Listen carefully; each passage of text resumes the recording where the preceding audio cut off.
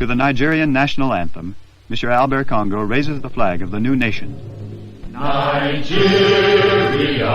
we hail thee, our own dear native land. Though tribe and tongue may differ, in brotherhood we stand. Nigerians old and proud to serve our sovereign motherland.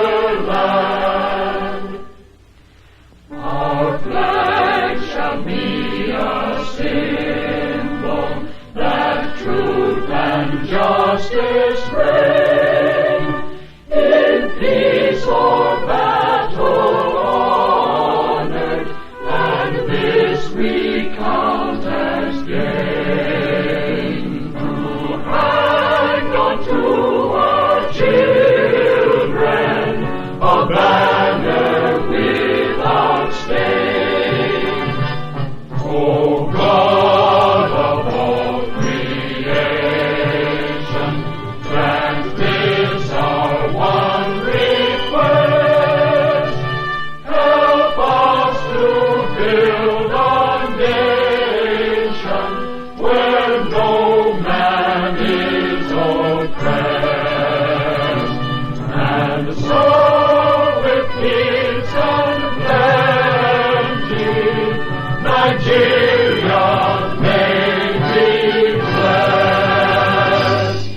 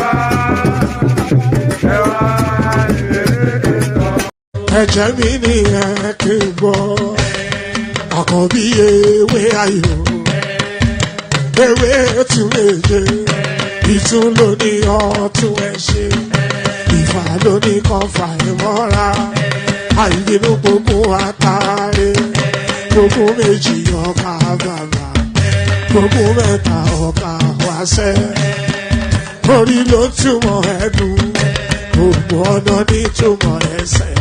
Akọni ìmọ̀ tú ìmọ̀ ọjọ́, ìmọ̀ èmi ni wọn kì í dálẹ̀. Wọ́n bá lọ mẹ́lẹ́mọ́, wọ́n á fi jóye ẹlẹ́mọ́. Akọni wọ́n bá lọ gbé fèrè, wọ́n á fi jóye olùkọ́. Wọ́n wọ̀wọ̀ bá tẹ̀lé, wọ́n á fi jóye aláre. Àwọn mẹ́tẹ̀ẹ̀ta parapọ̀, wọ́n wá jọ ń pẹ́ mọ́, ẹ̀ẹ́mọ́ olóko jẹ. Wọ́n pa Akíntọ́lá, Akíntọ́lá ọmọ Ògún. Wọ́n pa Ìyọ̀dà, ọmọ Àtàlàbọ̀bà. Àkọ́bí wọ́n pa Jíṣà padà dé, ọmọ ọba Ìjẹ̀bú Mèrè. Aṣíwájú odò gbólùkẹrẹ, ajagun lólòdì ọ̀run. Tó o bá ṣe pé tìyẹ, tó o bá ṣe pé tìyẹ, lọ́ bá ń darí jọ wí.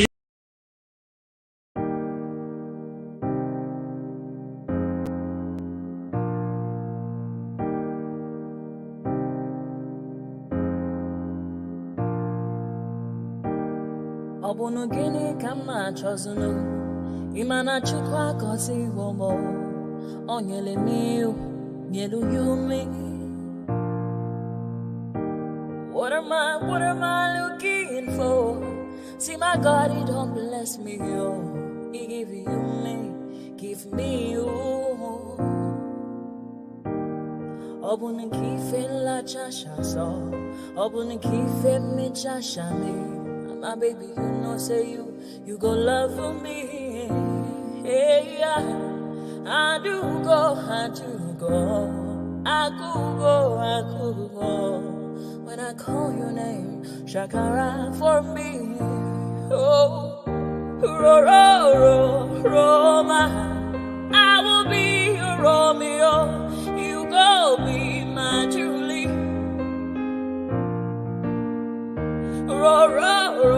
Roma, I will be your Romeo. You go be my Julia. Oh. Give me your love, I don't go run away. Show me your love, I don't go use you play. Carry me, go me, I go follow you way. Follow you, they go. Maka munagi, me and you. Okwa munagi, my baby, and me and you. Me and you. Okwa munagi, my baby, oh. Obuzi kife la chasha so, obuni kife la chasha me yo. My baby, you know say you go love me. I do go, I could go. When I call your name, Shakara for me. Oh, Roma, I will be your Romeo. You go be my Julie. Yeah. Roma, I will be your Romeo. You will be my Julia. Oh, Roma, I will be your Romeo. You will be my Julia.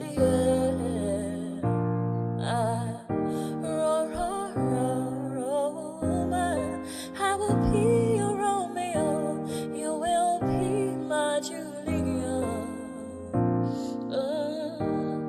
Obuzi kife la chasha so, obuzi kife mi chasha me. My baby, you know say you gon' love me. I do go, I could go. When I call you, Shakara for me. Roma, I will be your Romeo. You will be my Julia.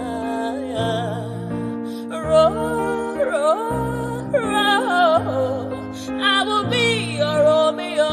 You will be my Julia. Oh, yeah. And there it is. I wasn't even expecting that music to stop right at that point. But I wonder if the introductions, if the intro space, if that's too long, let me know in the comment section. If you think the introductory phase is too long, then just let me know in the comment section. Sometimes I wonder, and I'm getting a bit fed up with that. What was it called? That what's that Igbo song that we used to Yenda by Yembadeba? A little bit fed up. We might drop it over the next couple of sessions. If you want it back, then just indicate to me in the comment section. Then I know. I'm led, of course, by what you want. So all that. So good day to you. Good to be in your company. And how are you? Hope you've had a gloriously wonderful day. I've had a decent day. You know, I've always said I don't like days that I don't like the extremes of the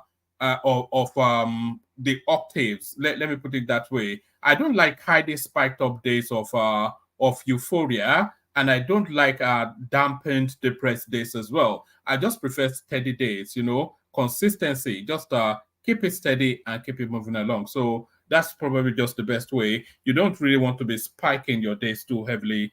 So hope you've had a thoroughly decent day. I think that's the best I can wish you. So the funky stuff, click on the like button just as soon as you're coming in. Subscribe if you haven't done that already. If you want to come and join us, the hyperlink that says StreamYard, that's your invitation. The studio virtually empty at the moment. If you want the conversation to take place, then you have to hop on. So click on like, click on subscribe, click on the hyperlink that says StreamYard. And if you want to come and join us on the screen, and of course, we always encourage you to super chat towards the platform. Maybe we shouldn't be pushing that with the aggression that we have been over the last couple of weeks, however long. But it's just an acknowledgement, isn't it? When you super chat, it's just to acknowledge really an appreciation of the efforts being put in. That's really the sum total of it. Of course, there's a monetary element to it as well. I'm not dismissing that, but it's the real acknowledgement. When you see the comment section light up in multi-colors of super charts, then that's somewhat a tacit acknowledgement that of an approval of what is going on there. So that's really why that is often encouraged. So all that funky stuff, like, subscribe, click on the hyperlink that says StreamYard to come and join us on the screen. And if you feel inclined, click on the $ super chat towards the stream. So all that stuff. So let's just launch straight into it. We launch straight into it and we kick it off with there's going to be a series of videos. This particular session is going to be video led. So there's going to be a series of videos that I will play you at the tail end of the readout. So I'll do the readouts, get them out of the way quickly. Then I'll play you a series of videos, and then that will set the tone for the conversation. Hopefully the conversation does take place as soon as the panel assembles. We notice that they trickle in now rather than stream in. It's just a phase, then we re-emerge. This is where you show consistency. This is where you show backbone. But all that stuff, it is so let's kick it off with this one. It is politically risky to alienate El-Rufai, Yaya Bello, PDP chieftain, Shoumi tells Tinubu. So our PDP chieftain, Shoumi, of course, a very good friend of this platform. He has been here before, as you all know, and this is his commentary now to politics as it's playing out in this moment in time. It is politically risky to alienate El-Rufai, Yaya Bello, PDP chieftain Shoumi tells Tinubu. So I think we get the broad strokes. Even without the readout, you probably already concur with that sentiment. But let's see how he justifies that headline.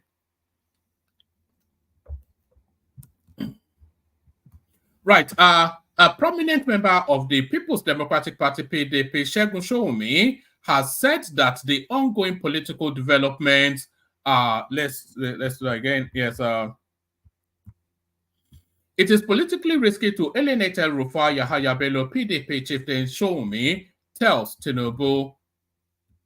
A prominent member of the People's Democratic Party, PDP, Segun Shoumi, has said that the ongoing political developments suggest that any perceived marginalization of northern figures within the All Progressive Congress APC, who played key roles in securing victory in the 2023 presidential election, could have serious future political repercussions. So yes, it could have serious political repercussions in the future, but it could have serious political repercussions in the future, but that future is still several years away, and there's a lot still to play out before those repercussions come into play. So I think if Tinubu is going to move, then this is the moment to move, because he has the moment to put the shock in, and then the moment to taper it down and make the necessary adjustments before then the next politics comes into play. But then El-Rufai said famously that anybody that offends a Fulani man put in place a debt that will be repaid, even if it's 1,000 years. So a very vindictive man, El-Rufai. That's not one person you want to be going up against. A prominent member of the People's Democratic Party, PDP, Segun Shoumi, has said the ongoing political developments suggest that any perceived marginalization of northern figures within the All Progressive Congress APC, who played key roles in securing victory in the 2023 presidential election, could have serious future political repercussions, emphasizing that his political stance does not necessarily make him an enemy of President Bola Tinubu. So you should be an enemy of President Bola Tinubu, by the way, for reasons of being an opposition senior person. You know, Segun Sowunmi is in play somewhat at a distance, so it's in play to be the next it's in play to be the next PDP chairman. So it should be your enemy, at least politically, emphasizing that his political stance does not necessarily make him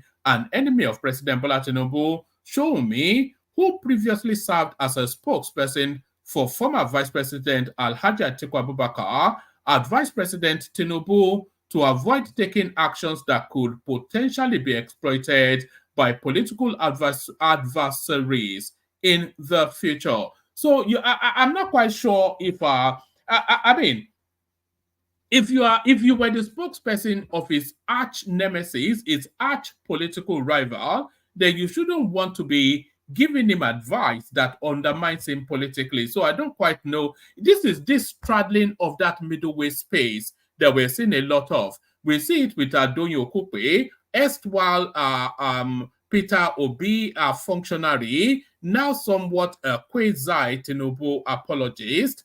Daniel Bwala, of course, he's already crossed fully. We saw him in Saudi Arabia just as early as today, chasing Tinubu up and down the world. So is that middle space where people purport to be oppositions, but really they want to be in the good books of whoever is in charge of the country, emphasizing that his political stance does not necessarily make him an enemy of President Bola Tinubu. Sowunmi, who previously served as a spokesperson for former Vice President Alhaji Atiku Abubakar, advised President Tinubu to avoid taking actions that could potentially be exploited by political adversaries in the future.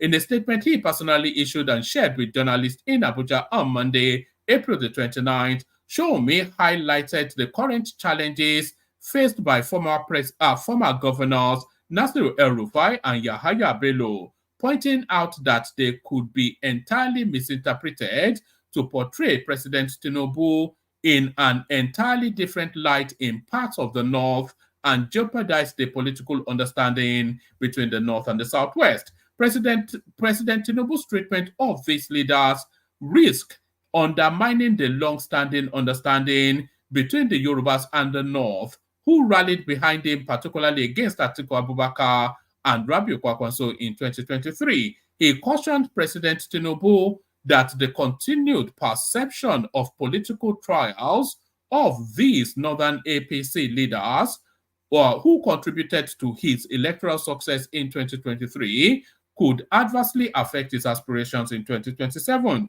And by the way, I'm not quite sure because Tinubu gets the pick of who the next INEC chairman is. And even if it's Mahmoud Yakubu, it would take some shifting to shift him out of power in 2027.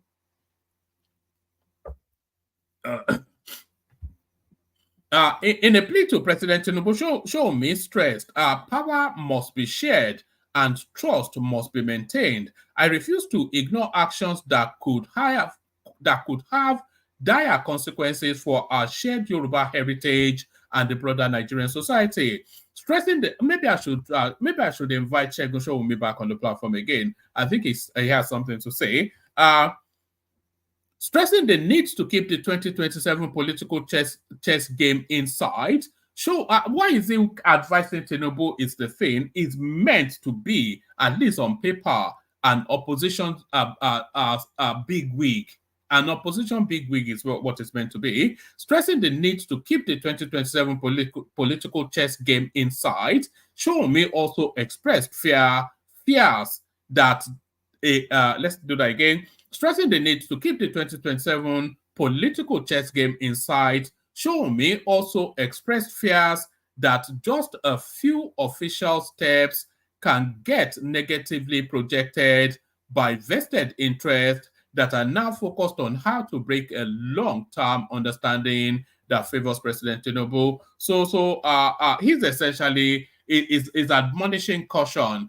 And somewhat, I'm halfway with him, but not fully on board with him, because I think Tinubu has the window to make these moves. So if he makes these moves for 18 months, and then he has 2.5 years to make the necessary adjustments so it doesn't hurt him politically. And this recalibration that Tinubu is doing is very, very, very necessary for the Nigerian polity. So it's not just a case of loot and walk away. We can't have that as a permanence in our politics.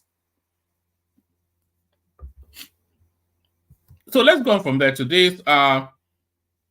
You breached the law by rescuing Yaya Bello from EFCC arrest, Oshiomole to Ododo. So yes, Ododo almost certainly will be picked up just as soon as his tenure is over.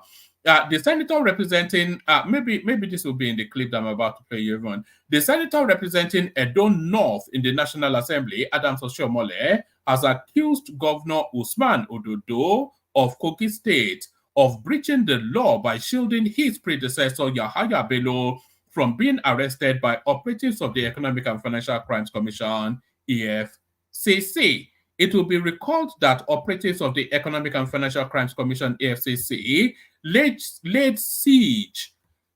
Pardon me.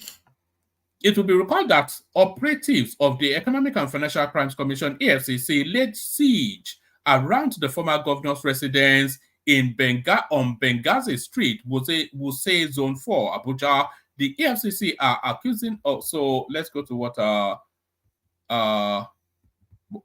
let's see what all right. Speaking, so they're giving us the backdrop, which we already know. Speaking on Saturday at the National Integration Conference, Oshiomole stated Ododo's rescue of Bello from the EFCC siege is a gross breach, is a gross violation of the law. Pardon me. It's a gross violation of the law. The former governor of Edo State added that the former governor's refusal to show up in court constitutes a breach of the law. Oshiomole, however, urged citizens to speak up against breaches of the law irrespective of the personalities that are involved. He said, pardon me, he says, if you are afraid, given the fact that you are very vocal, you are independent, he said, if you are afraid, given the fact that you are very vocal, you are independent, you cannot be dismissed, you cannot be promoted or demoted. If you are afraid to mention the name of a former governor who breached the law and a sitting governor who used his immunity to cover the governor that lost immunity, where will the courage come from? So there it is right there. So those are Oshiomole's thoughts. All right, we leave it there because we still have a clip of Oshiomole to play. So let's go on from there to this. Tinubu may redeploy Adebayo, Adelabu, Matawale, others underperforming ministers. So that cabinet reshuffle, of course, if there's ever a cabinet reshuffle, the first person to go will be this or your man. By the way, yes, President Bola Tinubu is reportedly planning a cabinet reshuffle, which may see some ministers redeployed to different ministries due to underperformance. So that already grates on me. So if a minister is found to be underperforming, I don't think moving him to a different ministry is the answer to that. Or I think a summary dismissal from ministerial duties, I think that is pretty much what the expectation is.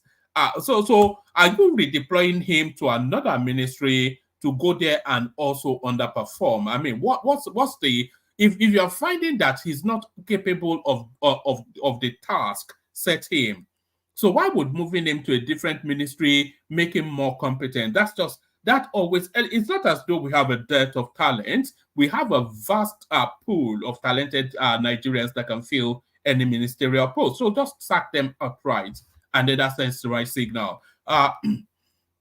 President Bola Tinubu is reportedly planning a cabinet reshuffle, which may see some ministers redeployed to different ministries due to underperformance. Correspondents understand that this development comes after Tinubu's threat to sack non-performing ministers during the opening ceremony of a 3-day cabinet retreat in November 2023 to ensure ministers' performance and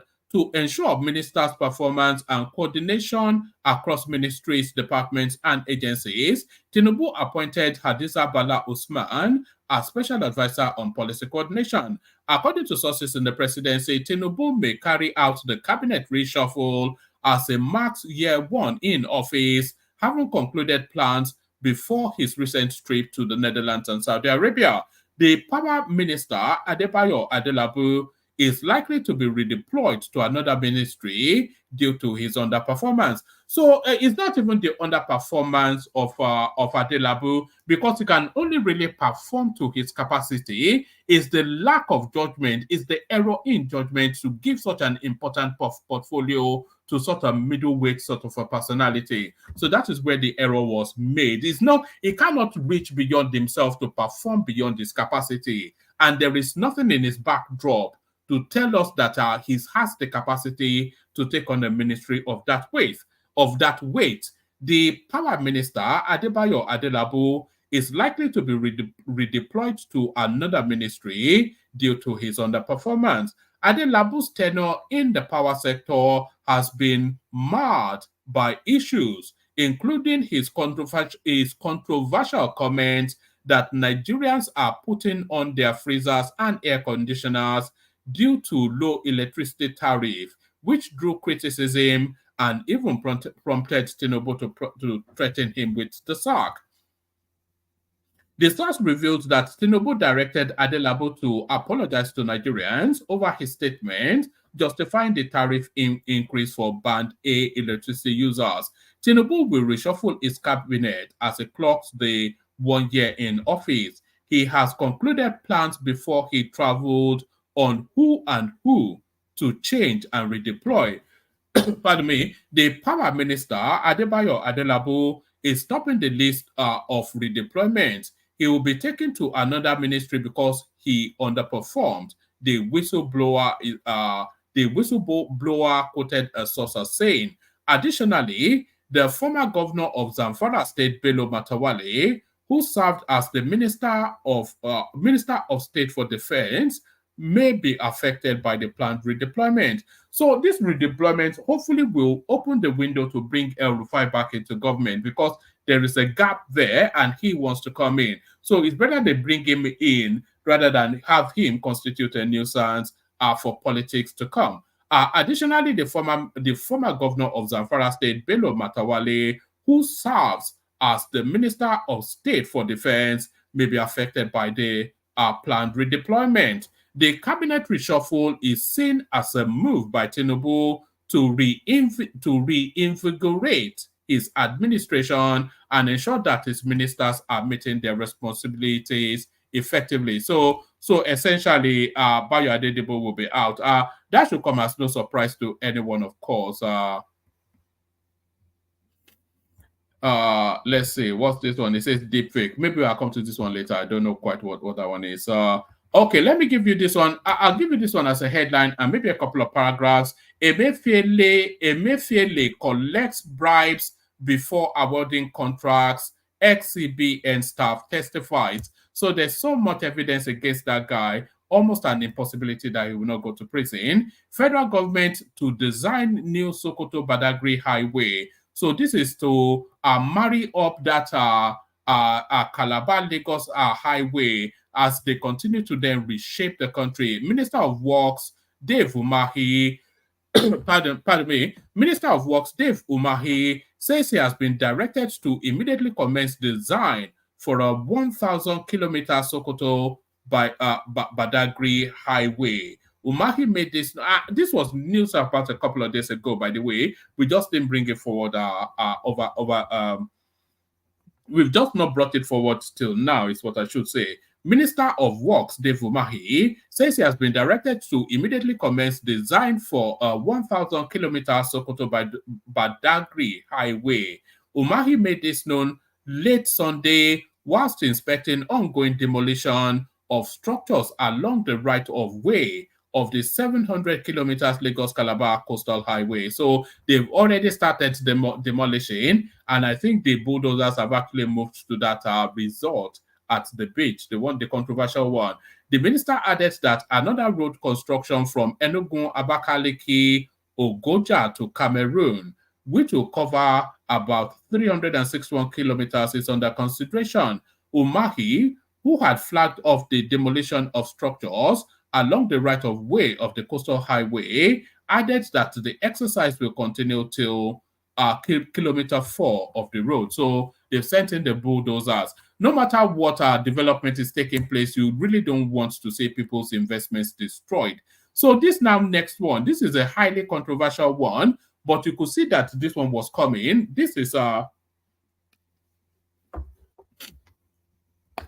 I'm not sure how many of you have watched Star Wars and all that, but this is a case of the Empire Strikes Back. In fact, there are 2 instances of the Empire Strikes Back that we'll be engaging with in the course of this session. So there are 2 instances of the Empire Strikes Back. One is coming from Yoruba land and one is coming from Benin. But this one is entirely about the Chinedu space. So this one now, Lagos to celebrate Yoruba Week annually in September. So Lagos is no man's land, and now we get the response. So if they don't move quickly, people are ready to take Lagos from the Yorubas, and I think we can see it playing out in open glare. And the Yorubas somewhat worryingly, they seem somewhat tepid and complete. So not even there's an ambivalence in the wider Yoruba space that Lagos is about to be seized from them, and then there's people complacent with that as well, which is even worse. But the ambivalence is probably the worst thing. But that ambivalence no more. Lagos to celebrate Yoruba Week annually in September. So this is Chinedu being sent back to Anambra State. The Lagos State government has announced plans to dedicate the last week of September every year as Yoruba Week to celebrate the Yoruba culture. In a press statement on Monday by the Chief Press Secretary to the Speaker of the House of Assembly,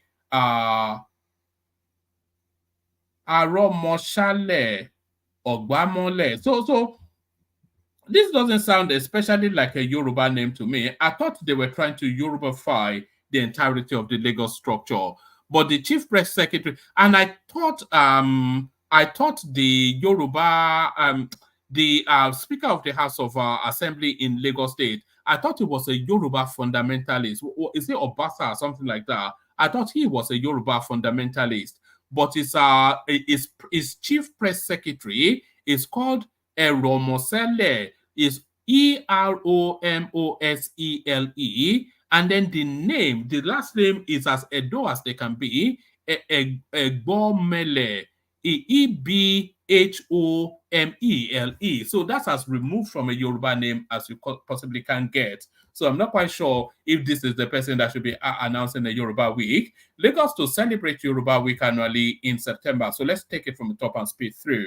The Lagos State government has announced plans to dedicate the last week of September every year as Yoruba Week to celebrate the Yoruba culture. In a press statement on Monday by the Chief Press Secretary to the Speaker of the Lagos State House of Assembly, the Edo-sounding name, the move is to preserve and promote the rich Yoruba cultural heritage.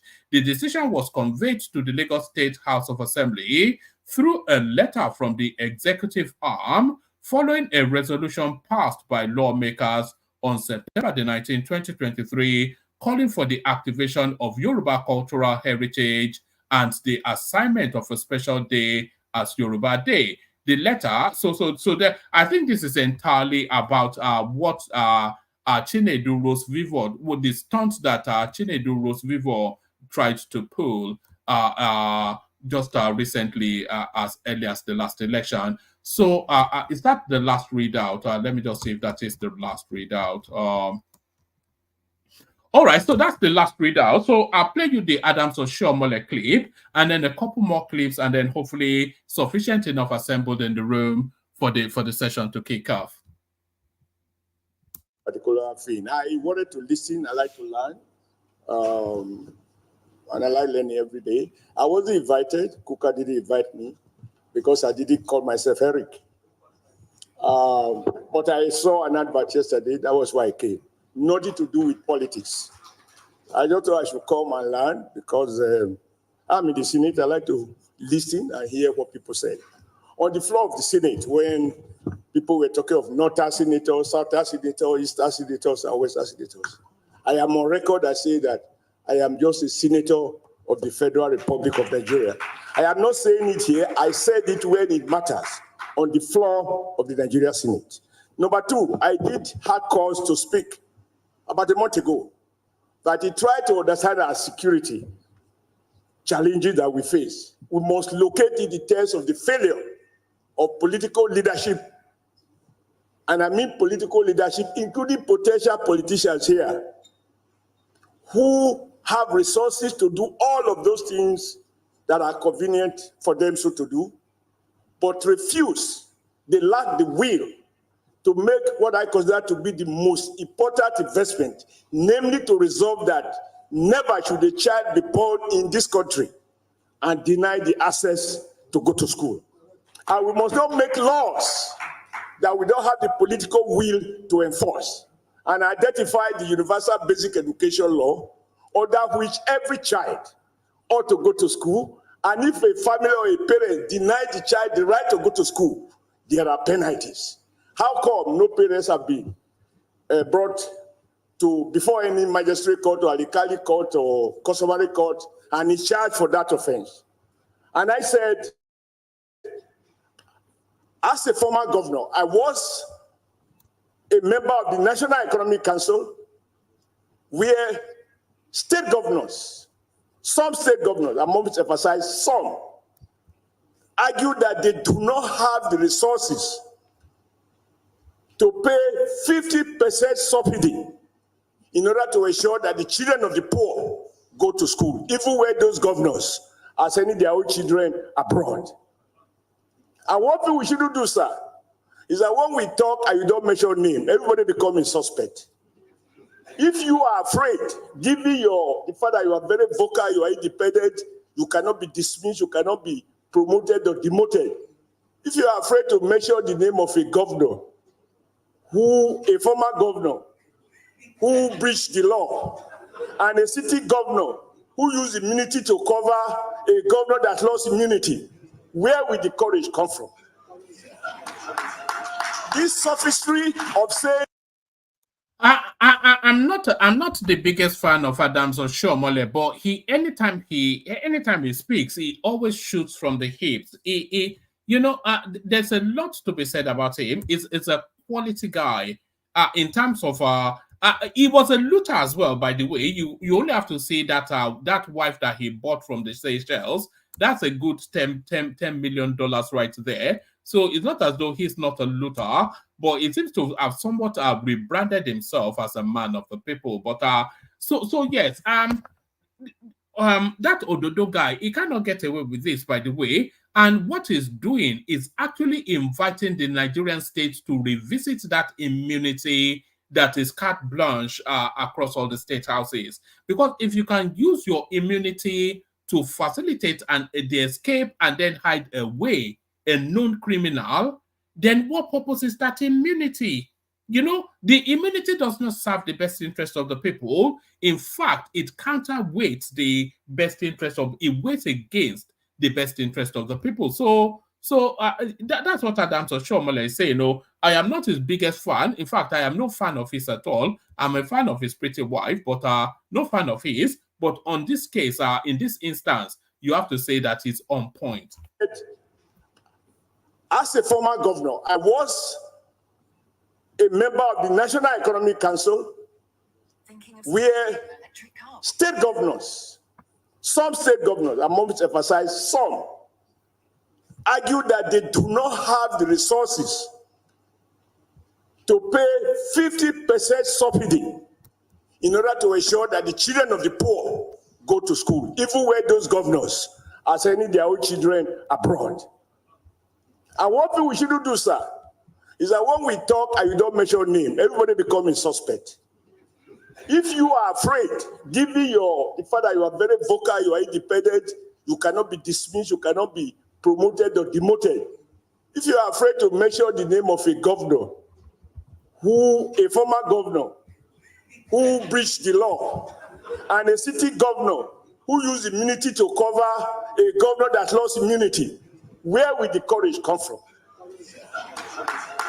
This sophistry of saying we can name the child of a poor man who's still a goat, but we are afraid to mention the name of a big man who breached the law. That, for me, is at the root of our problem. Number two, Bishop Kuka, I also think that religion has been added to our burden of problems. When people preach that if you believe in our Lord Jesus Christ, he will deliver you from poverty, that's a lie. We know it. And I see them every day. And I think Falana made the point that people are setting up business centers and they cover themselves by saying they are pastors. And in every donation, if anybody has the reach to reach this guy, by the way, Adams Oshiomole, I'd love to have him on the platform. I'll make the efforts to try and see if I can reach him as well. I'll use my contacts to see if I can reach to him. But certainly, this is the sort of personality that we want here. So there he is, all guns blazing. That is being made in church. When the big man dies, that is where Reverend Fathers and pastors, we identify these people to remind us that the church has not been completed. And all those who are to donate are invariably public officers. From their salaries, everybody is contributing to the confusion that we find ourselves in. And I was worried by one word you used at the beginning. Nobody spoke on it. And I think you were trying to be internationally correct. You both try to be. You should be correct within the context of the Nigeria value system. Where you spoke to regardless of sexual orientation. No, that is fashionable in the West. And by the way, the person is speaking to is Bishop Kukau, who is talking about sexual orientation. So when somebody like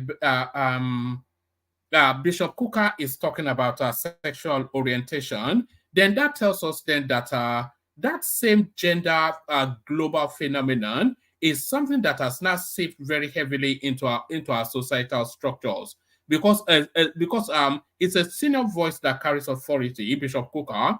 So if he's using that now new woke sort of terminology, same gender coupling, he's a bishop, by the way. He knows the law in Nigeria does not facilitate for it. So if Bishop Kuka is saying that same gender, if he's referencing same gender coupling as something that's been mainstreamed, then that is a cause for concern. And this is what Adams Oshiomole is speaking to.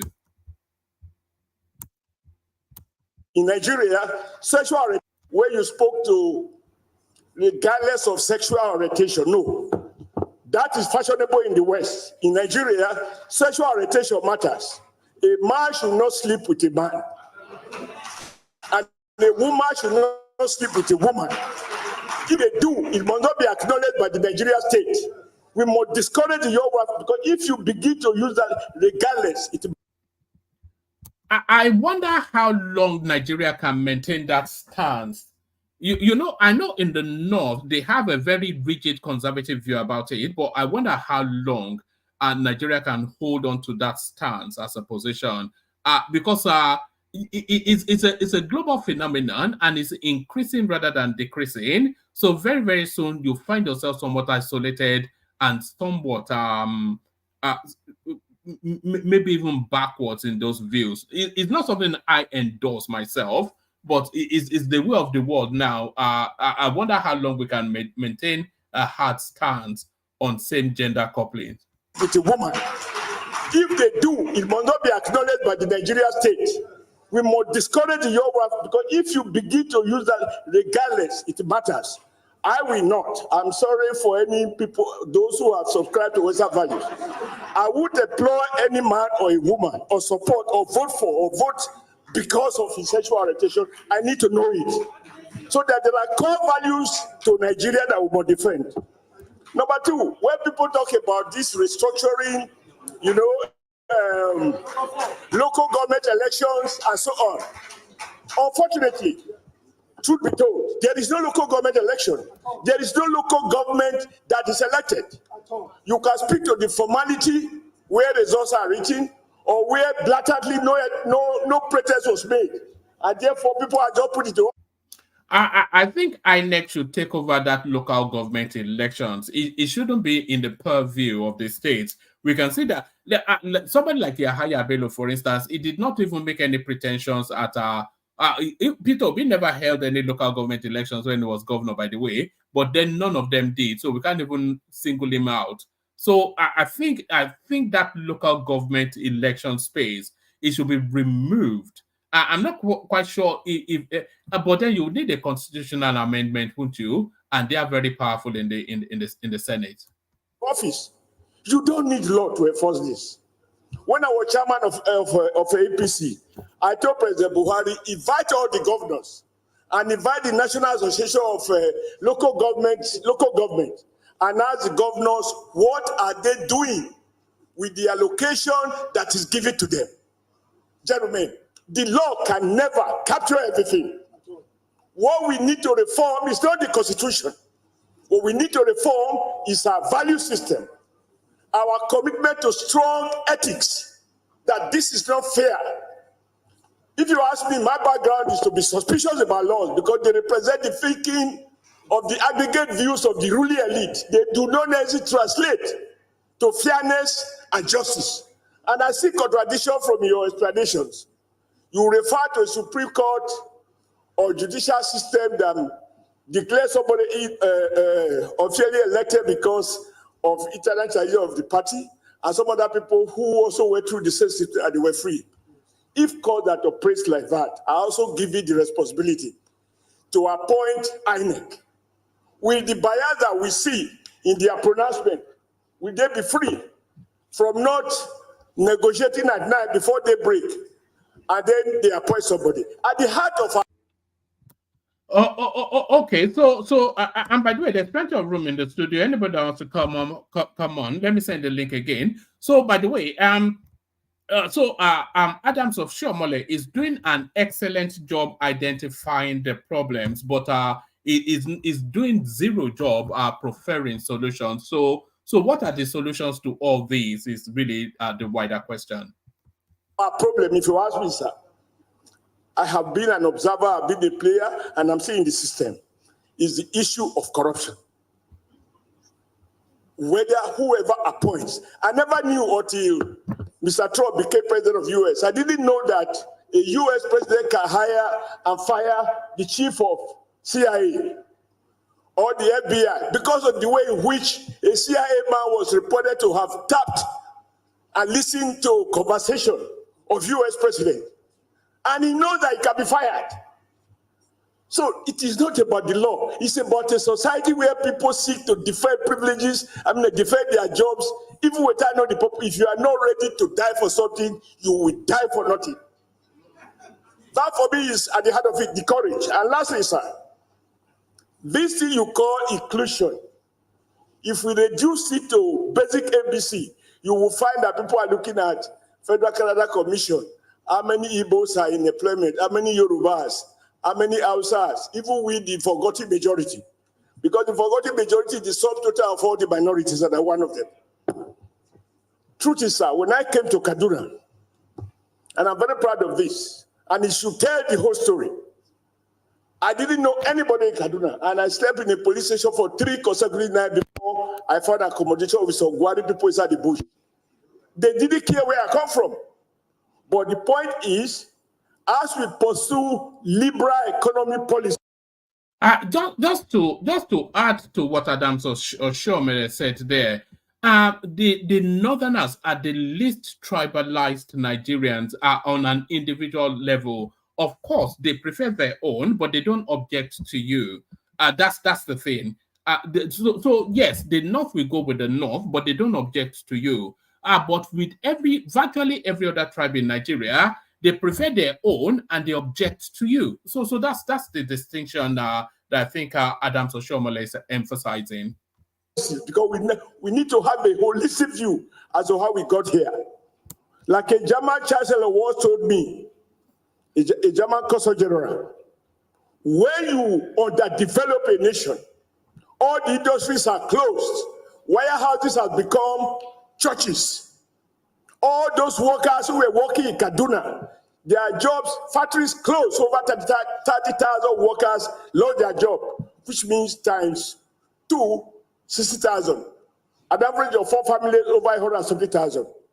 The same thing in Kano, the same thing in Lagos, the same thing in Aba, the same thing in Port Harcourt. These are victims of wrong industrial and trade policies. We must revise these things. When I got a job in Kaduna, nobody cares whether I was from Edo, whether I was from Lagos, and I found everybody working everywhere. For as long as 10 people are chasing 1,000 jobs, when all the objective criteria has been used to identify the 10 and you can't find it, where you come from, naturally become an answer. If you ask the speaker as represented here, even the personal appointment we have in our offices, do they reflect federal character? All right. So that's the tail end. Okay, let me just play to the end. It's only a couple more minutes. Let's hear him to the end. But it was a masterful performance by Adams Oshiomole. I am no fan of this, the short little man from the creeks, but you have to applaud where applause is warranted. They don't. Everybody be from his own place. That is the truth. But I do pray that we get the right policies in place.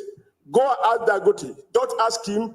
Go to the refinery and do federal character, because you will find that more non-northern people are working for Dangote refinery because he needs the skills. But because the private sector is not working, it's completely destroyed based on our liberal economic policies. The only business is that is politics, and we want to try and manage poverty. We can never have equity in poverty. May we have equity in prosperity. That is given to the okay, so that was Adams Oshiomole, probably the most impressive that I've yet ever seen him. So the most impressive I've yet ever seen him. He talked on all of the topical issues of the day. He spoke to the same gender. I was going to say virus, but let's call it a malaise. He spoke to the same gender space, and it wasn't wishy-washy about it. He landed it on a conservative note that no, we are Africans and there are certain things that we do not abide, and we do not abide that sort of culture. So, but it's a more nuanced, more delicate topic, by the way, than this binary position that Adams Oshiomole adopts. Because on that same gender thing, I am not as a right-wing as Adams Oshiomole, but I am not left-wing liberal on it as well. Because I acknowledge that there's some people, they are innately that way inclined, because they even find that culture in the animal kingdom. So there's some people that's just born like that, and it's not an ailment, it's just the way people are. But the abundance of it is what I am against, because it seems more like a social culture than a way of being. And that is where my objection is. But that is Adams Oshiomole putting up a stellar performance. Still about 3 more videos to go through, 4 more videos to go through actually, and then we open up the space. So I did say that there were 2 Empire Strike Backs, one from the Southwest and one from the Creeks. So now the Southwest, of course, they've now designated a day, a week even, as Yoruba Week in Lagos State to reaffirm and solidify that Lagos is no man's land. Is not no man's land, but it's Yoruba land. So that comes into effect as early as this year. So come September, which is a couple of months from now, and my birthday is in September, by the way. So get all your wallets ready for my birthday. But September is going to mark the birthing of a Yoruba Week in Lagos, just to clear the fog and the wood from the eyes of Chinedu Rose Vivor that feels that Lagos is no man's land. So that's the first Empire Strikes Back. So the second Empire Strikes Back is coming from Edo State. So now when those functionaries of the palace, when they went to the Ooni's palace, the functionaries of the Edo palace, when they went to the Oni's palace to give a known account of history and wave the white flag that the Yorubas are their progenitors and their daddies, when they went to say that, that set Edo State aflame. So they were suspended, and then subsequently this. So watch this. The Benin Traditional Council has banished some traditional functionaries from the Oba's palace in Benin City who engaged themselves in a sacrilegious show of shame and falsehood against the Benin custom.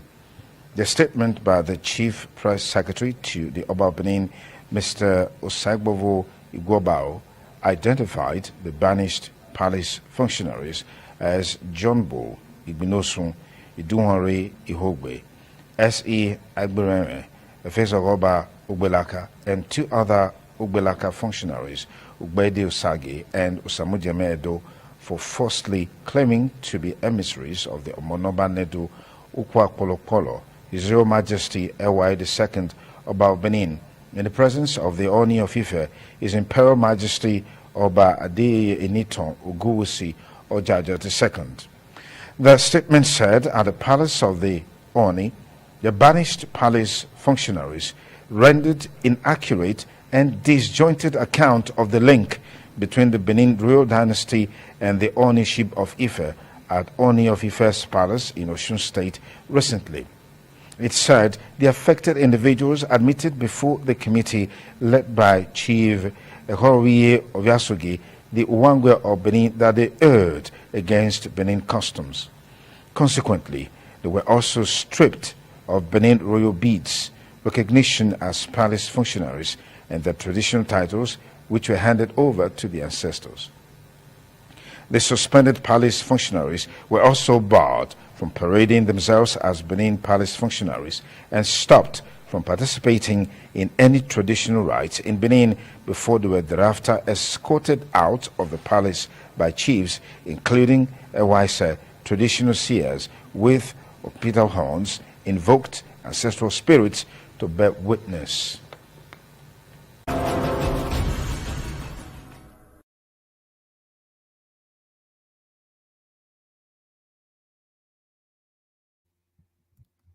So right, that's the worst condemnation that you can get in Benin, by the way, to be stripped of your title, and then when they take the beats off you in Benin, it's almost an invitation for you to fall on your sword. So it's almost an invitation for you to fall on your sword. So we're getting towards bringing on the panelist, but there is this little spat that is going on between, curiously enough, the Southwest and the Southeast, but wayward Southwesterner versus wayward Southeasterner.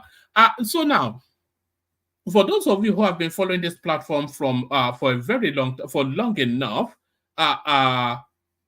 yes, okay, I'll do it like that. So for those of you that have been following this platform for long enough, you've always had me run commentaries on Simon Ekpa, calling him a cross-dresser. So I'm not quite sure where this person picked up the language from, but he seems to concur. So let me play you then this clip, this part between a wayward chap from the Southwest versus a cross-dresser from the Southeast. That you want to be, and why do you look gay? Not that I'm saying being gay is wrong. Is it because you have the white people, you have a white boyfriend? Because the makeup on your face is too much. You and Bobrisky, they do competition. Why they wear makeup past Bobrisky? Why they wear makeup past Bobrisky, Simon? Is that why the Europeans are protecting you? Because of your makeup?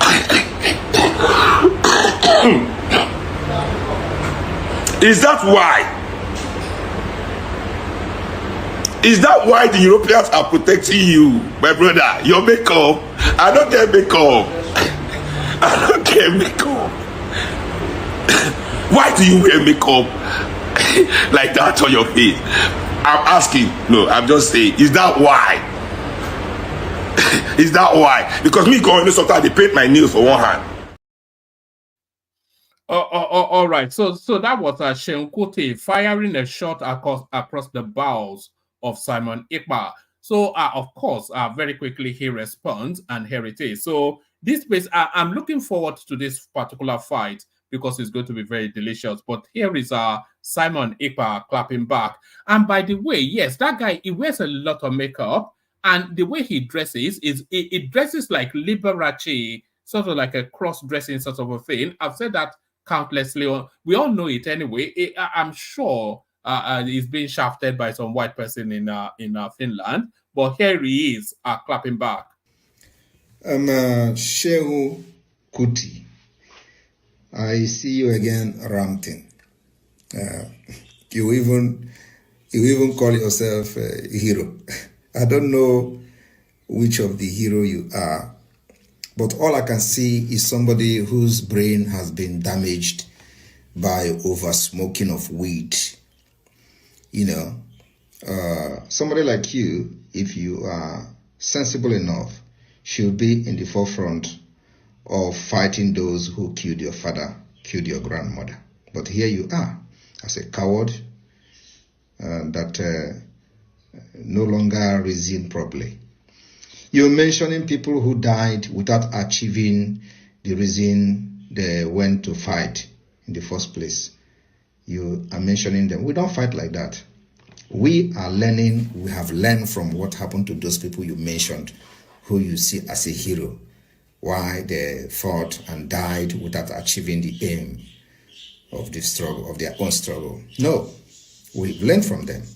So we're not going to give ourselves away to become a hero after we are gone. We must fight to achieve the aim of fighting.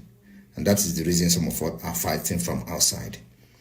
And as a face of a struggle, we cannot fight like other people who fought and lost and died. No. You know, so we are fighting wisely, fighting from outside as the face of the struggle. I want you to understand there is a difference between the face of the struggle and those who are actually making things happen. So we have people who make things happen, and we have the face of the struggle. I am the face of Biafra struggle today. As the Prime Minister of the Biafra Republic Government in Exile, you don't need to agree you are not a Biafran. And even if you are a Biafran, you don't need to agree. That's why we are human. But let me tell you, you said that we are in democracy. What is democracy? Can you define democracy? Does Nigeria look like a country that is in democracy today? The answer is no. And that's why I said you don't have sense. You are just a boy who have the opportunity to smoke weed at early stage. And this is the result. Senseless reasoning. You are saying that now we are in democracy. So there is House of Assembly. There is House of this and House of that. Does Nigeria actually, as you are now, you come out and say that Nigeria is a democracy? Do you see democratic system where military are mounting roadblock and checkpoint, enforcing disappearance of their citizens every day? No, that's not democracy. The democratic is just quoting on what is going on in Nigeria. Nigeria is not in democratic system. Military, the rulership is there. It's not democratic. We saw what happened in the last election, which Biafra did not take part in the last election. And people were killed, butchered, humiliated, assaulted in Lagos. So, Shehu, I think that you need some kind of rehabilitation so that your brain can work, if your brain can still work at all. You need rehabilitation. And next time you are talking something, addressing me or want to address Biafrans, please, we are very decent people. Wear some shirt, okay? Don't just come. This is not Nigeria. We are not. If you want to talk about Nigeria, you can dress anyhow you want. But when you want to talk about Biafra or refer to us or make reference to us, dress decently. And if you want to go to gym, like me, I usually do, you can also be, topless in the gym. Not when you come to make video, you showing your lizard body. If you have muscle like me, I don't know whether you'll be making live video naked or something. So please, next time you want to talk to me, be decent, okay? Dress like me, dress very decently, so that some of us we close our eyes and listen to what you want to say, if there is anything you are saying at all. But when people forward your video to me, I want to look at somebody talking, like a vulture that was beaten by rain. This hair is here, another hair is here, another two hair is here. I don't know, so you look very unkept. Please. Last time you slapped a policeman, very calmly policeman, who was not very aggressive towards you. That was wrong. We don't fight like women. Okay? I fight those that carries gun to kill my people. I don't go fight innocent policemen who are very calm like what you did and displayed very, very stupid behavior of you.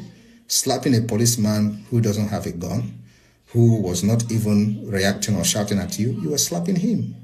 The first, the second, you pushed. And this is somebody who will be influencer, who will be talking and some people are sharing the video. You don't have that particular, dignity for to advise people who are reasonable. But I'm making this video because I watched you talk about you are in democracy. Nigeria is not a democracy. It's not a democratic country. In Biafra land, we have military leaders everywhere. Maybe they are not in Yoruba land. So before you talk about the ordeal of Biafra people, go there, travel to Biafra land and see things for yourself and stop making fool of yourself. You should be the one in the forefront of Yoruba agitation because your father, your grandmother died like chicken. You even added flies. That's exactly how they die. And today, you are supporting those who killed them. Obasanjo, your father called Obasanjo international thief. Obasanjo, your father called Abiola international thief. Today, where is your father? Where is Abiola? Where is Obasanjo? They are there. Obasanjo is there. Abiola is dead. Abiola was killed. The same people who killed your father killed Abiola. So it is only a fool that will come on social media with the kind of history your family have and be talking in favor of those who put you in this condition you are today. Thank you.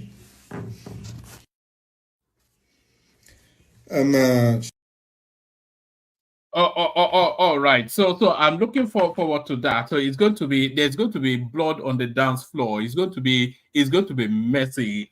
Simon Ekpa versus Seun Kuti. I wonder, place your bet. Who are you placing money on? I'm 50-50 actually. I think Simon Ekpa might be able to take him. I'm not talking a physical fight, of course. These are online fight because Simon Ekpa has an army, but Seun Kuti, he just has a loud mouth. And Seun Kuti is not as clever as he imagines himself to be. I've tried to watch him many times. I just couldn't stomach it. He is not educated enough, and it is not intellectually equipped enough, and it doesn't have the mental enough acuity for the positions he wants to adopt. But then neither is Simon Ekpa, but Simon Ekpa is more straight and he has an army. So Simon Ekpa versus Seun Kuti, place your bets now. I could play you one more clip, but I could just go to the Kegites. But let me just play you this. It's still Seun Kuti, but on a different topic. 80,000 millions, meaning that somebody with 80 billion can spend 1 million naira a day for 80,000 days. I want to know who needs this kind of money. Is it that you need it? I want to know. So now, 1 million naira a day for 80,000 days.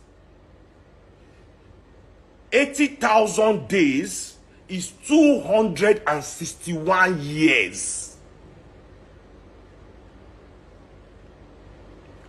80,000 days is 261 years of spending 1 million naira every day.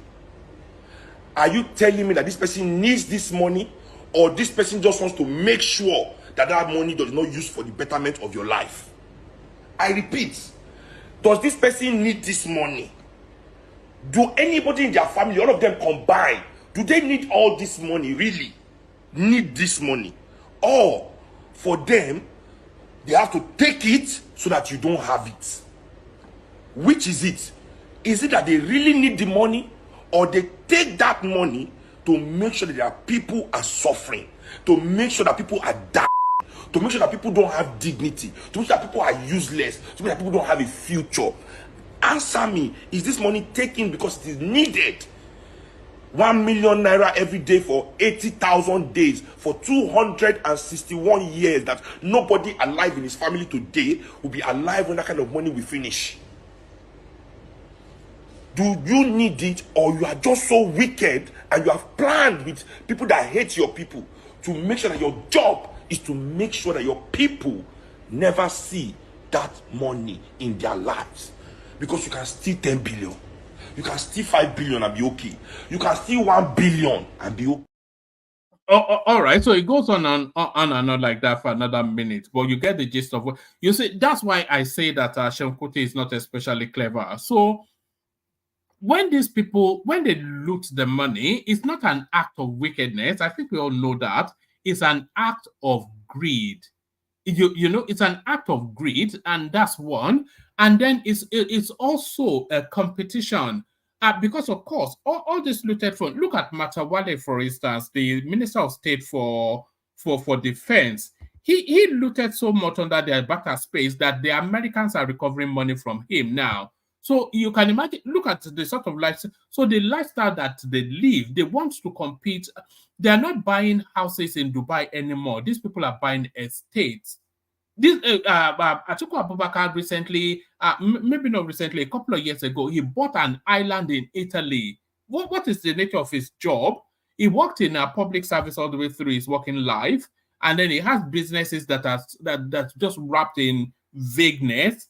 So what's the nature of his job that's able to buy an island in Italy? And this Adams Oshiomole that's preaching chapter and verse, he has an airline in Canada. He bought himself a $10 million wife from the Seychelles. So it's not wickedness, it's just greed. And I think really that's really it just to the point that Seun Kuti not especially clever, even though he wants to be opinionated. So not especially clever, even though he wants to be opinionated, to the Kegites and then to the panelists assembled. Only water, where they see ma. Water, only water, where they see ma.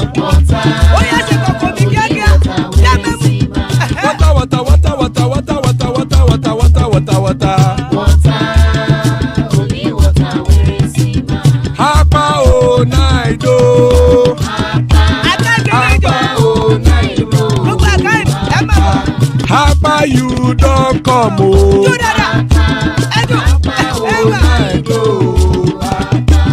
Hapa o naido.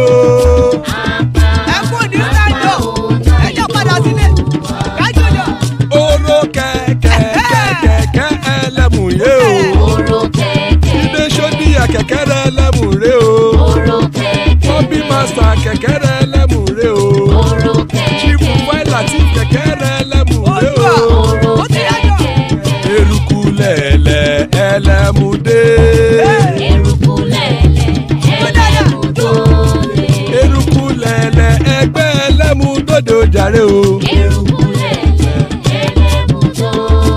Eruku lẹ̀lẹ̀ Ghana ti dé ẹgbẹ́ bọ́dì o. Ọmọ ẹlẹ́yẹ ẹyẹ o ó dilé o. Odúyẹ̀lá ẹyẹ o ó dilé o. Petrosoname ẹyẹ o ó dilé o. Petrosodunke ẹyẹ rẹ̀ ó dilé o. Ẹlẹ́kọ̀ ọ̀run mú ìní o.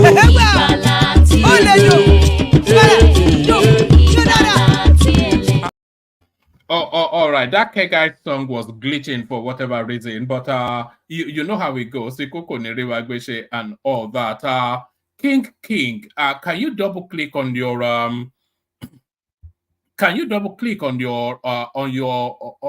click the mute button twice because your device is not connecting properly. But properly connected are Solly. So Solly joins us. Always good to say Solly. Ajale Koko is in the house. Always good to say Ajale Koko. Back from a hibernation, King Emeka in the house. Prince Daddy makes up the list.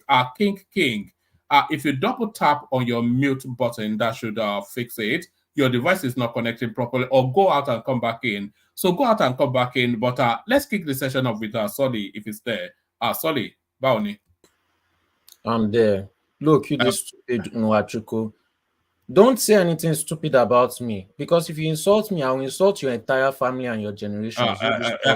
Are you coming back as you left? What is always wrong with these illiterate people? The first thing they do is start insulting you and start talking nonsense. Very uncivilized set of people. I don't even understand. When I first came to this platform, you kept on saying, "Oh, we need to civilize the North," but I've never seen any tribe as uncivilized as this. Let's not start it off with that now. Stupid idiots. And the worst part is that you'll be in his house and you'll be suffering. You'll be insulting people that are better than him. Solly, just let's not start with that. I've not even started. The idiot is already starting. Don't start with this. Go punish your children. No, that's too much now. One, Nwachuku does not insult people. And two, you shouldn't pay too much attention to the comment section. It is getting tiring. It is getting tiring. Can't you just fucking act civilized for once in your fucking life? No. Ostracizing yourself. No. Just stop. Reset. No. It is tiring. If you want to be taken on the comment section, then you will know no peace. Just let them be. Just ignore it. You don't have to read it now. Just stay you're in the studio now. You can't be in the studio and in the comment section at the same time. Go to the politics and the talking points. Good to see you, Solly. Just always spoiling my mood. All right. Do you have any thoughts on that? Do you want to speak to the Sheon Kuti versus Simon Nipa bit? I think that would interest you. Fuck your tribe. Fuck your tribe. Use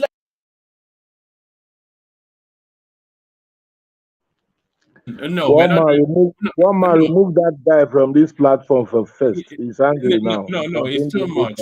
Sorry, you need to calm it down. I'm going to bring you back. If you continue to swear, then I have to remove you. Just calm it down. Ignore the comment section and just stay in the studio. But please, no swearing. Sorry, go to Simon Nipa. I'm the one that always has to act civilized every time. No, sorry, go to Simon Nipa now. What's all this now, guy? Please now. If this is not the way to start the session, just go to Simon Nipa. I don't know why they didn't just stay all right. Let me start with someone else. Let me kick it off with King Emeka. Sorry, maybe you need a moment to soothe yourself. Actually, let me start with you, King, because you seem to be a new voice here. Good to meet you. Come into the conversation at whichever. I'm not a new voice, one man. This is Kigo. Yeah, Ego again. You come under a different name. So okay, then let me start with Patrick Uche, who I think is a new voice. Patrick, are you ready? Patrick Uche. Oh, you have to unmute yourself. Patrick Uche. Oh, it's gone. All right. Let's start it with King Emeka then, who hopefully is ready. Mekus. All right, it's going very well. Please, I've calmed down. Let me speak, please. Yes, but please, sorry. Just let me say this. You cannot pay too much attention to the comment section. One man. Please, you cannot now. Yes, it is very infuriating when it's always one section that is always doing that, and they're always playing victim. You start the section, right. You say you don't want to, and then you now put your hand behind your back and say, "Oh, I didn't insult you first, though." Oh, nonsense. Solely, you just listen. You can't be in the studio at the same time. You want to tackle people in the comment section.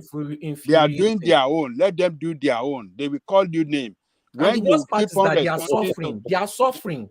If you respond to them, they will insult you more now. What's all this now? Solely, why are you acting like new here now? You know how it goes. You just give them weapon. When you are responding in this manner, you are giving them weapon to keep they will coming insult after even you. more. Are we going to They will not leave you alone. Out? Just let it go, man. What's all this? Man. Solid, the best way to address this is just focus on the studio. You just don't need to look at the why can't they caution them? You put Who these people on timeout. They are doing their own. You are giving these people access to continue to bully. You are not cautioning them in any way. You talk a lot, but you don't listen. Timeout. Okay. You put these people on timeout, and okay. How many of them are we going to put on timeout?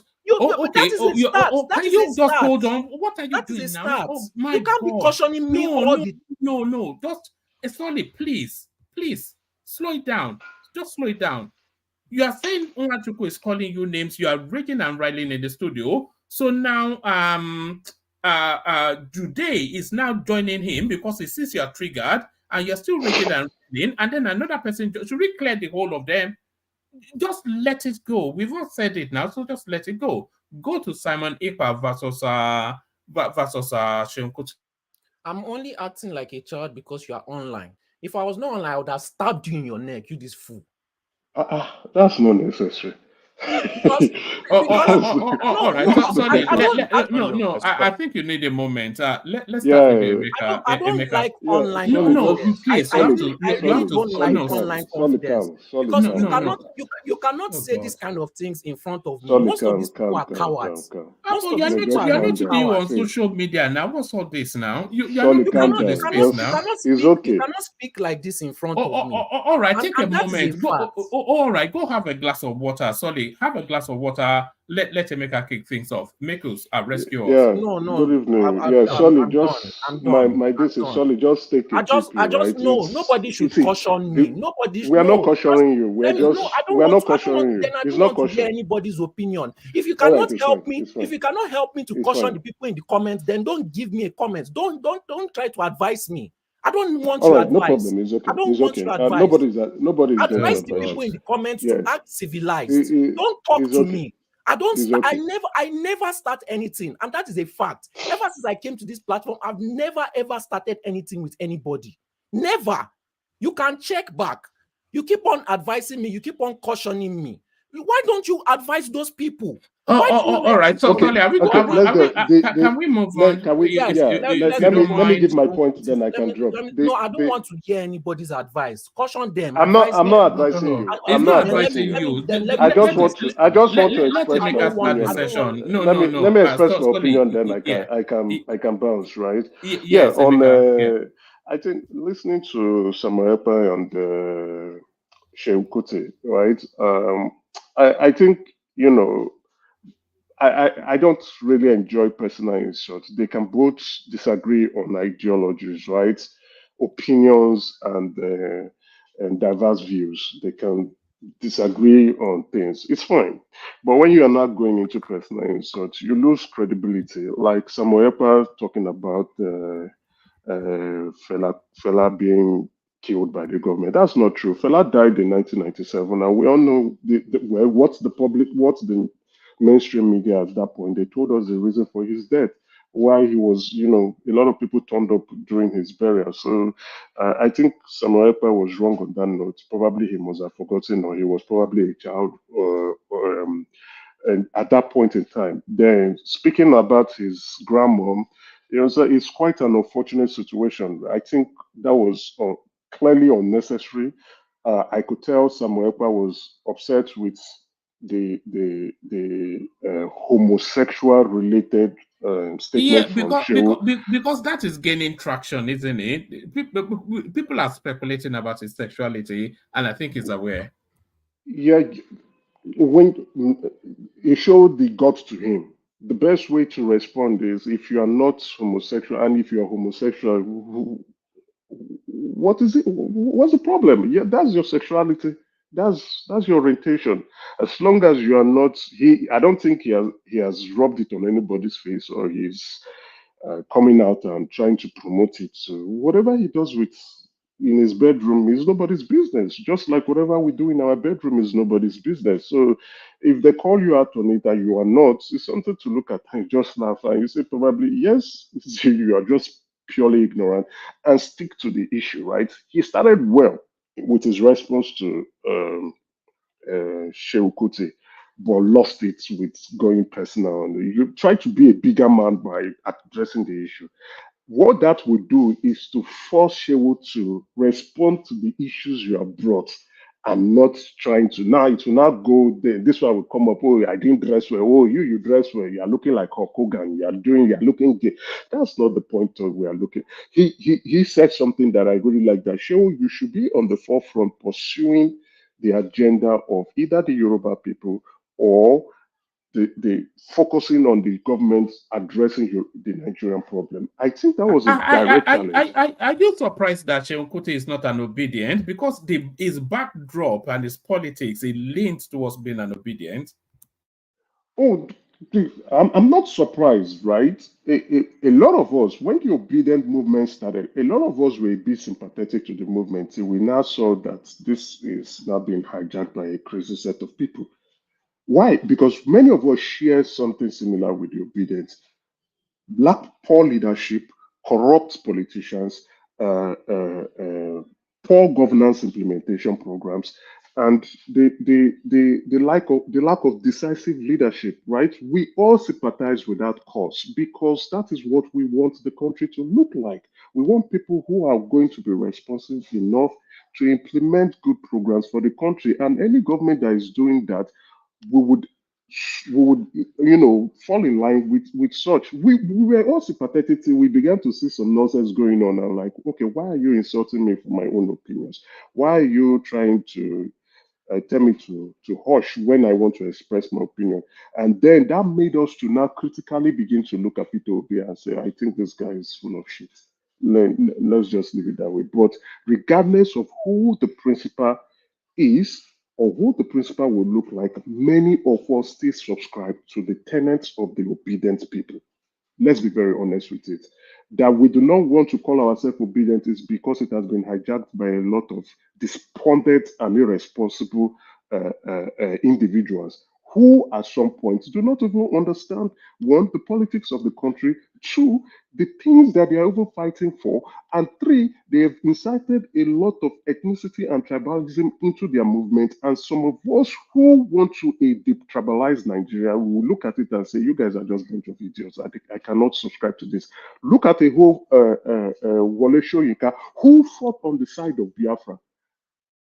Is looking at that movement and saying these guys are just bad words and bunch of idiots. I can't do this with you people. And he bounced.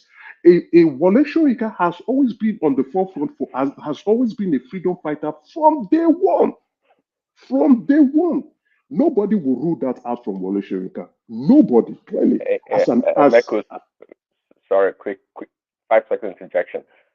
My perception about the obedience is like they shroud themselves in the cloak of good governance, but it's a lie because that's the only option they have. Of course, it's a proposition that anyone with common sense would want to gravitate to. Good governance. Who doesn't want good governance? But that's a lie. The whole gamut of the obedience is not based on good governance, just like their leader. It's all fraud. That's just the appearance that they give. It's more like if we can have it, then nobody should have it. See, the obedience, they're not about good governance. Because if they were, they would talk about governance on how to move the country forward. They're happy to see the currency go down the toilet. They're happy to see Tinubu fail as a president and the whole country go to heck, put it that way. That's what they're all about. So I don't see, just like Peter accomplishment, I don't want people to be deceived about what these people truly are. Yeah, well said, Praise Daddy. But I think what is really happening is because many of them are coming into the Nigerian political space for the very first time. Many of them who were at some point in their life disinterested in politics, and because of the economic hardship in the country, decided to be involved. And when they were getting involved, they got involved emotionally. So losing that election was a huge heartbreak for them. They are just sore losers. But for them to appreciate that we lost this election, the loss of this election is painful, but we still have a country to run, is now what they cannot really reconcile, and is now turning them to look like witches and wizards. Because how can you see a country, struggling, and you are so happy to report bad news? And this is not just taking on the obedience alone. Please, I'm not doing it. Look at the principal itself. He is a reporter of bad news in the country, and that is sickening. That is sickening. You can't be rejoicing when people are suffering. If you have this solution and you truly claim you love the country called Nigeria and you think you can help, why don't you go and advise the government? You never do that. But when things are going better, you keep quiet. That is witchcraft. Nothing but witchcraft. But when things get worse, you don't. Yeah. But again, in our lives, let's look at our individualistic life. We are faced with challenges at certain point in our life. What those challenges do for us is to put us on the edge to look for solutions to solve them. And once we solve those challenges, we move on to become better people, and we learn the lessons and we move on. Never a time in our lives let everybody do an introspection that we have ever had a smooth sailing. We all come with challenges, regardless of what those challenges look like. So how do we expect the country to continue to be seamless? Such country will go through challenges. And if the government is doing something to solve those challenges and it's not working, and you think you have a better solution, and you claim you love Nigeria, why don't you communicate your solution? But no, that is why I say you are a witchcraft. This is witchcraft, nothing but it. I can't see my country born. If Peter Obi was the president, I can't say because Peter Obi, I didn't support him. As a matter of fact, if he had become the president, I would stylishly be very happy as an Igbo man. Say, oh, well, he did it. I'm glad. But that the country is not working, I would say, let everywhere burn. Jesus Christ of Nazareth. God forbid bad thing. I've not seen such kind of behavior from devilish people. This is devilish witchcraft, in my opinion. That you lost an election? To fear. No. All right. Talking about the country burning, Emeka, you breached the law by rescuing Yaya Bello from EFCC. So this is Adams Oshiomole, who has come to the national space to speak on contemporary current politics. So what are you making of I salute the courage of Adams Oshiomole. I do. And this is silly, clearly ridiculous. I don't understand it in my point of view. That one, like what Oshiomole said, we make laws, we have good laws, but implementing those laws is the problem. Implementing the laws is just the problem. How come you want to go and arrest a governor and you come in with your own security forces as a sitting governor to protect your godfather? I've never seen this before. And this is so now what Olodo has done is to rail out a template for other successful governments to do in the future. If we don't curb it, we are creating a monster in our country. Now, when looking at this, I was thinking, if the senators and the House of Representatives are very honest and sincere with themselves, and we know they are not, all what they need to do is to try to sit up and make an amendment to remove the immunities of governors. I think that is one way we'll be heading in the right direction, because if the immunity of governors is completely taken away from them, it means law enforcement officers can go and pick you up at any point in time when they think you are doing things like siphoning money out of the government. Just look at only one issue being raised over like $1 billion, over $1 million. I beg your pardon, sorry, $1 million sent to his children's school. Then, what is even more annoying, you now have young Nigerians coming out to protest on his behalf. You see, another reason you don't take young Nigerians seriously, clearly, you just don't take them serious, regardless of what they are saying. As long as you pay them, they will sing your music and they will sing you to the high heavens. Nobody is willing to come out to die for something. And like Oshiomole has said, if you don't die for something, you die for nothing. I like his courage. I like what he said. He was open. He was not biased. He said it. And he's now pointing to his colleagues to do the right thing. And I think our senators and our House of Representatives, our legislators should arise on the occasion and save the country. Or else what we are doing is not going to be a template. It's just a copy and paste template. We can't have governors steal the country dry and refuse to stand for the crimes that they have perpetrated. It should not be happening in the country. And I think this is the time our president must express an opinion on this, regardless of whatever political faction it may look like. Our president should not keep quiet. This is what I will hold the president for. You can't have this kind of situation whereby, regardless of whatever political structure you think this person has, or whatever political party he belongs, we can't have a situation where a governor, an ex-governor, will think he is bigger than the law. Else we are creating monsters. What we will now have are politicians who will not respond to the law and act like they are bigger than the law and get away with the law. Thank you. All right, brilliant. Still on that theme, actually, let me take you here first. I was going to take you to Segun Showme. Tinubu may redeploy Adebayo, Adelabu, Matawale, others underperforming ministers. So the speculation is that to mark his year in office, Tinubu will do a bit of reshuffling. But my argument is, if you have identified that these are non-performing ministers, why have them at all? Why not just get rid of them? I don't think any portfolio Adelabu will be able to handle it. At best, it's the head of some satellite agency that means nothing.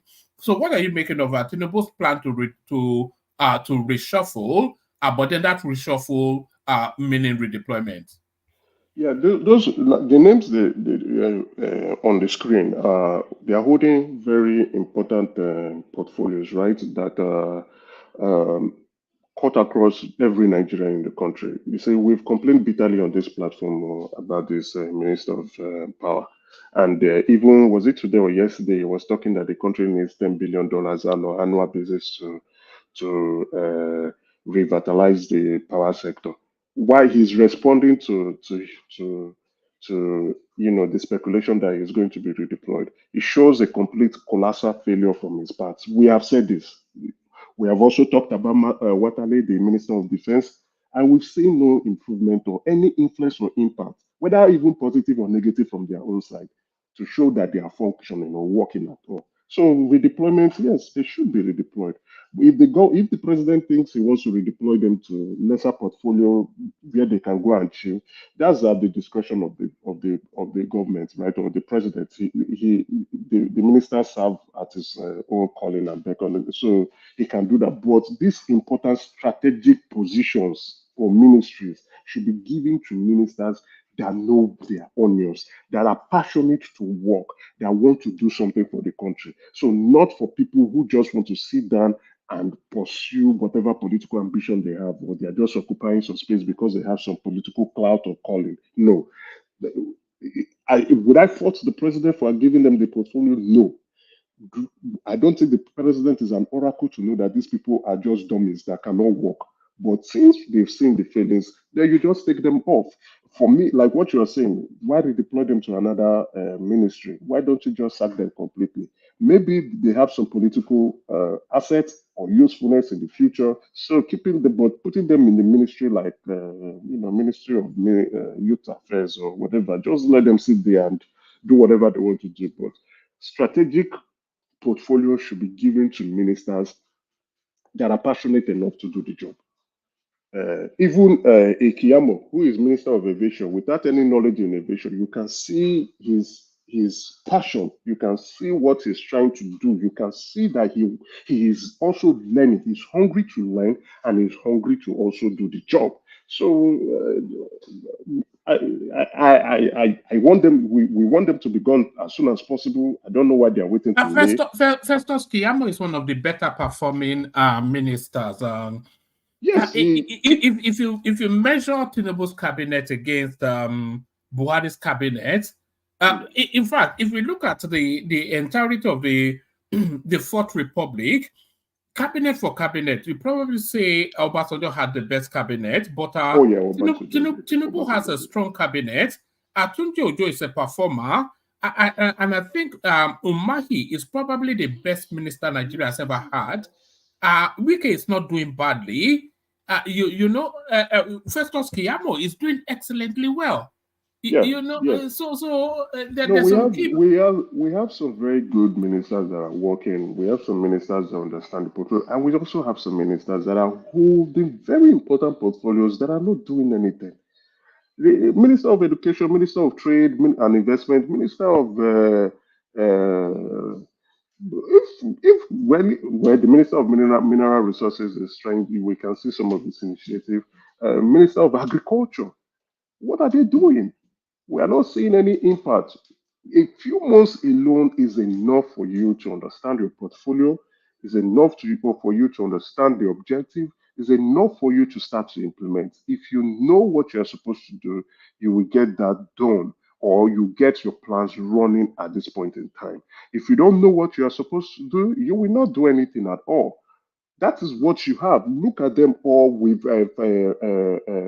what's our very good, what I'm trying to remember his name now, has done the assessment. I think he should come back again by May 29th to do another assessment of these ministers, and let's give them the Fs. Kolata, you mean? Kolata, thank you. To give them the Fs that they deserve, and those who are doing well, we give them the As they also deserve.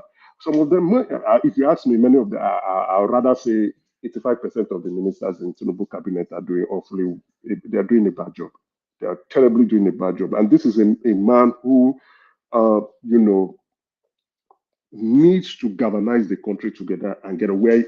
Yes, we are seeing some signs. We are seeing some good news. We are seeing his passion. We are seeing that he's going around and speaking the good things that we want to hear, talking to investors, talking to potential investors, talking to the general public and the international community, selling Nigeria and giving Nigeria a good facelift.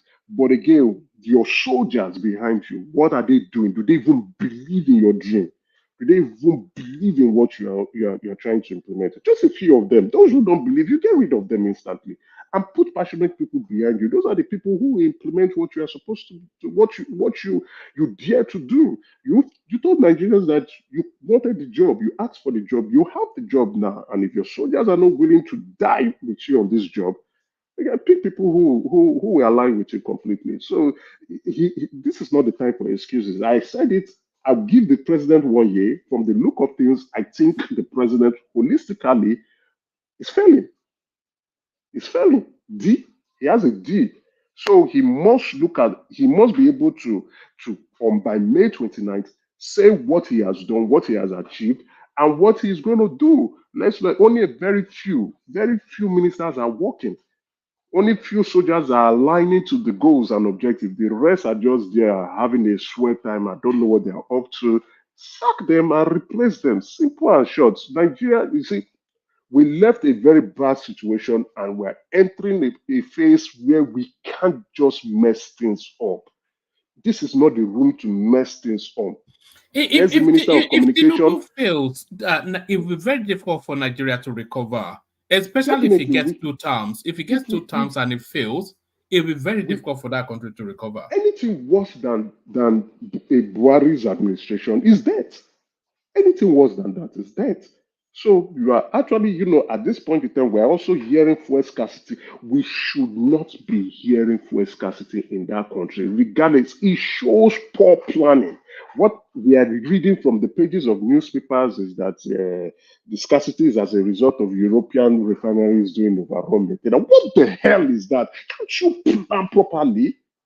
What kind of excuses are we giving and the licensing of the European refineries, Emeka, the European refineries would have given them forewarning, even if they are doing whatever. So, like you said, I mean, it's not as though they just You stock up. Then the licensing of marketers, you should know that is what you see. I think we have a planning issue in the country. If you ask me, we have a planning issue in the country. And I also think maybe the president needs to take some drastic actions to some certain ministers or head of commissions so that the rest will wake up. Sack a few, tell them to get out. The rest will sit up. The rest will sit up and get their job done. He has not done it. I don't know why he has not done it, but let's see how it goes. And like I said, May 29th, after May 29th, I'll be very aggressive with Tinubu because it shows clearly he's driving somewhere. Maybe he has missed the road. He's supposed to go through through junction, the T junction. He went through the wrong one. He needs to reverse and take the right route. So by May 30th, if I'm not seeing visible signs, I'll be very brash with him because it's not an excuse. It's clearly a failure of leadership and he's responsible for it. Clearly, at this point. Clearly. All right, brilliant. It'll be very interesting to see what presentation they put forward to mark his 1-year anniversary. No, sorry to interject you. I'm sorry. Yeah, carry on. Yeah. It is not what you are going to do we want to hear. You start with what you have done. He keeps going to the international communities to tell them he has removed fuel subsidy. Fine, you can tell a new set of investors or potential investors what you have done economically, the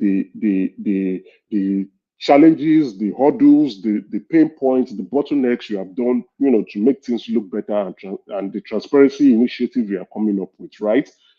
But by May 29th, you have to tell the Nigerian public, tell those who elected you and those who are looking at you, especially those who want you to fail, the things you have accomplished. And what you have accomplished, you fill up like 4 or 8 A4 papers, what you have accomplished. But from the look of things, it's not looking like that. Then when you are done with your accomplishment, yeah? Any score sheet without that Port Harcourt refinery inclusive is 0, in my considered opinion. I'm so disappointed that refinery. I agree with you, Baba, completely. So if the president is not rolling out achievement for 1 year, that we fill up for A sheet, that's a D. Then you can now begin to now talk about what you want to do. You see, that is why I say that communication failure from Buhari has now been taken over. In short, that parasitic failure has now infected the communication department of the Asiwaju administration. So we are not seeing, we are not reading, we are not knowing what they are doing, what they have achieved, and what they intend to do. By now, many of us, he should come with a different style. Many of us would already know by heart what he has achieved. When he's saying it, we are all smiling and nodding our head. And many of us will know the plans that they have because the communication team is vibrant and up to doing their tasks. But clearly, we are all in the dark. There seems to be a communication gap right from the right from Buhari administration that has taken over. Almost looking like the same thing, doing the same thing, and not communicating properly. Or do you think that during Galali, do you think is the wrong choice to be the spokesperson? Always the wrong choice. Let's be very realistic. He was part of the Buhari administration. Always the wrong choice. That's what I was talking about. The wrong choice. So that communication team is doing a bad job. Well, maybe they are not doing a bad job. What I'm now thinking, I think we should leave that part that they are not doing a bad job to reflect the reality that probably the president is not doing his job very well. The president and his team, when I mean his team, the soldiers, the ministers, they are not doing their job. They are not working. They are not communicating. At least those who are working, we are seeing them. Kiyamo, Wike, Bumi, Umahi, we are seeing them. They are visible. Umahi does not need to go and speak on channels. You see him going around and you see the work he's doing. We see it. So he doesn't need to go, but he can now probably channel his communication. That's what he has done to the communication team and let the communication team speak. We are seeing what Wale do and Kadosu, they're also doing in terms of the economy. But what are the rest doing? Now the president has visited so many countries. Let's be realistic. In 1 year, he has visited more countries. Health. Education. They're not hearing anything. Exactly. The president has visited more countries than we can anticipate in just 1 year. But what has that visit done for the country? What has that visit? Let me land this point. Sorry, don't be angry. Has that visit translated to dollars or naira and kobo? We're not seeing anything. And he keeps visiting, he keeps speaking, he keeps talking to people, he keeps speaking to new crowd. He spoke to Germany crowd, he spoke to India businessmen, he spoke to Saudi businessmen, he spoke to Qatar businessmen. He has been speaking. Has that investment now? He spoke to is it the Netherlands, right?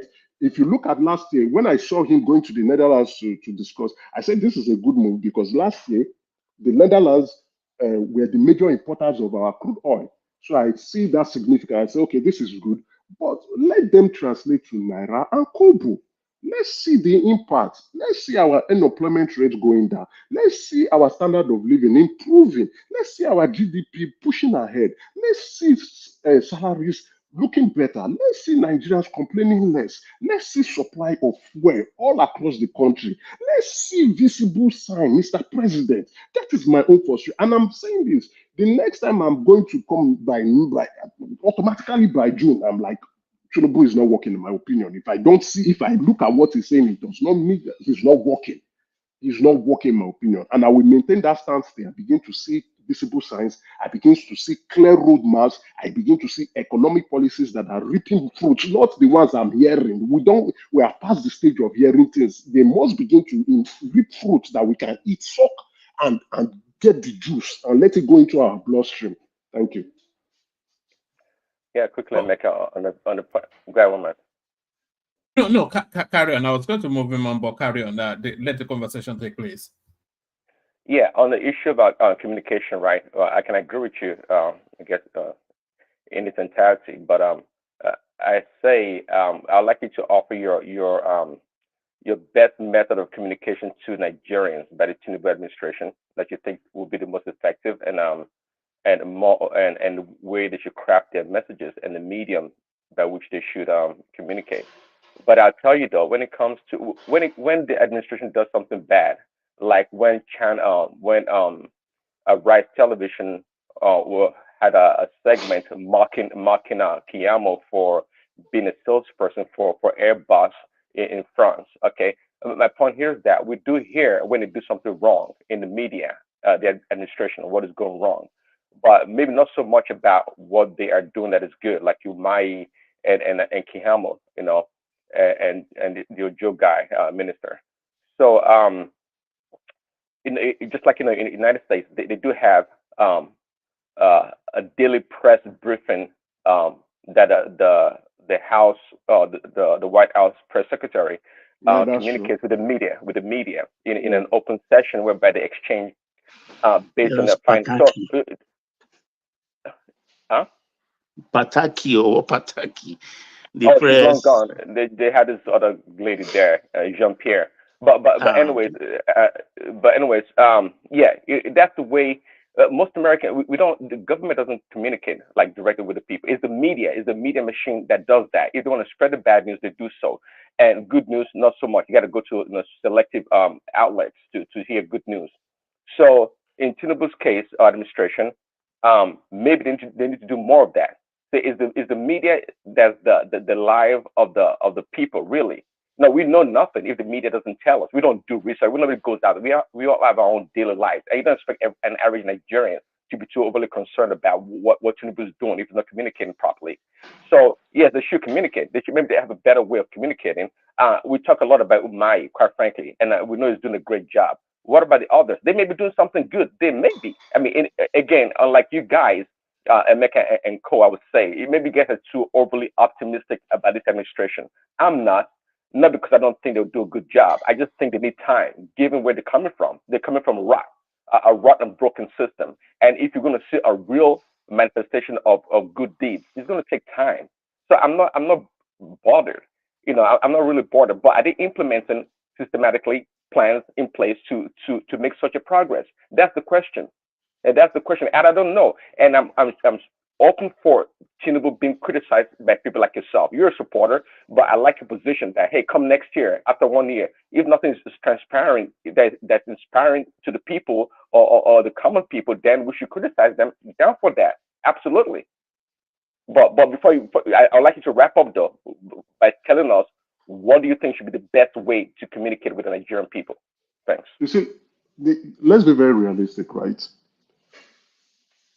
In Nigeria currently, everything is bad. There's bad news. It's not just there's bad news. The impact economically, security-wise, we can tell the results.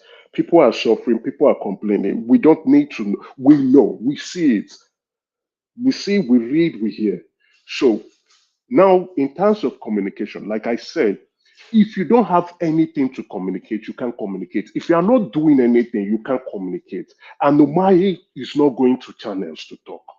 Festus Kiyamo has gone, maybe because he was criticized and they are fighting him in his ministry. He had to go and express his opinion. But we are seeing the result, what he's trying to do, and the changes he's trying to make. We saw what he's trying to do with Dana. He's not trying to kill Dana, but like, get your house up, get your act right. And how can a minister tell the head of a commission to do his job? That is the problem we are having in the country, number one.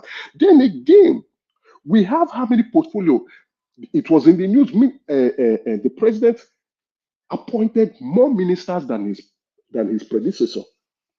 So if you appoint more ministers than your predecessors, and you only have a few number of ministers that are working, all these ministers have budgets. What are they doing with their budgets? What is the Minister of Education? I know the Minister of Education. I have told his PA, tell this man to use the media, communicate. Tell Nigerians what you want to do, what you have done, and what you intend to do. I have said it 3 times, but apparently the man seems to be a cake. He's old. He's not in line with technology trend, new age media, and what to do. Go to the Twitter of Minister of, it's not functional. Minister of Education is not functional. Instagram not functional. What again? Not functional. So how is he communicating? What do you think you know that the Minister of Education wants to do? Nothing. I sent someone to go and meet him.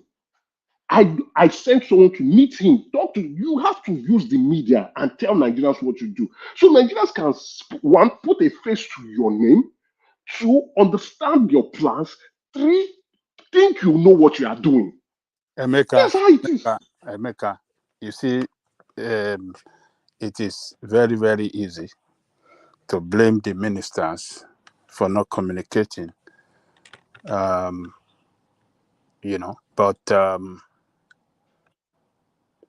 I think when we criticizing them for not communicating, we should as well look at the president. What is his policy on education? What agenda does he have for the country?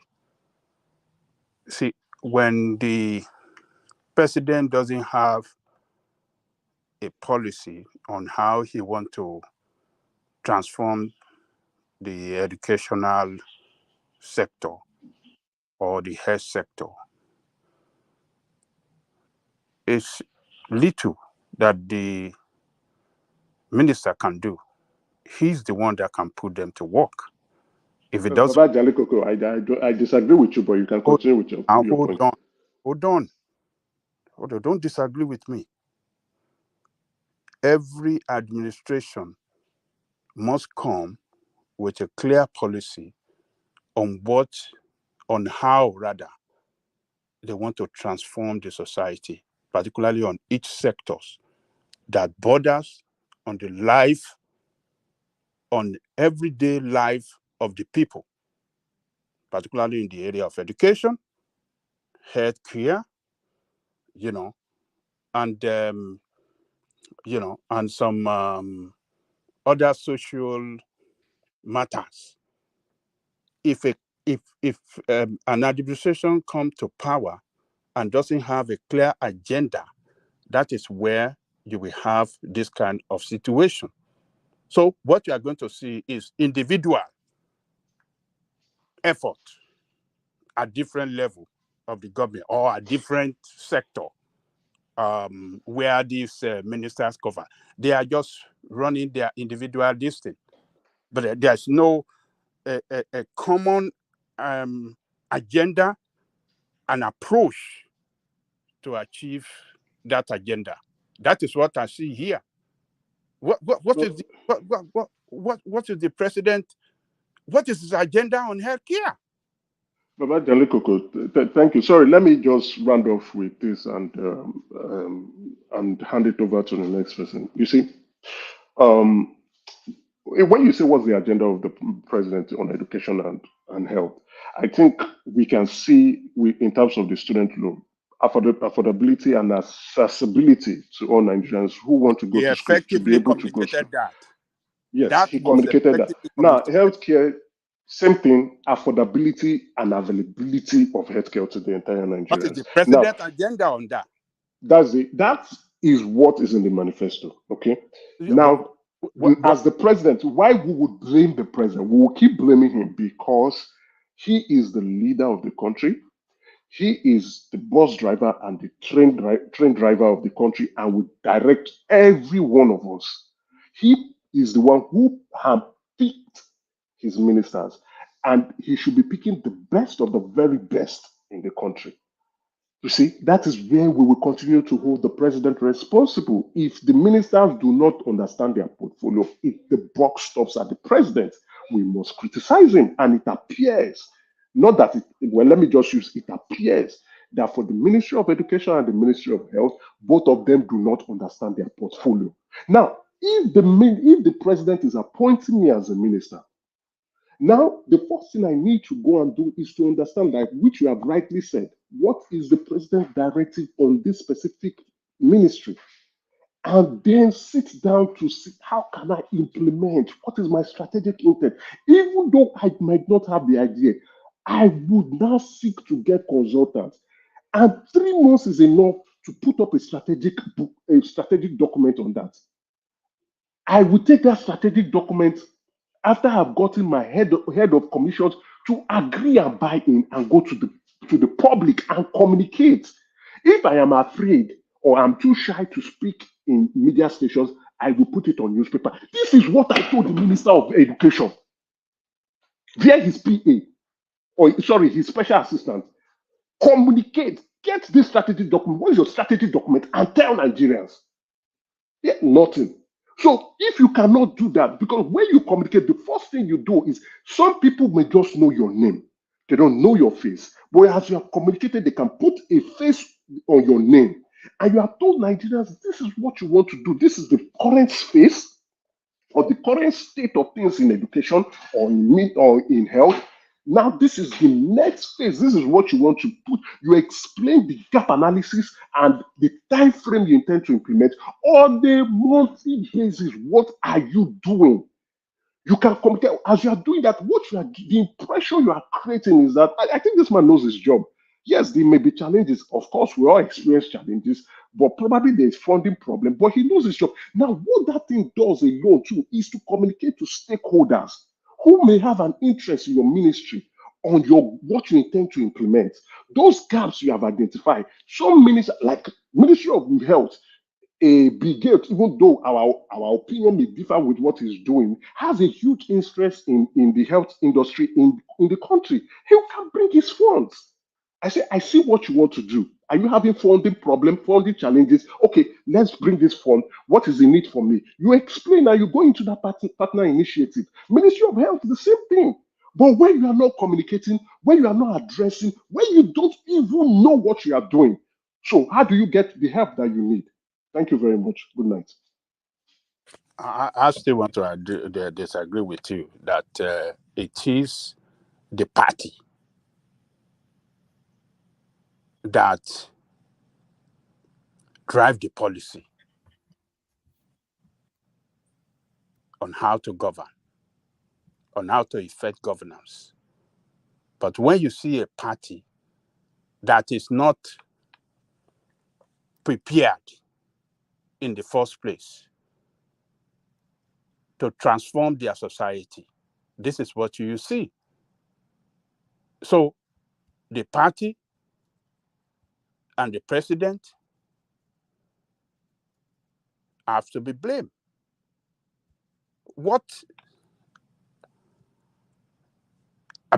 In every in a normal political party, um, uh, uh, um, uh, um, I mean, the democratic system, when a party is taken over the reign of power, from day one, they will start to effect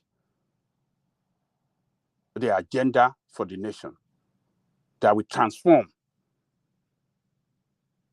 the social life of the people, economic life of the people. And, you know, in the areas of education, healthcare, government assistance to the people, and other things. People must start to feel the impact from day one.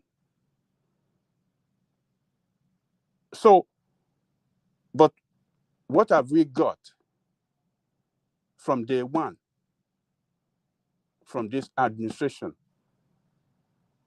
It's a different ball game. So when a party and the head of the government does not have a clear agenda on how to solve the problem on healthcare, everybody benefits from healthcare program if it is, you know, a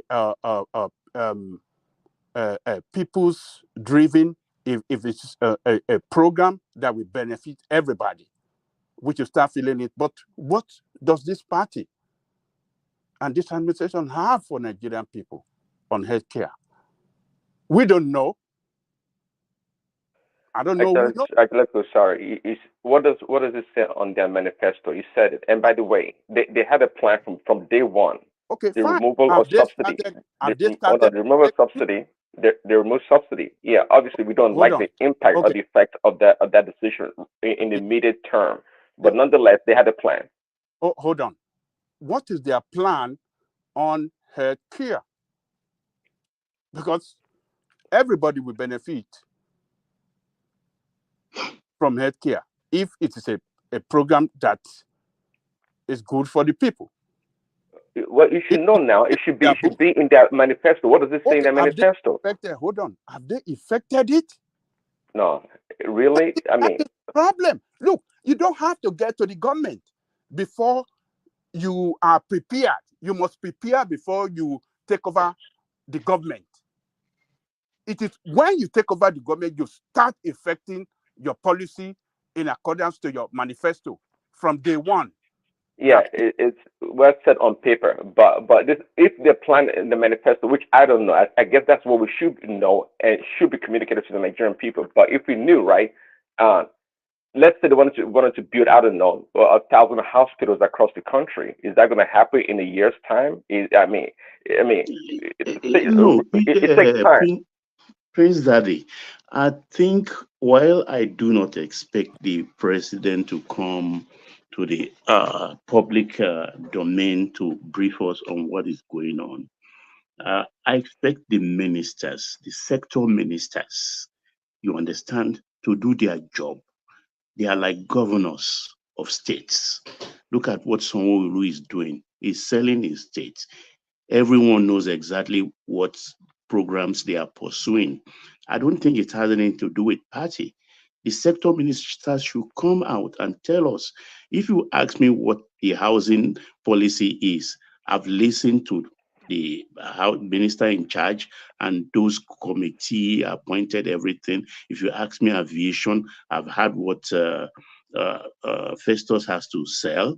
Umahi and sorry, I get your point, but just like I agree with Emeka, this is the buck stops at Tinubu's table. This is a problem of a centralized communication method or program in which they don't have one. See, if they had one, then they will engage the ministers and make sure they have the right information from these people, get them to the podium if they have to, press conferences, how to communicate with the people. But it's up to the administration to design that plan That's keen to do so. See, you know very well, coming from Buhari and even with Jonathan, we don't have that culture of communicating. We live in a culture whereby the ministers of people in power see themselves doing a favor to the people.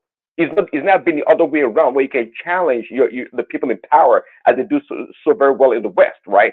So it's up to the administration to fashion this program to communicate, okay, to the people. And we don't have that culture.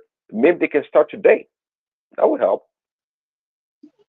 Yeah, to some extent, because you don't just keep quiet, particularly in a volatile situation where you have the opposition speaking so loud and making so much noise. You have to match their noise too with a decibel of yours. If yours can be higher, at least let it be on the same level in terms of decibel. People should know. I mean, I like what is happening in other sectors. We have the ministers coming out, even going to hostile press houses to propagate whatever they are doing, whether the opposition agrees or not. At least they are out there putting it out. But too many of them have been very silent, and that silence, I mean, as far as Nigerians are concerned, means they are doing nothing. And it's about optics in our country. It's what they see, they believe. You understand? Even if you don't, if you sleep in boys' quarters and come out with a G-Wagon with all your shoes and toothbrush in the boots, as far as Nigerians are concerned, for the optics, you are a big boy, even though you don't have anywhere to sleep. That's how Nigerians are. So show them something, tell them something every day, morning, noon, and night.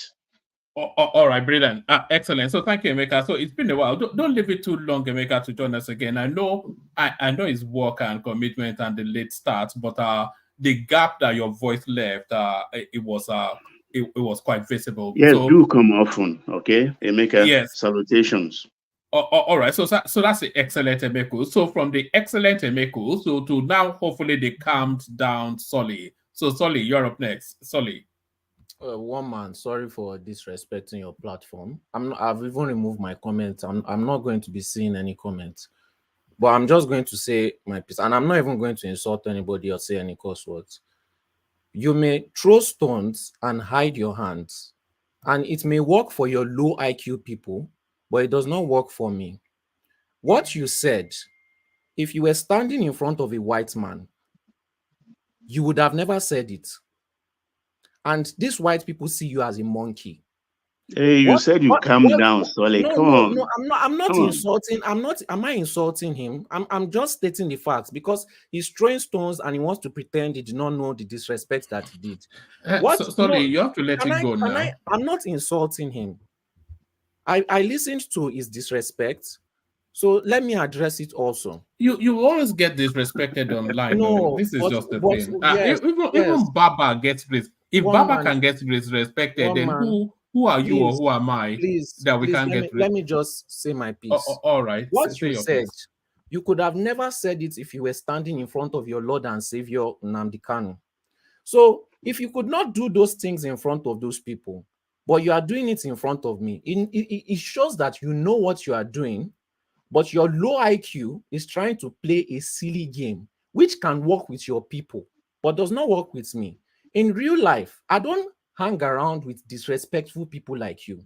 Even online, I don't hang around with disrespectful people like you that throw stones and pretend that what they are doing is not disrespectful. You could never do that to your, from your tribe, you could probably do it to your father and your mother. All right, sorry.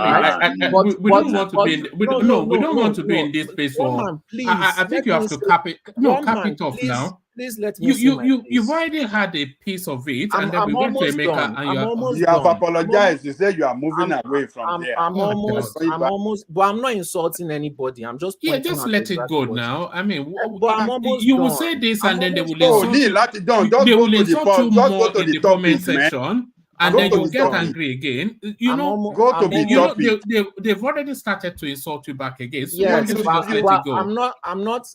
I'm just pointing it out. I'm just pointing it out. Just let it go now. We all get it. They're not picking on you. If you think they're picking on you, we all get it. No, it's not even about Bagbear. It's not about Bagbear. It's not about. I will not. Kulata is enough now. Kulata.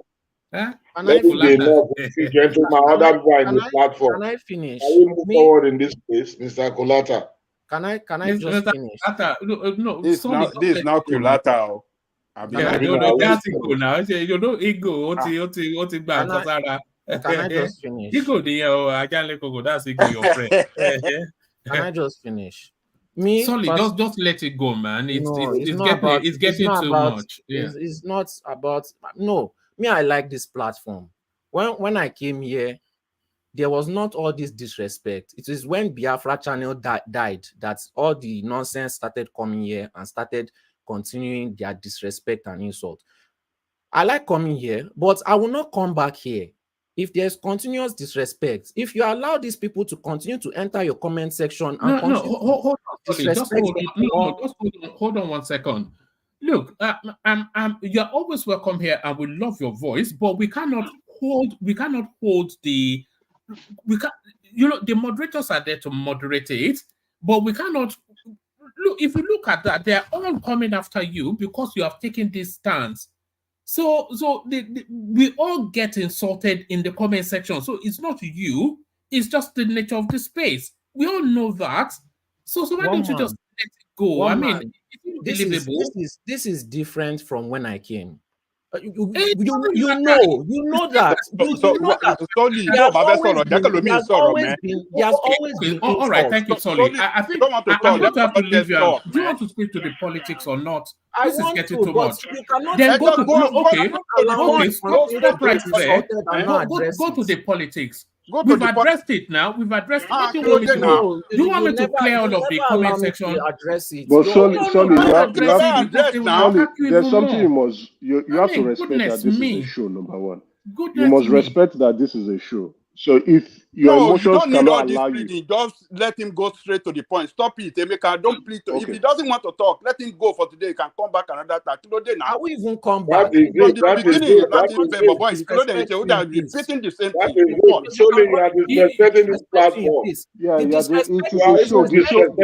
The show has to go on. The show has to go on. Disrespect has been increasing and increasing and increasing. The show is bigger than your emotions. If you cannot control your emotions, then you have to step aside. Allow us to enjoy this platform. Then I will excuse myself. There's no point. Then excuse yourself. Because the show is bigger than your emotions. I have to say that I'm disappointed somewhat, Solly, because you had a moment. We calmed it down. Emeka had a good go. Anyway, it's just. The comment section will always be the comment section now. Who doesn't get up? Emeka, how many times have you been insulted there? Millions. I'm a target now. Who doesn't get? How many times have I been insulted there? I mean, we all get it. Enigmatic gets insulted all the time. We all get insulted. Everybody. The only person that doesn't get insulted is Chris Daddy, because they all know Chris Daddy. We even insult ourselves on the platform. So what are we going to do? So I mean, if you don't want to be insulted, though, I should be going around cautioning every insult. I mean, how can I do that? Come on, Solly, man. It's an unreasonable expectation that you have, Solly. But there it is. I don't know. Maybe you should start smoking that thing again. Maybe coming off it is not the best move for you. But that was Solly, who had just a moment. Let's go to Enigmatic just to break it up. We'll come to you next, Ego, and then Baba. But let's go to Enigmatic. Enigmatic, Hondi. Thank you. I'm already called. You were wondering what you walked into. They only just said, you know what the guy said? I said I'm going to start with Solly. I said I don't start with Solly. I don't think that's the height of abuse. They've insulted my mother on this platform. I mean, oh God. Anyways, Enigmatic, rescue us. Yeah, I would just say you shouldn't have taken it. I will I will respect anyone, I mean, having their perspective and their opinion, provided they are not trying to make it personal. They are not trying to personalize issues. Instead of just trying to face that guy, just face the Aguluma, face Peter Obi. That will hurt them more. That's the way to easily do it. Just take the stand of somebody like Reno Mokri. Reno Mokri is not taking things personal, but it's hurting them where they always cry. Hit Peter Obi, and that will be the end of the game. So let me just say this. But I'll start with this. It's politically risky to eliminate El-Rufai and Yaya Bello. Nothing is risky. Nothing is politically risky. It's not even politically expedient to exactly anybody. So some people you don't have to estimate their value. Especially who knows what can Yaya Bello amount to in North Central politics or in Nigeria politics, even Kogi State politics. In Kogi State, he won election through the barrel of the gun every time. He wouldn't win any election a very free election. Everybody knows that he's a thug. And then El-Rufai, I love El-Rufai so much. And then, but when we are talking northern politics, it's not a big factor in northern politics, and he has a lot of political, he has a lot of political baggage and skirmishes that he needs to fix in the north. So he's not actually in the good books of a lot of, the northern political apparatchiks up there. So he has bigger problems to take care of, and you should know.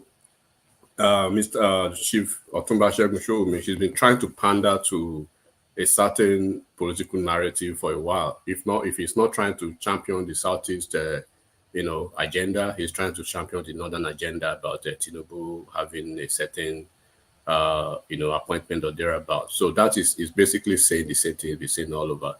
But in summary, El-Rufai is just, if you are talking about maybe somebody like Ganduje, right? Okay, you could probably say okay, or some other individuals. But El-Rufai, I'm not trying to relegate his political influence, and I'm not trying to relegate. Of course, we all know his intellectual capacity and how intelligent he is. El-Rufai is a very big voice in the north, and it commands a lot of following.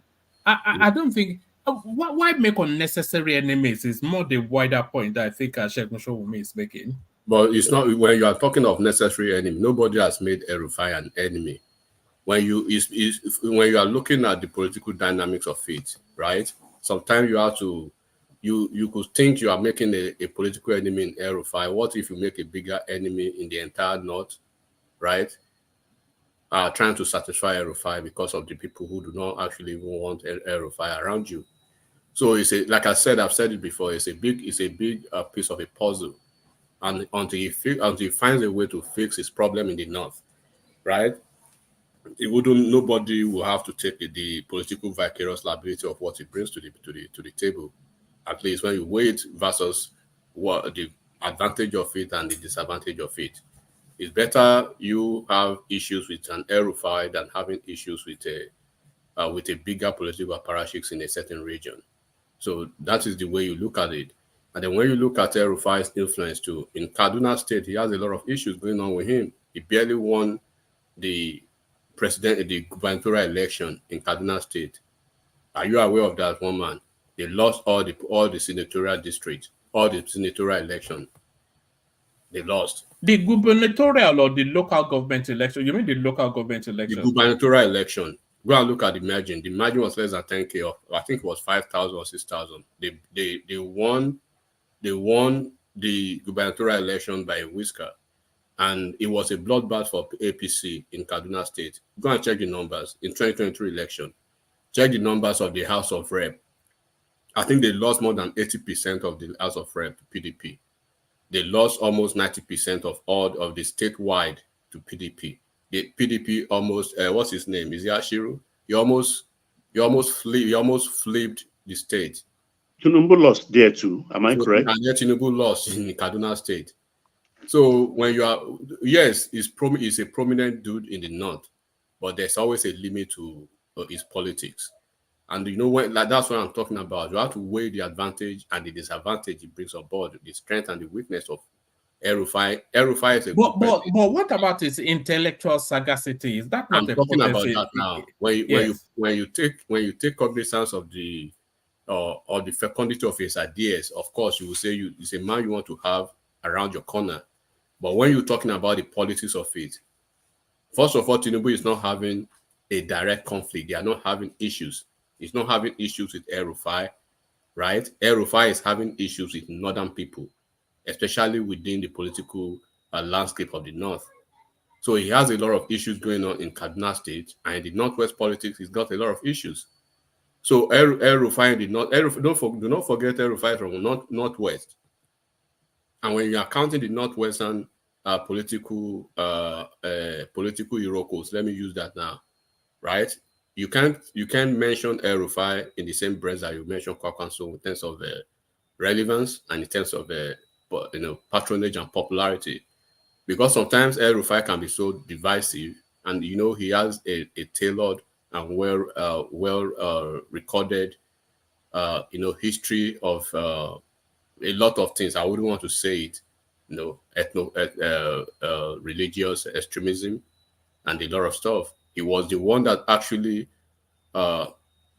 when he was supposed to pick a VP from the Christian part of Kaduna State, from the southern Kaduna, right? He chose a Muslim, and he stood by it. And when they actually even tried to have an information, a very, let me say, convivial interaction with him, he shut it down, and he said, you could see probably what he said. So he justified it. There are ways you could justify things by ways of persuasion, but when you become so arrogant, so you have to look at this. I will have El-Rufai. I would prefer to have El-Rufai in my corner, right? When it comes to the intellectual aspect of having to have a good cabinet, and probably it could be a very big factor, in probably leveraging my KPIs, and then doing a good job for my administration. But when you flip it on the other side, when you look at the board on the political side of it, people who are against him are more than people who are for him in the north, because basically they still have issues with him within the cabal. They still have issues with him within the northern parashiks. They still have issues with him in Kaduna State. So, and then there has never been a direct. I know people that will say, okay, the president is the numero uno, is the CNC. If he says, I want this man by force, by fire, the Senate should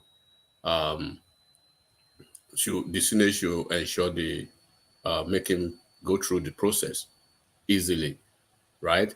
But it goes beyond that. It really goes beyond that. So, and the vice president, you still have to give the vice president the choice of first refusal in some instances. You still have to think about somebody like Nuhu Ribadu, and you still have to look at the future of your politics itself as a president. So you cannot say because you want an individual or at all costs in your administration or in your cabinet that you want to have a political fisticuff with an entire region, especially people who you know that when it comes to the political gravitas of it and the political bona fide, they are better suited than this guy when it comes to the calculation of it. So I will leave it at that. Nobody is indispensable in politics, especially when you know the numbers and when you know where where it falls. So on Yaya Bello, I don't know what Yaya Bello brings on board, honestly, except that he's youthful, but his youthfulness is a disadvantage because he had a state to govern for 8 years. He basically ran it down. He ran it, he couldn't do anything that would actually propel any youth or could make any youth proud. So now that wraps it up. Then if I have to talk about the Tinubu redeploying some certain ministers, I would say yes. And how Bayo Adelabu would have been a fantastic minister of economic plan and budget. I was expecting him to be drafted to that ministry, but I mean, because of the El-Rufai fiasco, they have to find a way to put him somewhere. So because he had a financial background, he's a chartered accountant, he's a first-class dude from OAU. He has been in the corporate industry. He has been in the public sector as the deputy governor of CBN. So, and then in the global financial space too, he's been quite evident from what he's been able to do. So he has the brains. People shouldn't there shouldn't be any misconception about his intellectualism. He does. He's very intelligent.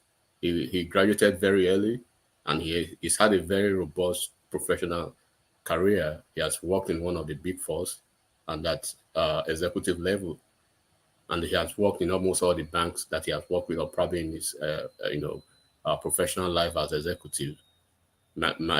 Basically, so he does have what it takes to be a very good cabinet member, but it's a mismatch of a portfolio that is affecting him now. And then when you have to, this is where I miss. So, do you think it's a mismatch or a lack of passion?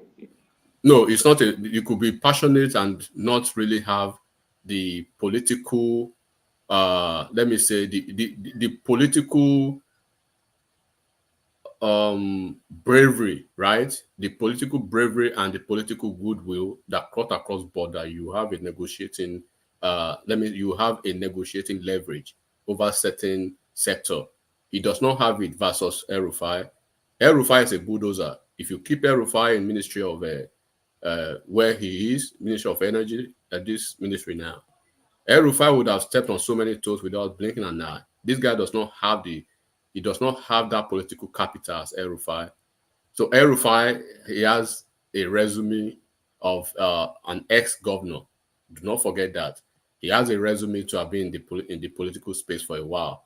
And then we know what he can do when it comes to being stubborn. And being stubbornness is what could do.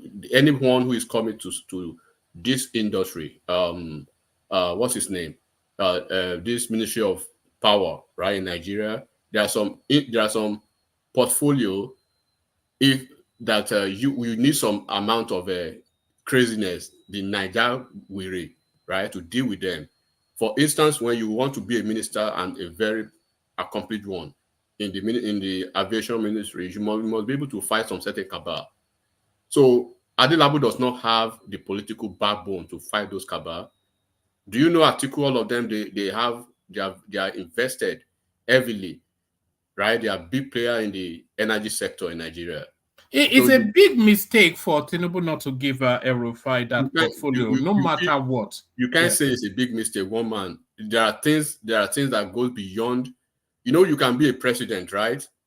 Regardless of the fact that Tinubu won the election by his own by his own means, right? He wasn't like an anointed candidate like Fubara or Ododo and then the incumbent president basically did not work for him. The entire cabal worked against him, right? In the history of incumbency, the states that APC never lost in the north, they lost them. Gombe State, Yobe State, where they had a Senate president, and Muhammad Balabuni, they lost all those states. So all those guys worked against him. In Kebbi State, the likes of Malami, but he still found a way to win the election. So now he has the say to pick whoever he wants to pick. And it was very clear that El-Rufai would have been a fantastic, nobody's doubting the fact that he would have stepped on toes, he would have been Dave Umar number 2 or Nyesom Wike. Look at when Nyesom Wike got to FCT. The first 3 months it was turbulence. It was hectic for him. Campaign of calumny from certain sector, a lot of things. But we know who Wike is. He was able to stand his ground and say, look, provided I have, the backing of the CNC, whatever you guys are doing, whatever you guys are saying, you are just wasting time. So regardless of whatever they try to throw, whatever stones they're trying to throw at Wike, he stood his ground. If he had to revoke licenses, He does that without blinking an eye. If you have to bulldoze your structure, he does that without having to think twice. So that is exactly what El-Rufai would have brought to that ministry. Yeah, but Adedibu doesn't have that cachet, as you said. Absolutely, that's the difference. And we knew that all the way through. So why did they appoint him in the first instance? They knew Okay. that was a high-profile portfolio which needed a heavy weight. And for all of his academic credentials and all of his backdrop CV that you've just done this, it is not a heavyweight in anything in the Nigeria. They will bully him now. No, I'm not. But you are not listening to me, one man. I said he is in terms of competence, academic qualification, right, professional efficacy. He checked all those boxes. But yeah, like but those are not the boxes for that portfolio. You need a bruiser. A bully. Yes, secret to my opening statement, right? That versus El-Rufai in that ministry, and I said he would have been a fantastic minister of economic planning and budget, where the ministry where Bagudu is assigned to now would have been a fantastic forte for Adelabu, while El-Rufai would have been a good guy in the ministry of power, right? So I'm just trying to tell you what El-Rufai would have brought on board that this guy does not have. And do not forget, in the political space of Nigeria, they look at faces, one man. They look at faces and they know who is who. You know what I'm saying, right? They know who is who. Adelabu cannot, regardless of how Tinubu will only support you when you push to a certain extent. And Tinubu will say, yes, that's my minister. Yeah, I gave him the instruction. He's got my backing, right? Like what you see Dave Umahi doing now. The guy in Lagos State, Landmark, that is basically crying all over the place in the social media, right? You could see at a point they tried to like have conversation with him, but when they know that he's going political, they left him alone and they left him to do what he needs to do, right? But you could see the minister, Dave Umahi, is not shifting his ground. It's not fidgeting. It's not skeptical about taking decisions. It's not even. They've started demolishing the place already. Yeah, it's not even feigning to be nice, right? He's telling them what he needs to do, and that's what I'm going to do. You saw the meeting he was having with the contractors the other time. Why would you take 17 different contracts when you know you don't have capacity to even execute 4? And you just run down the bill all through the years without doing nothing. So that is what El-Rufai would have brought on to that ministry times 10. Because El-Rufai would look at all the subsisting contracts, all the discos, right? All the shenanigans that is going on there. He will first dismantle everything. Because by the time you execute a comprehensive gap analysis to know the status of where you are starting from. And enigmatic, what is this talk about El-Rufai, a man that bankrupted his state? No, we are not, Baba, please. Yeah. We are really not. If we want to talk about the disadvantage of El-Rufai now, then we can talk like that. But I'm just explaining to one man. He has bankrupt. He cannot even do anything good. A man that bankrupt. How do you think he can solve problem in the electricity? El-Rufai has nothing to offer. He has nothing to offer. Oh, okay, but I understand what you are saying. I take your point. Respectfully, I take your point. But what I'm saying is, if he had bankrupted the state or not, I think it's 800 billion from the way I see it, right? In 8 years. In 8 years, 800 billion, but he's been able to transform and change the face of governance and the infrastructural capital of Kaduna State. If in 8 years, let me use an example now, we have an incumbent governor now, right? We have Alex Oti in Abia State. He's been in government for less than a year, right? He has over 1 trillion naira in debt already. Over 1 trillion in less than a year.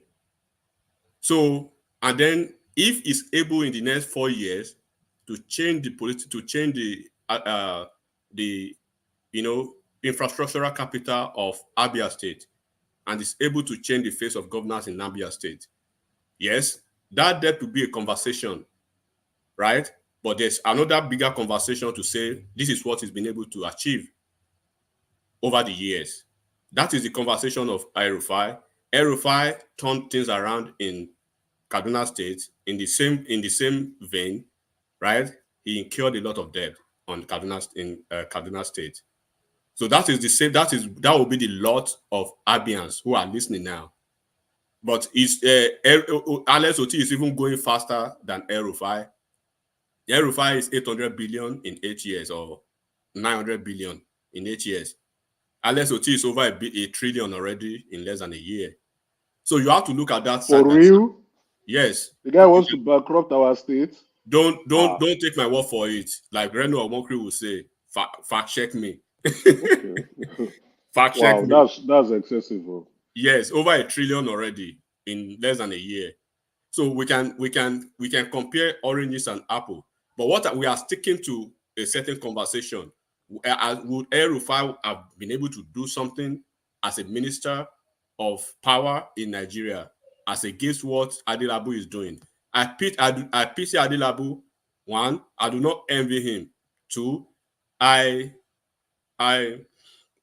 doff my heart for him that he has not collapsed of hypertension yet, because he's dealing with, one man. There are some portfolio in Nigeria that you only survive on the job, right? If you are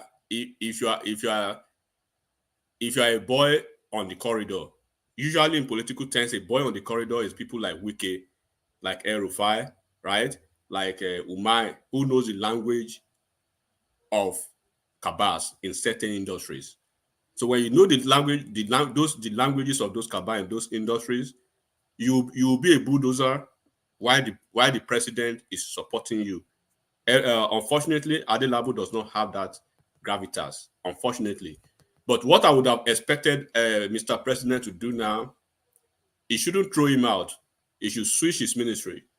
Swap him with Bagudu at budget and planning, right? He held this same position at I think in three or two of his in a professional career. So he's very vast in that. So if there's a way you can move Bagudu to another ministry, good. Matawali is the Minister of State for Defense.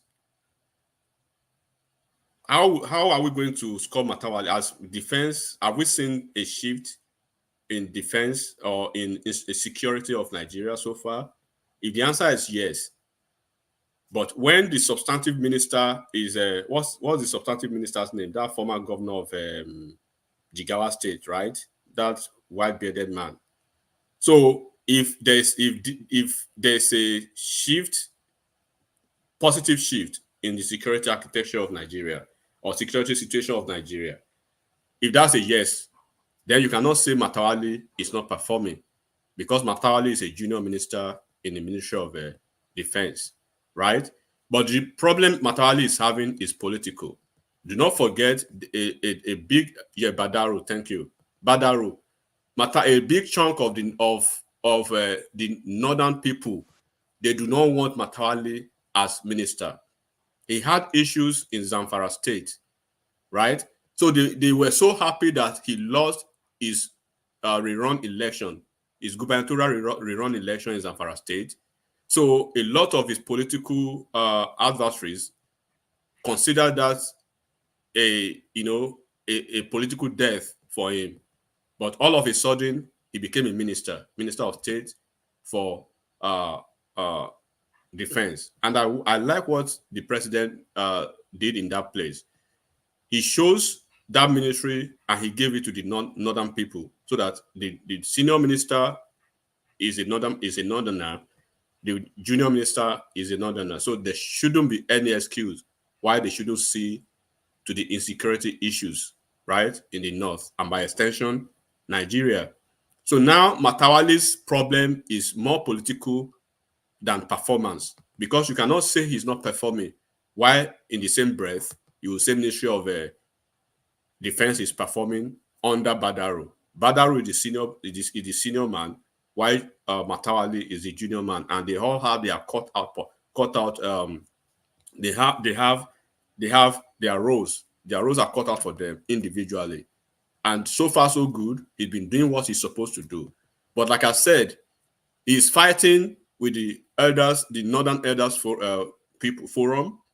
He's fighting with his successor in Zamfara State, right? And he's fighting a lot of political battle because there's this feeling that Matawale is going to run again for second term, right, in Zamfara State. So it's better for the opposition in his state and his traducers now to continue to stoke the ember of that political calumny against him, as looking forward to the rerun in 2027. So they just want to basically whittle down his political capital, and then they've written a lot of petition to Asiwaju to remove him. But if there will be any reshuffling of cabinet, first, I think somebody mentioned communication. Emeka, you did a very good job. At least we can see that you can be supportive of an administration and at the same time be critical of what you are not really satisfied with, especially if they are not fulfilling your expectation. Right? That is intelligence in objective criticism. That's what you're doing. But you got it wrong. What I see is that we have some moribund and out of touch ministers, right, in this administration. Nobody will know what you're doing if you are not enigmatic. Yeah. Give me 1 sec, please. Yeah, if you don't mind. Are we seeing some friends and family because somebody lost an election, they don't want to rubbish him in the state, then let me pick him for minister? Or are we talking about competency? You mentioned about Matawale now. Yeah. Okay. Thank you, brother. Okay, let me answer this in a very simple way. Look, there's always political exigency and contingency of plans when you're making appointments. You have to basically structure your appointment in three different elements or three different factors. Competence, one. That competence, one. Politics, two. Right? And technocrat.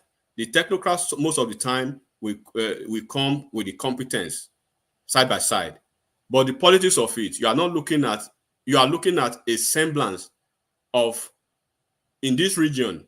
For instance, let me use Southeast for instance for example now. Look at Dave Umahi now. He was a competent governor, right? We saw his workings. He did excellently well as a minister, but as a governor. But in the same vein, right? If Hope Uzodinma, right, wasn't running for second term, and there's a possibility of being appointed a minister, there will be a debate of has he been appointed a minister on the basis of competence or politics? I will choose politics from what he brings, or what he will bring on board when it comes to the politics of it in the Southeast. That is one thing that Matawale will represent and represents that El-Rufai will not represent. El-Rufai will be appointed on the basis of competence and intelligence. Matawale, politics involved, and then political payback will be involved, number two, right? And then loyalty too. He was one of those people that were very close to Buhari. This is just, I think Emeka should know this. He was one of those people that were very close to Buhari. He was the few ones that challenged. Right. Start to bring that space home. I want to take you to one more space. Okay. He was one of those few ones that challenged the Naira wherever then, including El-Rufai and Yaya Bello, right? So, but a lot of people thought, oh, it was a political suicide for him, because at that point, it's like he crossed the line with the cabal, and they swore to deal with him. Ask anybody from Zamfara State, right, how the Zamfara State election was conducted, right? They mean Matali they deployed everything against him. So it was a compensation for him to come on board as a junior minister. But like I said, if he had been appointed a substantive minister, it could be a different conversation. That's why he's a junior minister now. Then if there's a reason for him to be redeployed, then they could take him. Maybe I'll probably, if I will take him around, I'll make him special duties minister, because it doesn't really bring much on board intellectually. I'll make him a special duties minister as a substantive minister. Then instead of having a big portfolio, a big ministry, a big portfolio as a substantive minister, where he will have more bashing. I won't do that. But that is just to answer that. So, and then there are other ministers that some of them should go, like Musawa. I don't see what she's doing. Minister of Trade, they've not really, and then they need to invest in communication. Somebody mentioned Lagos State. Whatever is happening in Lagos State on a daily basis, right? They have channels, they have faces of information dissemination to the entire nation. Honestly speaking. Yeah, they don't have it. They are communicating real-time basis. Yeah, they don't have it in this, and then I blame, and I see that things will change. If one man, your friend, what's his name? Buala. If Buala will be coming to this administration, I won't be surprised if they put him in one of the communication space. And then the Minister of Communication is not effective. Right? Do you think they should swap Buala with Ajuri? No, Ajuri is perfect. No, they can work separately and work well. Buala deserves to be a minister. Minister of Communication would be good for him. They won't give him a ministerial post. They won't give him a minister because it's a crossover politician. It's a I forgot. He crossed over and is from Borno State, right? And Borno State is Shetima's. Will pick anyone from that place. So when we are mentioning some ministers, so they need to invest. Look at what this guy, what's his name? Apart from what Dave Umar is doing, apart from what Wale Edun and Cardoso, you will see Cardoso is coming intermittently, randomly to give report, right, of what he's doing in his office. The same thing with and then Wike. Some people may hate Wike for his style of politicking, but Wike is effective, right? He's telling you what he's doing monthly basis in the administration of FCT.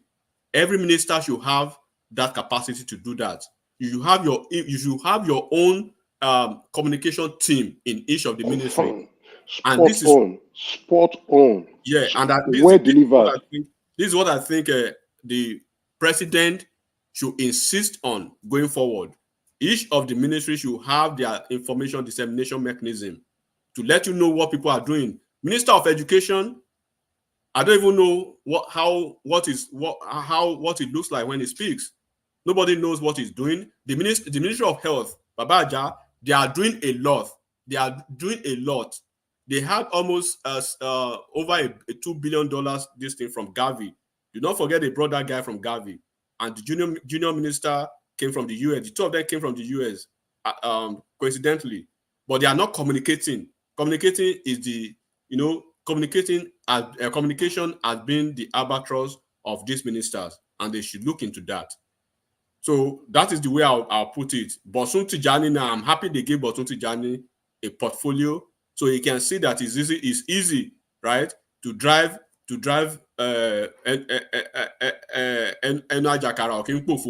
it's easy to condemn, right, to criticize. Now he's having a whole portfolio in his hands, and we have not really seen his working. So I want to see Is it one of the letdowns? He came in as a star boy, but he's not putting in a stellar performance. He has not impressed. Because I'm you were completely eulogizing about disappointed in him. And Emeka as well. You and Emeka, you were eulogizing about him. I'm not impressed. Yeah, I was. Who is I was that? really Who are you guys talking about? That is Tijani, the communications guy, that they were saying is the IT this and is the this, that, I was and so yeah. the optimistic digital about guy. him. Yes, but yes, the problem that is guy. The digital guy that is training a lot of youth for Exactly. IT. And what are you guys going? Those things are not. We can't really. But what I want to see, I know Those are just. It's not even his job. That's the Ministry of Education. It should be putting. It's not education. It should be putting some training them. high level. It should be building Nigeria into a digital hub. That is what he's doing. That's his You plan. guys are not following this guy. I was highly optimistic with him, right?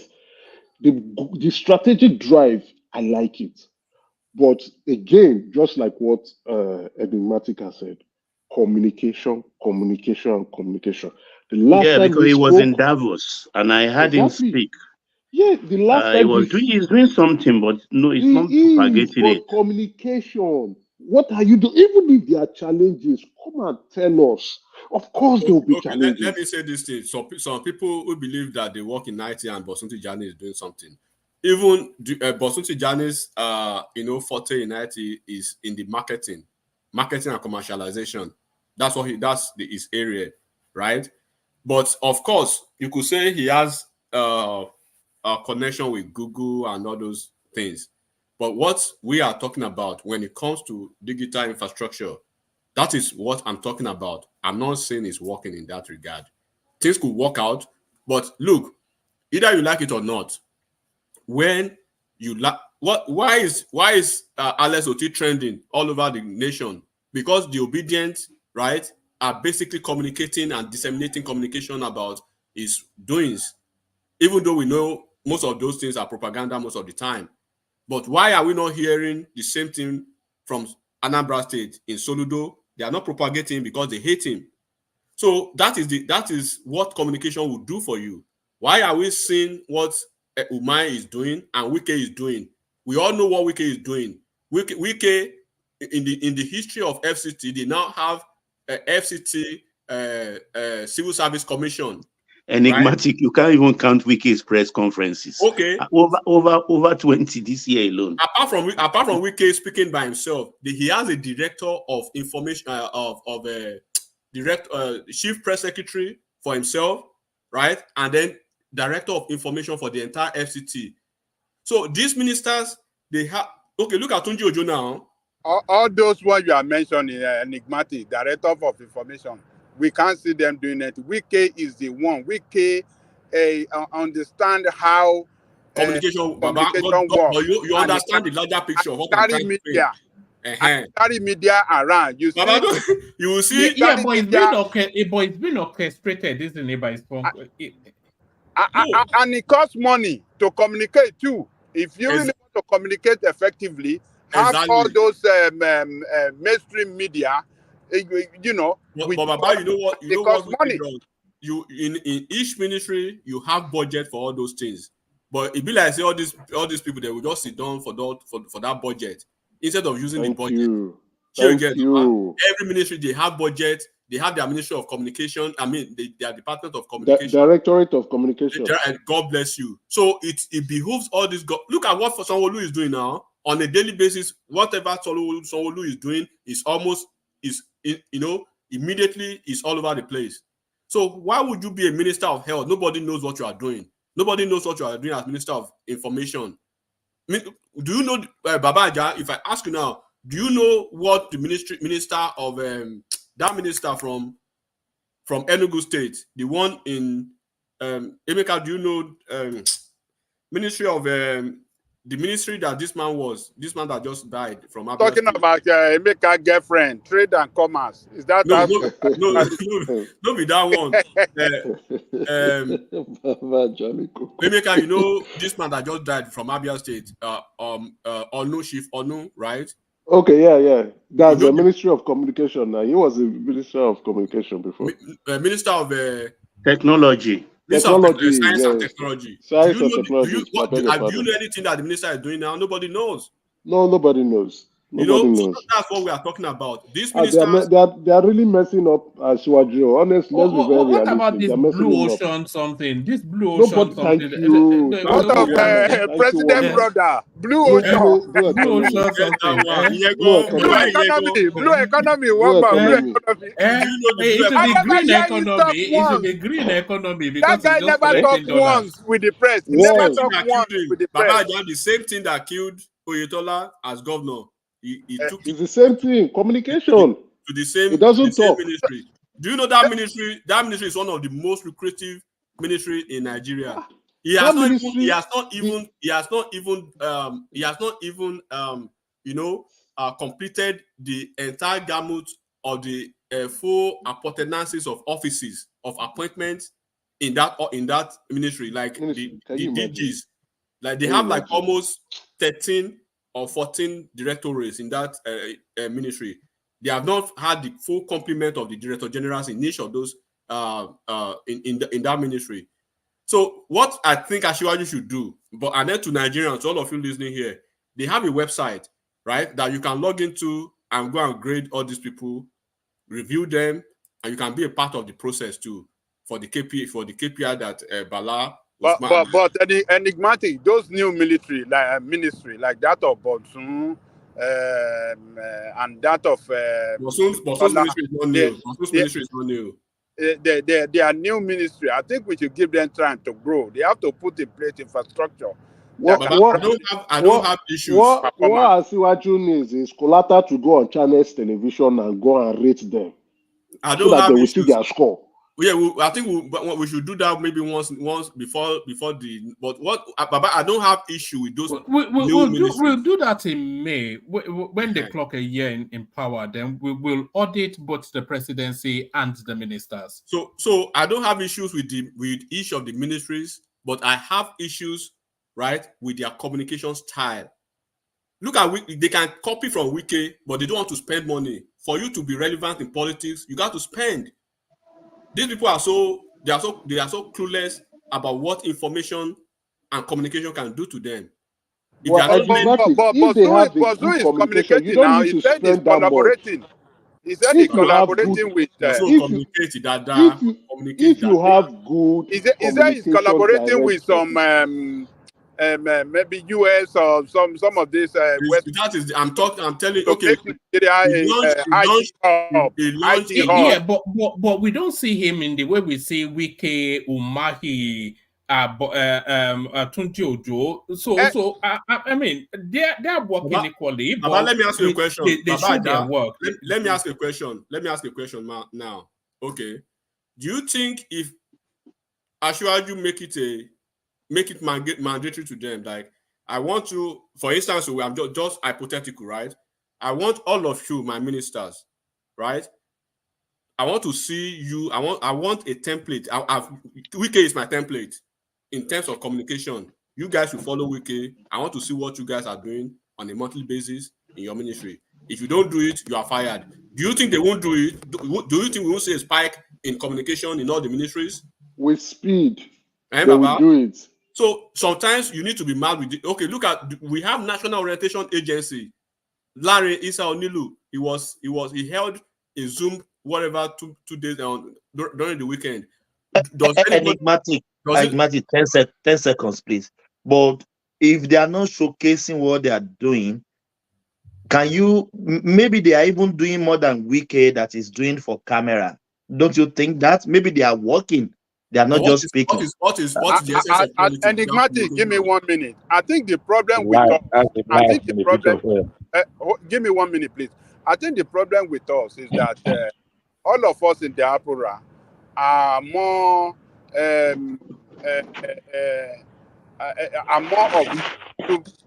YouTube information. We get more of our information from YouTube. We don't go to NTA. I think if we monitor NTA, that is where we can get a lot of information as to how these people are working. Baba, let me tell you something. Yeah. To be sincere, right? to be sincere with you. I just don't want to say, okay, I'm not trying to say these are what these people are doing. I'm basically focusing on the communication. From what I know, from the hindsight, a lot of them are really doing a lot. These ministers. Communication, I believe if we follow NTA is the government media house that effectively communicates what these people. NTA is on Twitter. NTA is on Twitter, but I don't. NTA. We are following them, but we are not We are getting what following you them. are saying, Baba. You are not getting it. When Dele Alake Emeka, hold on a second, go ahead. please. Emeka, hold on a second. Let me give you a scenario. Do you know, like, 2 weeks ago? Between 2 weeks ago, or let's say just 3 weeks ago, maximum, when Dave Umai saw a certain campaign against his ministry about their project, about the coastal line or the coastal road or whatever, about the guy in Lagos who is the one who that resort place, right? Have you seen that he embarked on back-to-back media tour to sensitize Nigerians about the real facts and figures of what is happening? Because if he hadn't done that, right, they would have turned the narrative around that the Lagos, Umai, Tinubu, the government, right, they are doing this. So he came. Yeah, he did well. He did well by going on sham offensive. Yes, he even replied article with numbers, with figures. He went technical at the point. Then on the issue of having to demolish buildings, structures, and everything, he came to speak. So look, I can be here and be saying this is what each minister is doing, right? I will say it until tomorrow. But if you as a minister, if you are not showing what you are doing to Nigerians, then what is my job trying to convince people who are not convinced at all, or probably they've taken a position? So nobody can take a certain position against Wike ministry now. They will tell you, go and look at it. Or Umai, right? They will tell you, okay, now look at where when Wike came to office. We know that we've had one of the most ineffective. I don't want to be bogus with the words. I would have said one of the shambolic vagabonds in administrative history of FCT, the last minister, right? Now people know that they have a minister in FCT. If Wike hadn't been coming on board to say things, how would we know? The last time that he was demolishing a certain structure, and the developer came on the TV trying to say something, Wike, coincidentally, during that week, he had his media press conference, and he addressed that, and then he killed that thing naturally. Now we have a ministry of blue ocean, or blue whale. Are you aware of the guy that this same Oyetola? I want to tell you. Blue economy. Blue economy. Oyetola has met with Blinken 4 times, the Secretary of State in the US. He has met with like 4 different secretaries in the US. Secretaries of State. Secretary means ministers. He has been to the US almost 10 times, but nobody knows that, because the fool is not speaking and he's not coordinating his ministry, very well. And you are dealing. This is so how would people know that you are okay? Now nobody knows what you're doing in that blue economy ministry, but you've seen the Secretary of State in the US 4 different times. When he was in Nigeria, he came to that ministry, and you have a budget, and the president supports you. Do you want the president to come and coordinate the communication for you in your ministry again? What else do you want? The president has given you the job. You have free hand to do what you are supposed to do. So look, we can criticize the president, right? But let's look at the lieutenants too, who have the paraphernalia of office 100%, but you are not using it. So I will say, Tinubu, if anybody knows that, I know a lot of them, right, that are doing a human job. Look at the minister of the woman that came from Anambra State, Minister of Women Affairs. Nobody knows what he's doing to. Nobody knows. That one is like even confusing. Start to bring it home, enigmatic.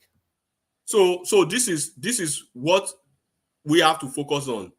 So by the time Tinubu is assessing the ministers, the one that will be left behind, they have to give them one thing.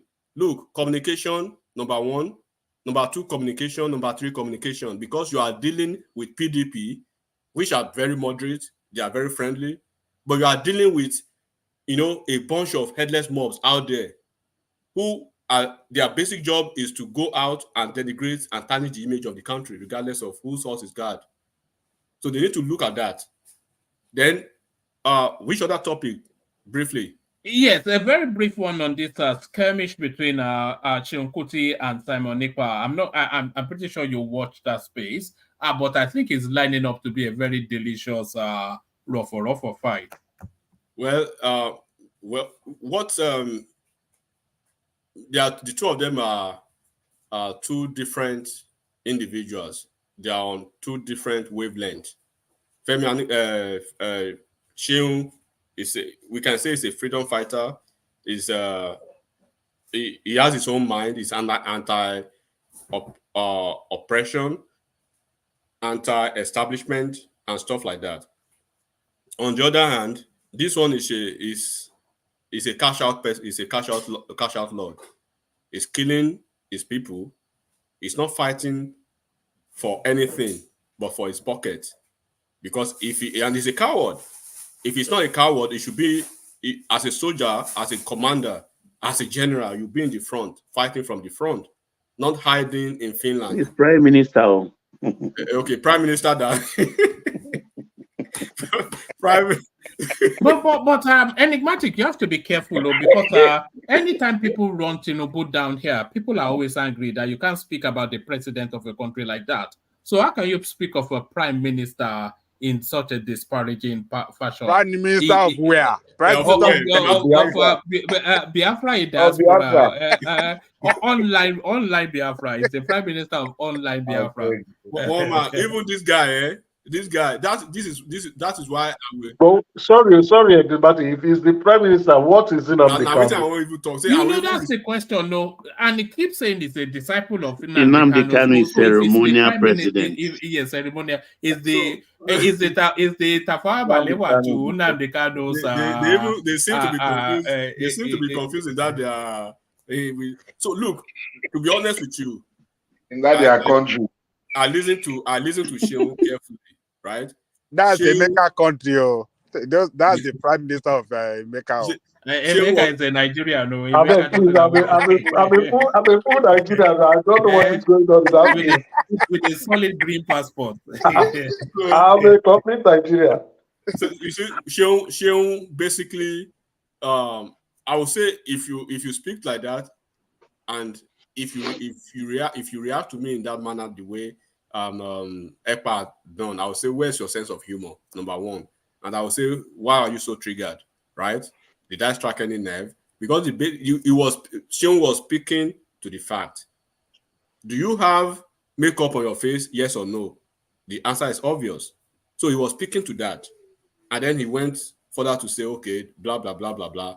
But you went on a tangent of derogatory, language. Yeah, he was responding to Shehu very well in the beginning, and I just don't know what got into his brain. He just decided to start going somewhere else. There were things he said to Shehu that if I was Shehu, I would look at it as I think this guy has spoken right. Shehu should be at the forefront of freedom fighting in the country, but it appears Shehu is not taking a back seat. Why? No, you are not right, because if you are following Shehu very well, Shehu does spaces talking about, I think it's maybe once or twice in a week, right? But yeah, Shehu is still doing what he needs to do, sensitizing Nigerians, right? And if you could see during the election, the only candidate he probably was supporting was Omoyele Sowore, the one that appeals to his type of politics or to his type of political ideology, right? He wasn't supporting Ashwaju, he wasn't supporting Atiku, he wasn't supporting the Agulu man, right? But of course, that's why the headless mob. And let me put this correct. When I mention headless mob, I believe we don't have any headless mob on the platform. But if you're a headless mob, well, God bless you. And if you're an obedient, God bless you. Do not forget we have two different ones. So don't ask for the solid treatment, though. We've just done that round. Don't let them start. Well, if you're an obedient, you can be triggered. If you're a headless mob, you can be triggered. If you're none of those, nothing should trigger you. It's so easy, one man, right? So if you come here, if you say Agbado, if I'm not Agbado, my name is not Agbado, right? I'm not con. But is your name Ewado? Your name is not Agbado, but is it Ewa? Ewa. Are you? No, my name is none of those. So are you sure? I've heard the rumor. Do you want to hear the rumor I've heard about you? Oh yeah, go ahead now. All right. Are you sure you want to hear it? Yes, go ahead. All right, here it is.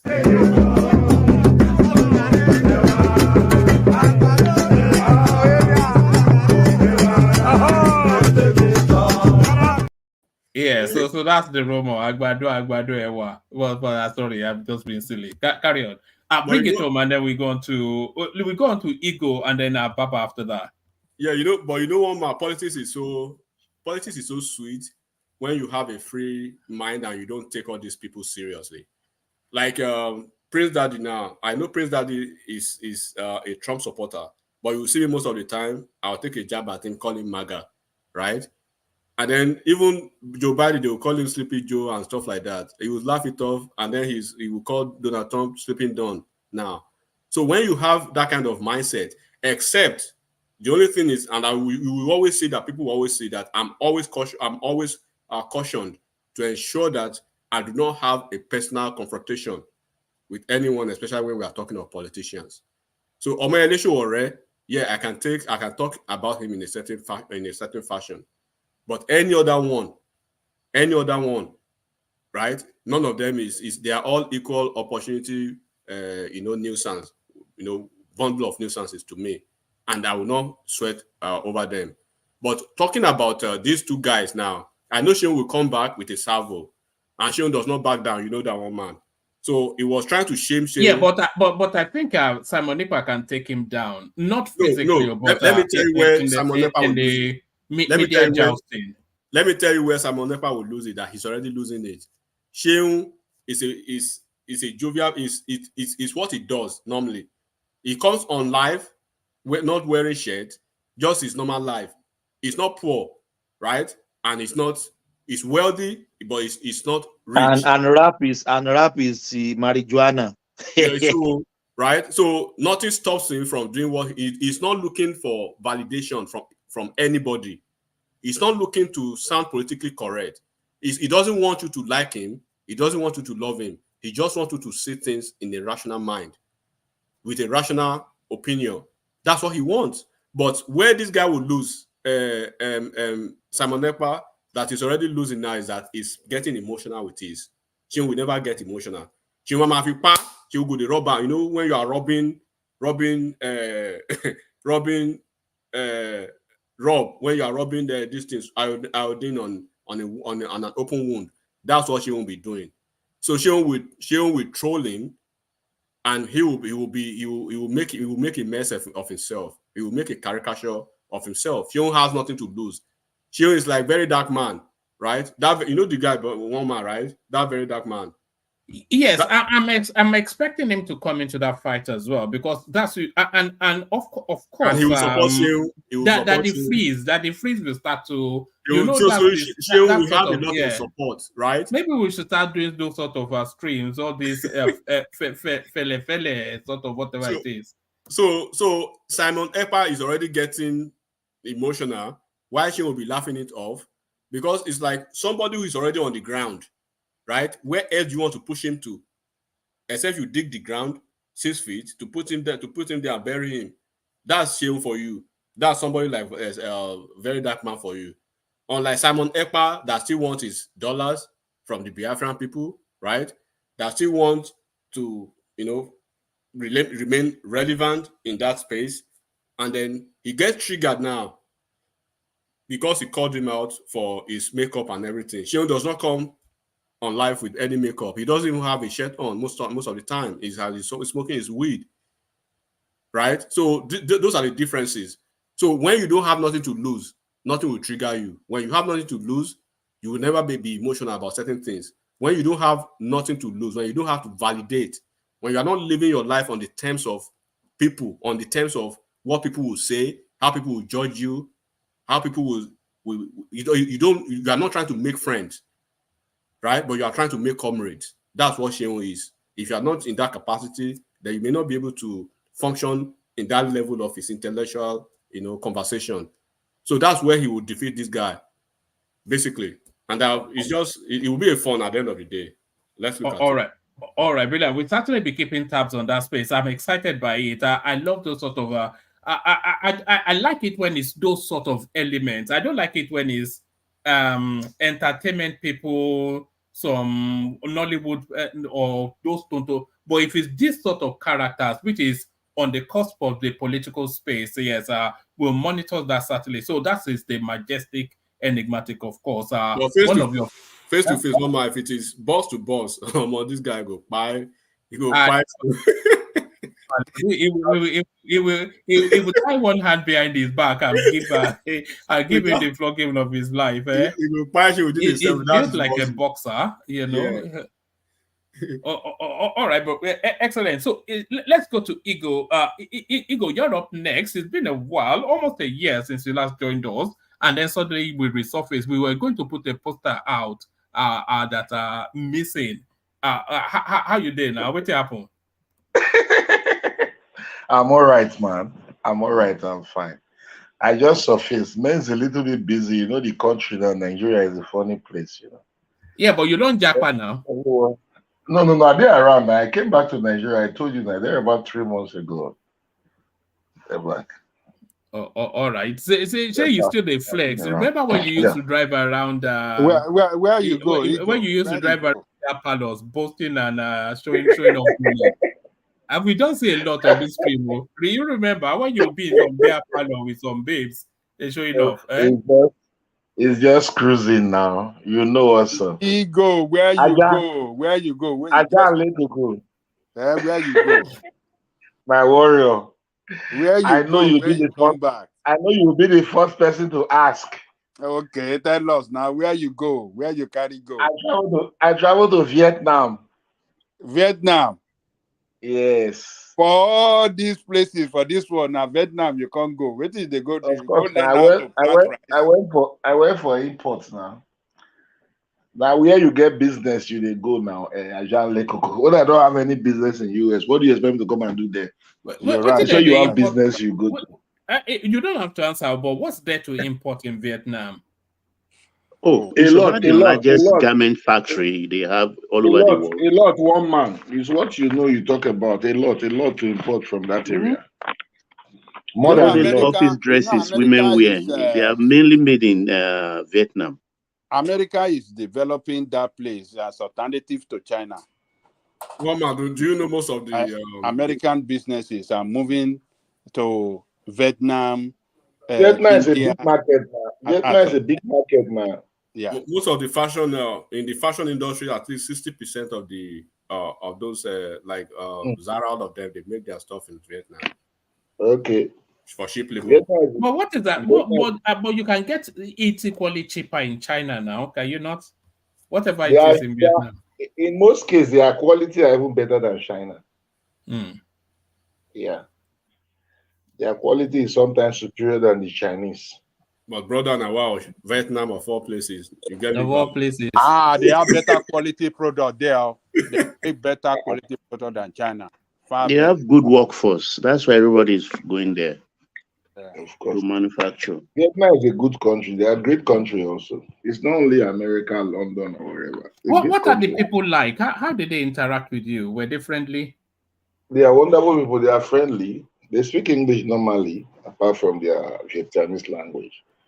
They're an English-speaking zone.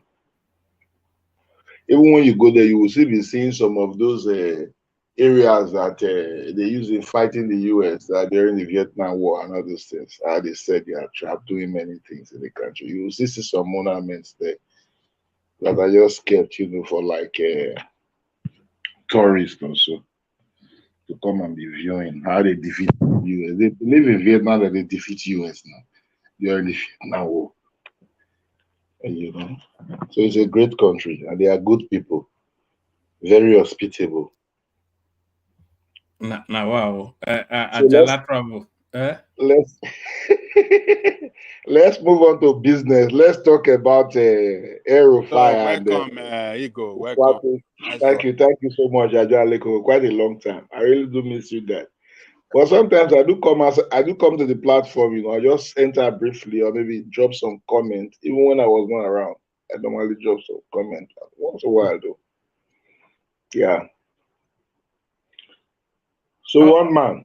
Yes, take us to Where El are we? Rufai. That's where you want to start. Take us to El Rufai. Yes, to my own, though we understand that Rufai is a good supporter of Tinubu and they are all the same what do you call it, political party. I think that they should have given him one of this position, like the minister or so.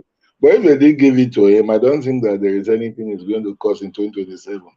I believe that Tinubu will still remain there for the next 8 years, and moreover, I don't think that Tinubu is the one that is really pushing him aside. Maybe some of those ministers are not really happy with him, even his party men that are not really in line with him. I guess they are the one pushing him aside. Not that it's not going to do well, but there's other better, big names that can do good job. Like even as yesterday, I was even thinking that Tinubu will give somebody one of these big whatever to manage for us, so that those things he did in Lagos, he can take it to federal. But up until now, we didn't hear anything about that guy. And also, there are lots of people. This reshuffling of cabinet of 18 or this redeployment or whatever, we don't think we need redeployment at this stage. The ministers that are working, the whole Nigerians are seeing it. If those ones that think that they are working and cannot come to the TV or to the public space and tell the Nigerian people, I don't think we should see them as people that are really working. They should put people there that will be telling Nigerians what they are doing for them, not the ones that are going to NTA, that Nigerians are not there. They should come to Arise News. They should come to, what do you call it, TVC, another station, to tell Nigerians what they are doing. And if Tinubu understand that some of these people, they are not really performing, there is no need of redeploying them. They should be sacked and new people should be brought in to fit in for this job. There are lots of Nigerians, so I don't think some people should be given privilege or whatever, or should be seen as those that can do the job.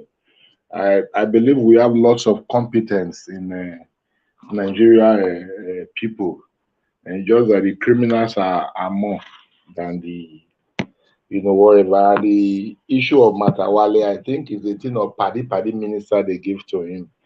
They just, like his own position is like Paddy, just compensation. Say, okay, don't be out of government, just stay there, because I don't think Matawale really has done any good, even in his states or before coming to, the ministerial position that he's holding now.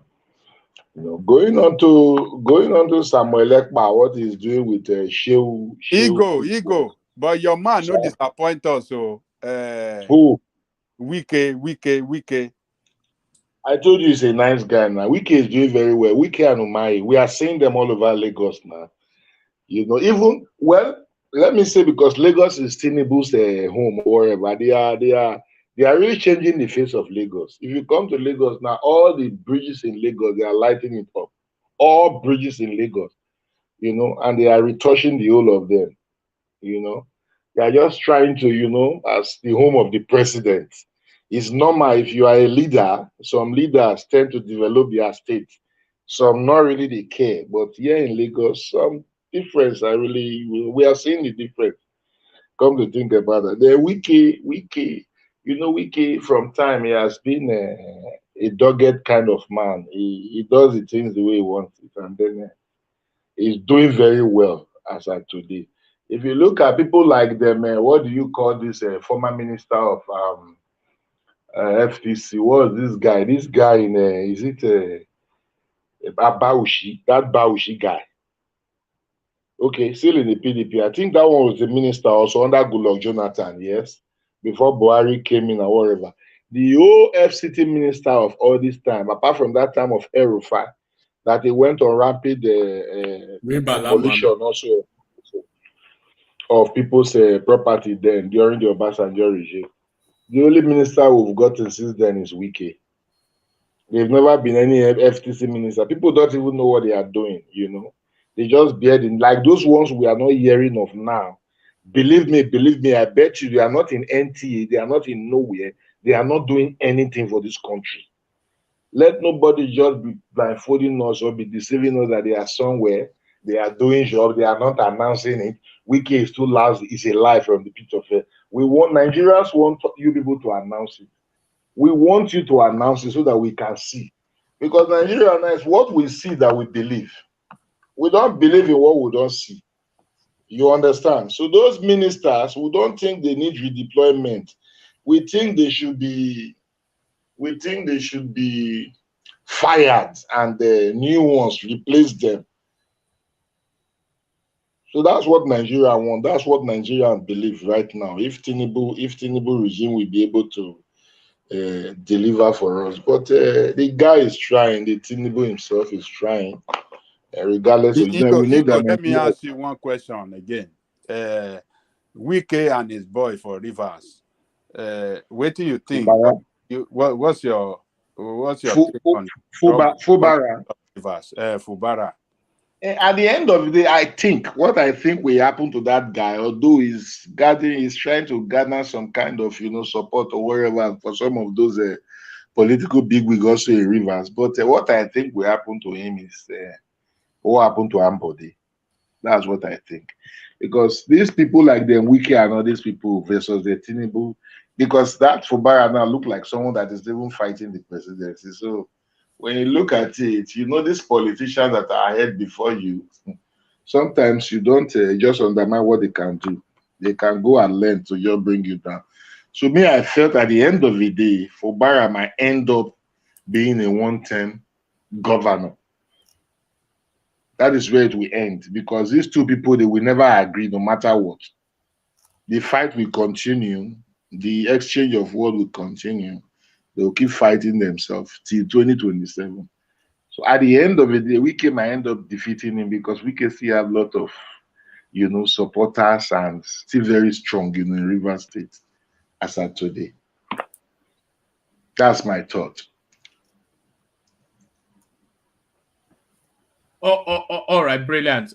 Do you have any thoughts on Yaya Bello? Do you want to give us a little flavor? Adams Oshiomole came out earlier on today speaking to that space. And also he spoke about how Ododo used his immunity to help him escape and the illegality of it. Adams Oshiomole is outspoken. He normally sometimes he also, although it's not a fanatic, it's not a religious whatever. Adams is like Erufai one way or the other, because normally sometimes he speak out. He's very good in speaking out some kind of time. He will just bring the story, he will just knock it the way it's supposed to look like, make Nigeria understand that this is what is going on. But at the end of the day, I don't think that Yaya Bello is a talk now. We don't think that they are going to arrest him. Nigerian politics now. We don't think they will see him to arrest for the moment, because he's in Abuja there. Who is telling us that they don't know where Yaya Bello is? That's a lie. Yaya Bello is in Abuja. If they want to arrest him, they should go and arrest him. At the end of the day, they will just do this matter all one kind. And the guy will just walk scot-freely. He will just be in what do you call it? I think they are threatening the EFCC boss now to come to the court now, right? I don't know what that is supposed to mean. The High Court of wherever Kogi, is it Kogi? Yes, Kogi. The High Court of Kogi State, I think they are inviting the EFCC chairman to come and wherever. Is that not a threat, or is that not a way of trying to, I don't know. But at the end of the day, I just think that those that have the money and they are in power, I think they still have the money and they have the power. So nothing will happen to that guy at the end of the day. They might not end up even arresting him, because the drama in this country is getting too much. Every day we see different drama. So Yaya Bello is there in Kogi State, and then the EFCC boss, he has promised us that he's going to resign. We are waiting for him. If he fails to arrest Yaya Bello, he must resign. We are still going to call him out if he fails to arrest Yaya Bello, because he has told us that if they did not prosecute that young man, that he will resign his job. So we are just waiting You are waiting. Sorry, just let me put something clear to you.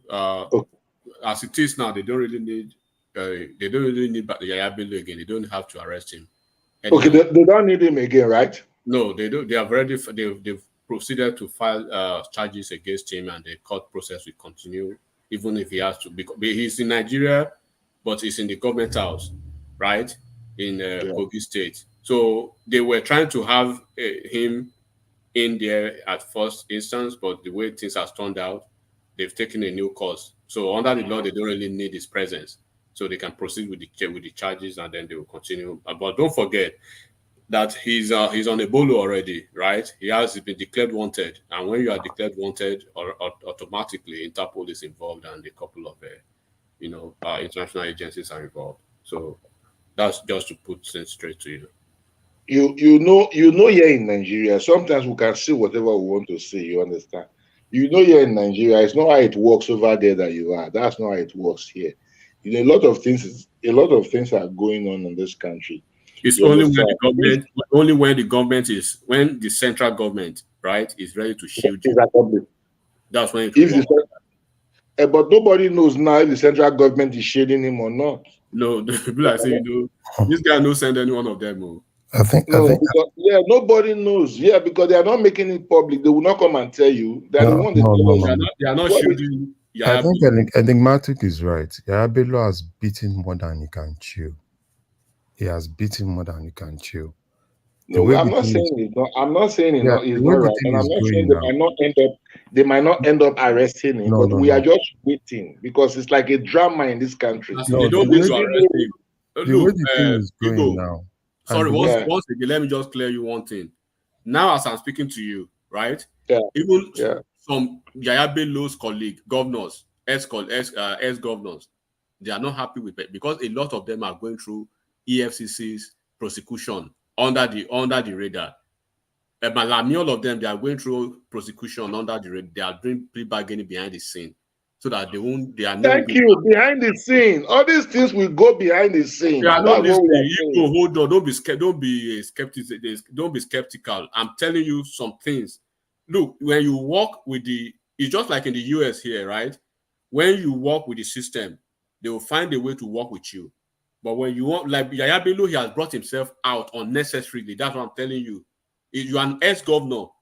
So Fayose was an ex-governor now. They said they will arrest him. He said, you don't need to arrest me. Just wait until I have no immunity any longer. On the day that he signed off in office, he took himself by himself to AFCC headquarters. Right? So Yaya Bello, the government will only support you if you are honorable. Why are you running in the first instance? Are you the only governor? Is Obano not there? Obano has charges now, right? They arrested him. He said, please let me go to the US and take care of my health, and I'll be back the time you want me, my stuff. So within 2 months, his doctor cleared him. He came back to Nigeria, right?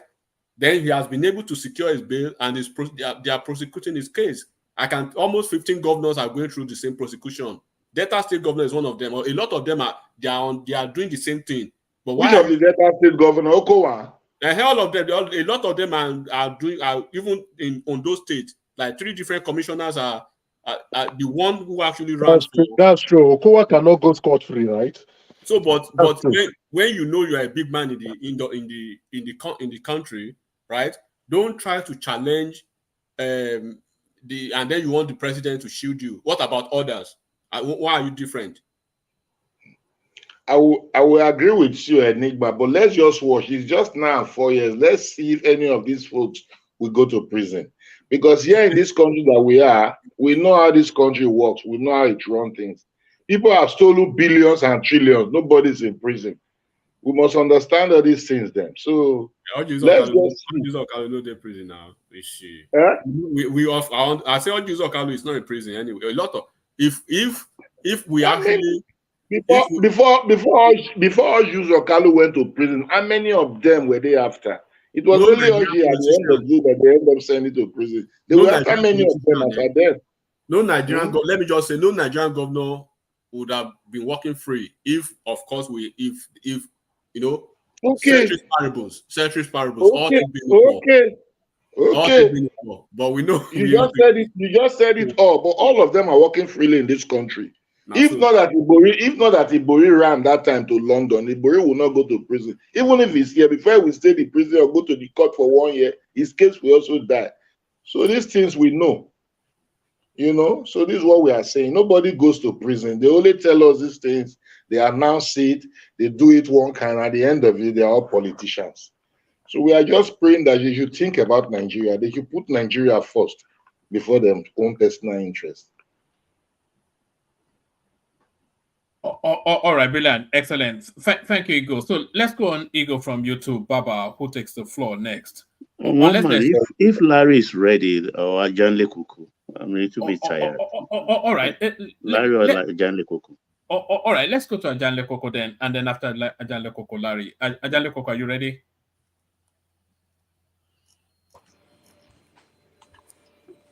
Hello. Yes. Hello. Are you ready? Yeah. Let's go. Let's go. All right, brilliant. So to the conversation, we kicked it off with where did we even kick it off? The note of caution from Segun Showunmi, the political risk of alienating El-Rufai and Yaya Bello. Yes, El-Rufai, I can see it, and I can join the argument that is playing high tension politics with El-Rufai, but Yaya Bello is just a boy. He doesn't really carry any political weight. But what are you making of Segun Showunmi's advice to the presidency? Yeah, thank you, Mama. Greetings to our listeners around the world. Click on the like button, share, and subscribe if you haven't done so. You see, I don't know the politics that Segun Showunmi is playing. For him to say the president is playing a political risk with, alienation of Yaya Bello. I don't know what Yaya Bello. I don't know what he can still do in the politics of that state now that it is evidently clear that he's a corrupt guy. He's running away from justice. He's already embarrassed and ridiculed his personality. His opponent already, they are weaponized with all these shenanigans that he's doing. So I don't know how he'll be able to win election in the future in that country, except if people, if people of that state are Beudani people, stupid people. That is when they want to follow this man that is being declared as the looter of their resources. So I don't know how I don't know his political worth now. Those lady Natasha and what do you call some other politicians, even within the party, you're going to see some strong opposition against him within APC. They're going to come out strongly against him and even the governor of the state in the next election cycle. That's going to be, they're going to make reference to all of this, and they're going to rope him and the present governor up together because the present governor is his handpicked. So I don't know. I don't know his political worth. Nigerians should not follow such a highly corrupt person anymore, or even listen to them, or give them political space to even operate at all. So that's about that. And El-Rufai, El-Rufai have a problem too. El-Rufai could prove to be a very big mistake if Tinubu doesn't handle him properly. One man, let me just ask you one question. If you were to beat Tinubu and you were to choose between El-Rufai and the governor, will you go for El-Rufai against the governor? This is a political game now. The North, when we talk about all this godfatherism, it doesn't work in the north. The governor is trying to hold his own feet now, and is currently against the Rufai. So if somebody like Tinubu would rather want to go for a sitting governor who has the power than go for an Rufai. So it's a win-win for him. So he's just standing and let them do the thing in Kaduna. See Rufai's son, challenging the governor. See what they did to him. So what Rufai is even facing now is even bigger than him in Kaduna. So it's a win-win for Tinubu himself than to stay with the governor who has the power than Rufai who's out of government. So Shegun Oshiomole does not even understand all these games. But El-Rufai has a lot of clout in the north, He's Buhari's boy. That's Shegun Oshiomole is looking for a slot. See, because that guy normally El-Rufai you are saying, El-Rufai has a lot of this, El-Rufai has a lot of that. El-Rufai has a lot of that when he has the power. There is difference between you having the power and you not having that power. No, he has a lot of influence. Do you remember which influence does El-Rufai has now? El-Rufai has a very close relationship with Buhari. Buhari still controls the north. See, that same El-Rufai that you said, if you ask people from Katsina, they will still tell you El-Rufai is more of an infidel. El-Rufai has worked with all those people and he has stabbed them at several times. When you are saying that people that have influence in the north... This is Larry, right? Sorry, Larry? What do you say? Larry, right? Yeah. Yeah, that's exactly what I was... He has worked with Atiku now. So you see, when you are talking about people that have influence in the north, if you are talking about people like Sanusi, yeah, those are people that have influence. You see, El-Rufai that you're saying, El-Rufai had influence when he had power. Because at that time, he was so powerful in the north in the sense that, they see him as this powerful person, powerful governor. It's not like he has in northwest, not to talk of north, he doesn't have any influence in northeast. In northwest, you can't be comparing El-Rufai with the likes of Kwankwaso now. El-Rufai does not have any influence in Kano. What makes the north? Is it just Kaduna? You are talking about states like Katsina. You are talking about states like... Does El-Rufai has any influence in Katsina? No. Does El-Rufai has any influence in Kano? No. Right? So El-Rufai, I understand. Yeah, El-Rufai, you can't. El-Rufai is you know that Sanusi owes El-Rufai a favor the way he handled him when he was impeached. He was the rescue. So he has that. He has Buhari. There's even images after he was betrayed. He went to Buhari and he made sure to put out the pictures of him. All those ones are normal. Yeah, those are influences. So those are more to it. He has a very potent voice. No. If El-Rufai starts to campaign against Tinubu will feel it. You have to look at the relevance in the north. Don't equate political relevance, right, to normal personal relevance. Political relevance in the north, if you are talking about the north now, in Kaduna as Kaduna is, every other person that were previously aligning with El-Rufai are currently aligning with the present governor. So it's either you are with El-Rufai or you are with the governor now in Kaduna. So the way it is now, as it is now, even the El-Rufai's boy, they have some plans to discipline him even in House of Reps. As I'm telling you now, even that committee that, is presently the chairman, Senate House Committee on banking. If he's not careful, he might lose it. Because I know there's 1 or 2 games going on in House of Reps now. You mean his son? Yes, his son is the chairman House Committee on banking.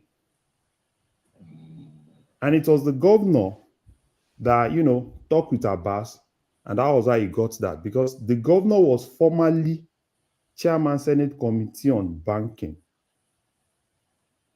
And that El-Rufai son, Bello, actually is the incumbent governor's mentee. So that time, that boy was the current governor's SLA when he was in Senate.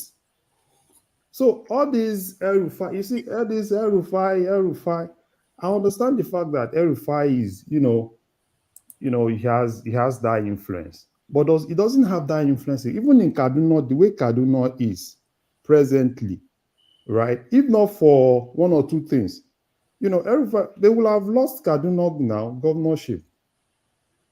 So it's not like, as people are seeing it, like, oh, El-Rufai can command. That you can't command anything when you have a sitting governor that is looking for influence, that needs that seat. Because presently now, the governor had not even come out before. This is the first time he's coming out directly, man to man, face to face. So if El-Rufai even does anything, you know, you can, okay, look at when Ganduje and Kwankwaso were having issue in Kano. What happened? Ganduje ran Kwankwaso out of Kano now. So even El-Rufai cannot even afford to face the governor now, because he will run him out of Kaduna State. El-Rufai has committed a lot of things now. Why do you think every governor needs, you know, their successors to cover them? Because if you open everything, everywhere will scatter now. So Tinubu, I like what Tinubu is doing. He's not supporting and he's not against. And he can't use the Wike pattern in Kaduna. You can't use that pattern, because an average northerner, you know, wants to have their own voice. And that's exactly what is happening now. So El-Rufai can only, you know, try, but I don't see that influence. I don't see that influence. Because El-Rufai does not even have the key states in that Northwest. El-Rufai does not even have that influence. Does El-Rufai have influence in the likes of Katsina? No. Kano? No. So the way the game is, forget about Segun Showunmi. You see, for me personally, and you know, the way Segun Showunmi came to your platform, you remember I asked him one question, because I know Segun very well. He's from Ogun State. I'm from Ogun State. Most of the problem PDP has in Ogun State are part of things that Segun himself caused. Always going to court every now and then. Any small thing is in court. Any small thing is in court. Any small thing is in court. So, anybody can just say all this. The guy is looking for slots. It's in here and there. What do you want El-Rufai to do? So, Tinubu should support El-Rufai against the governor. That means he wants to just. I think Tinubu should support the El-Rufai against the governor, because El-Rufai is a national figure. It's a senior figure within the North. And you know, we've been teaching you politics now, man. Where you want to get here, you want to get that Shakeni, one man. Even in Kaduna now, they don't touch your hair for bottom, man. In Kaduna now, his influence has dropped in Kaduna. So where do you want him to go? Woman, Google it. Check the numbers in the last election. You will see then the numbers will tell you what happened in Kaduna. They almost lost Kaduna State. El-Rufai influence has dropped in Kaduna. To PDP. I lie. Go and check the numbers now. Look at the numbers of. I'm not lying. That was what happened. They lost. Look at the numbers of House of Rep they lost, and look at the senators. The senators representing Kaduna now. Right? So he was a man that was loved so much when he came on board, but his polarized political tendencies caused him a lot of political capital. And the way he handled the religious part of it, the Muslim, Christian, the Southern Kaduna, and so it's a lot of things. I know he's stubborn and he's intelligent. Sometimes he allows that intelligence to supersede his political sagacity and how he needs to intellectually maneuver the political space, especially in a state like Kaduna State. Kaduna is a unique state in the northwest, in the northwest particularly, because it tilts a little bit to the north central, right, and a little bit to the northwest. So it's like in the middle. So you have to find a way to balance that. Mm-hmm. So he failed woefully in balancing the political, the political tendencies from the southern part of Kaduna and that it became a lot of resentment to when a he came up with his Muslim etiquette also. deputy as a governor. Yeah, Even besides, that was the nailing on the coffin of. even besides, everybody saying Tinubu did this for El-Rufai. El-Rufai has been adequately compensated now. With what? The minister, he was the one that submitted the minister for Kaduna now. You submitted minister for Kaduna, your boy that is the first timer, they gave him chairman Senate Committee on Banking. Who is that? The minister from Kaduna State? Yeah, Who is that minister? I think Lawak Azauri. Yeah, no, one guy, one of El-Rufai's former commissioner now. Even the speaker? What of the speaker? Even the speaker self, even Abbas. One man, he has a lot of one of the guys from one. You know Datijo? Do you know Datijo? Datijo lost his senatorial bid. Then they make him the deputy governor of CBN. So there are so many people from. So they've compensated him enough. They've compensated him adequately, self. Yeah.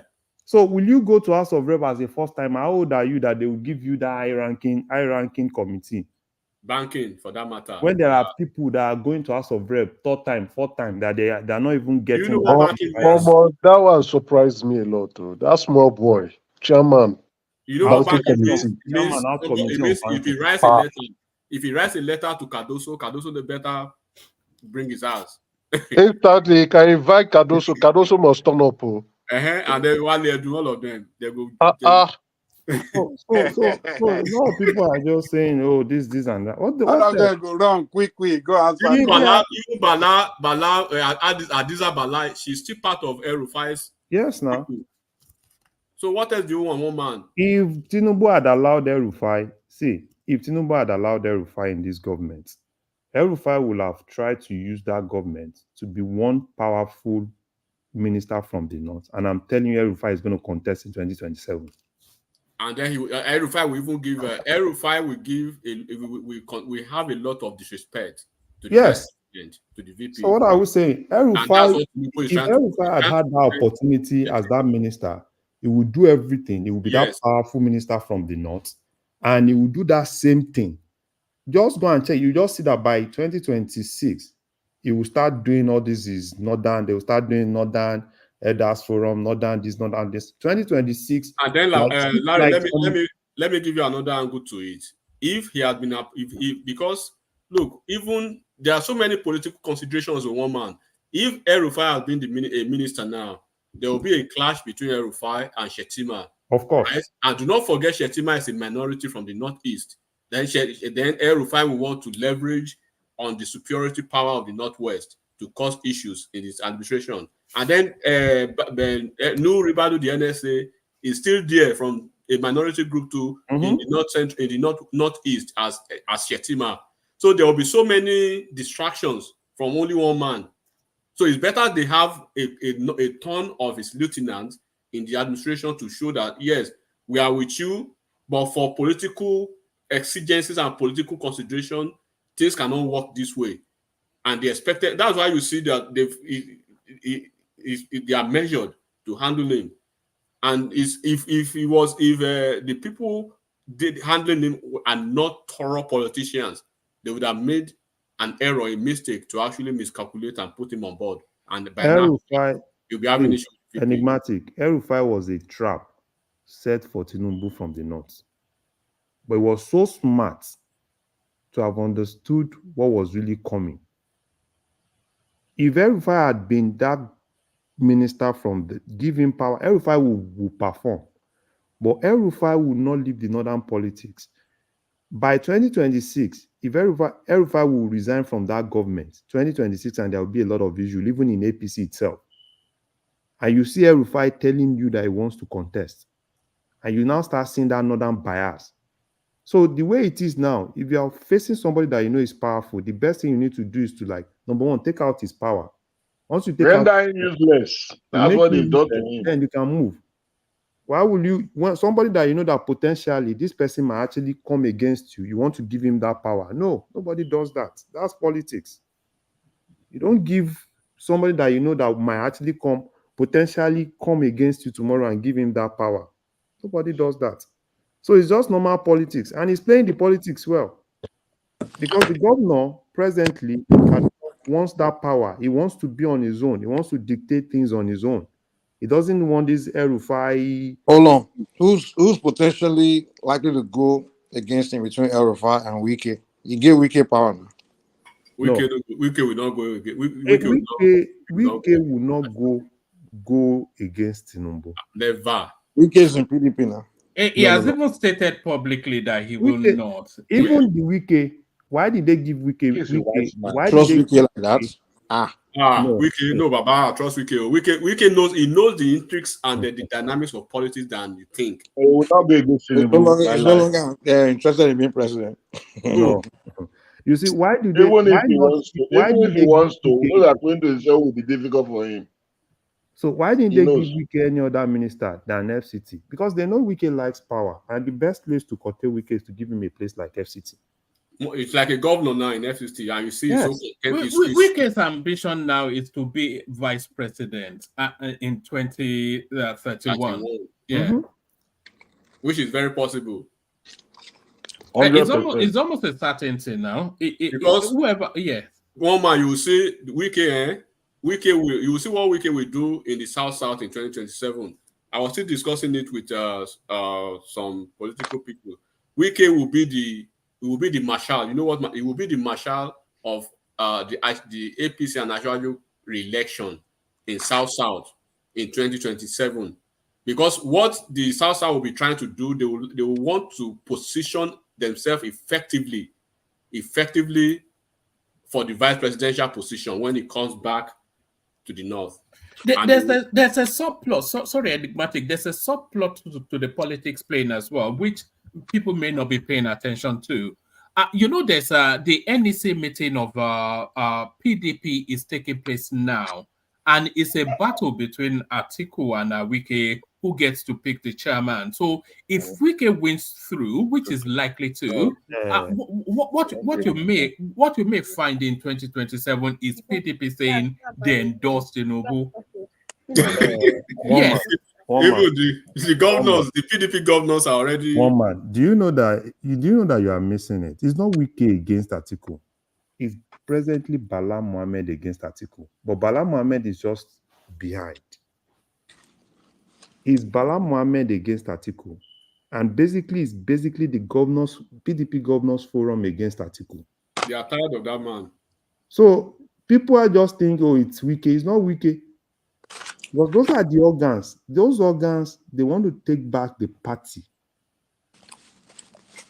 They want to take it away from the likes of Dino Melaya and these Atiku gangs. And that's why when you see them, they always like, oh, we want to have our caucus meeting. We are the neck, we are the this, we are the that. Yeah. Yaya Bello has what rendered position is El-Rufai holding? What position is El-Rufai holding in Tinubu's government right now? 0. No, it's not. That's wicked from Tinubu, man. That's wicked. No, you cannot say 0. No, that's what I'm saying. Like, no, on a personal level, that's just wicked, man. On a personal level, I think it's wicked. Is the reason why Shoumi is crying out now? Why would Tinubu not give El-Rufai a position in the government? Shoumi is playing. But the whole thing, even the whole thing, is looking for slots. Even the whole thing, if El-Rufai had played his game well, it was El-Rufai himself that said, because at that point, Ashwaju told him that can he still wait a little bit and let him resolve it? And El-Rufai came back and said he's not even interested again. Then he moved out of the country. And he moved out of the country. So immediately he said, do you remember when he was playing Bob Marley's song on social media, El-Rufai? I can go and bring you the clip. He says, I will go and bring you that clip. So I think, Eze, you say Wike will not be anything in South. Let me just tell you what will happen in South, right? South, if you see, I don't know, probably one man or anybody, are you guys seeing that South? It's like they are positioning themselves and they are coalescing around themselves now. It's like they are trying to form. They are trying to really be in the center. Even when you look at the governors, they are more organized than the Southeast now. Yes, when you look at the governors under PDP now, even in South, right, they are like tilting towards the center because what will happen in 2027, Wike may not be I understand what you are saying, is it? Wike may not, because at the end of the day, the VP will have to be anointed, right?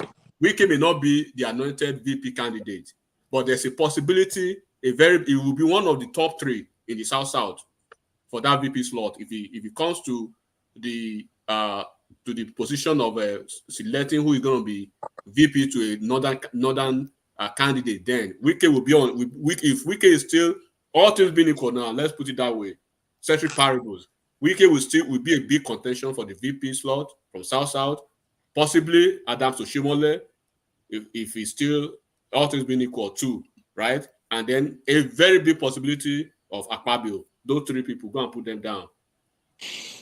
Yeah, those 3. Let me say I want to chime in on this. Yes, before you chime in, sorry, Ego. Gentlemen, let me take a window and bail out. Ajale Koko, I have an early appointment, so I have to bail. But Ajale Koko still has the floor. Acknowledging the super chatters, Tope O, of course, a series from Ayo, still Ayo going still. Still Ayo, you probably guessed. Tim Ajek joins in there. Prince makes his return to the super chat space. Tim Ajek carries on still. So Tim Ajek comes in with a decent one right there. Emeka acknowledges Enigmatic's contribution with a super chat. Oscar Blackbone, who does that occasionally, does it on this occasion, and there it is. So let's see. So Tim Ajeka said it's not even set the bar, but it's matched the bar. I wonder if we're ever going to surpass that bar. I suspect we will. So thank you, everyone. I'll see you tomorrow. Mike is here. Thomas is here. So the conversation carries on. One man, before you exit, I wanted to comment on what you were having a conversation with Larry, who made quite an excellent analysis. So take a minute before you go. Let me chime in, and then I will leave with you.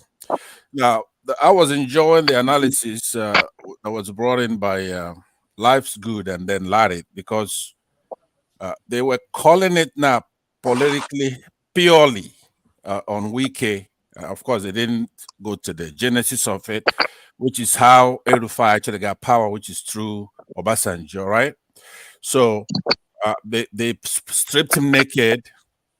You, though, you have the fear that if El-Rufai is not there and all these powerful men, these thugs that we have that supported Tinubu the last time, if you strip him of all those people, then he'll be naked, right? So we know what happened in that election. Nobody's talking about it. It's not a political genius from Tinubu's Buhari, and the confusion in the north, right? They're scared to death. Dubai tea, incertitude. That's a confusion in the north. It's perplexing. There's a discomposure of what's about to happen. Now, Tinubu, without what's the guy, the militant in the South, he's already disavowed his relationship with Tinubu. Somebody, what's the name? Dokubo, right? Then you have El-Rufai, who Life is Good, and Larry, if you put them together. So now, what do we do when we look at your fears and then the absolute no power that El-Rufai, he doesn't have any power right now. He was nominated by Tinubu to have a post, and he was voted down, right? He was rejected, even for a cabinet post.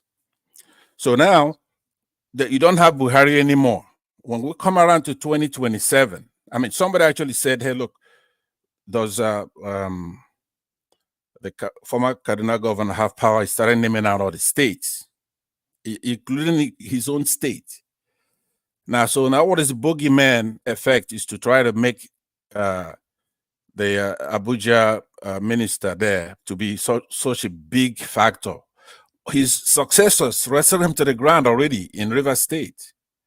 So the carcass that's known as PDP It's just hubris, or he has nobody. There's no state that the minister in Abuja could carry right now.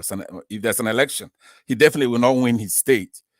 Is it the southeastern states, or is he going to win the southwestern states in any capacity? So what we have to do is to be honest. That political analysis that was like 10 minutes in span between Life is Good and Larry, it's the way we should be talking when we come here to talk about politics. We have to tell the truth. We have to. I mean, they stripped him bare and stripped him naked. He has no power. He cannot do anything. But unfortunately, then Tinubu has no. I mean, where did Tinubu win? He didn't win anywhere. So there's no among thieves. There's no honor. They've gone and they've captured this thing, and then they're gonna fight amongst themselves. That's what normally happens with bank robbers. The Nigerian people are savvy. When you look at this, the way that Life is Good and Larry spoke here, that is the way we have to do it. I'll just end it with that because I don't know if we're going to get it ever again. Why are they telling the truth? Because obviously this El-Rufai is going against their man. Sorry, you just said Tinubu didn't win anywhere. But well, it's a big conversation. No, we are not going there. We are not going there, please. We're not going there We've had because enough about that. Yeah, that's my position. Thank you, Pastor. Yeah, you're welcome. Yeah, Okay, thank you. thanks for listening. One man, I'll see you guys soon. Please let's repeat that. Life is Good and Larry. Try to be that way, and then we're gonna do very well in that country. Yeah, thank you, Pastor. Yeah, Ajali Kuku. Yeah. Thank you, everyone. See you tomorrow. Yeah, see you, Mama. Thank you. Ajali Kuku. Yeah, you have the floor. Yeah. Okay, so I think I don't want Basat want to take us to another balloon. I don't have time for that. Yeah, go on, Baba. So the El-Rufai, I think he has lost political ground in that state, state of Kaduna. I think for what the governor did by telling us how he financially financially bankrupt that state. But Ajale Koko, if Ashiwaju is looking like this guy being rubbish with all his support for him, don't you think he's supposed to rescue him somewhat? No, he doesn't need to rescue him. You should let him face the consequences of his deed. Action.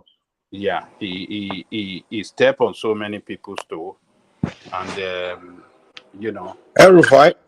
Yes, he steps on so many people's toes in that state. The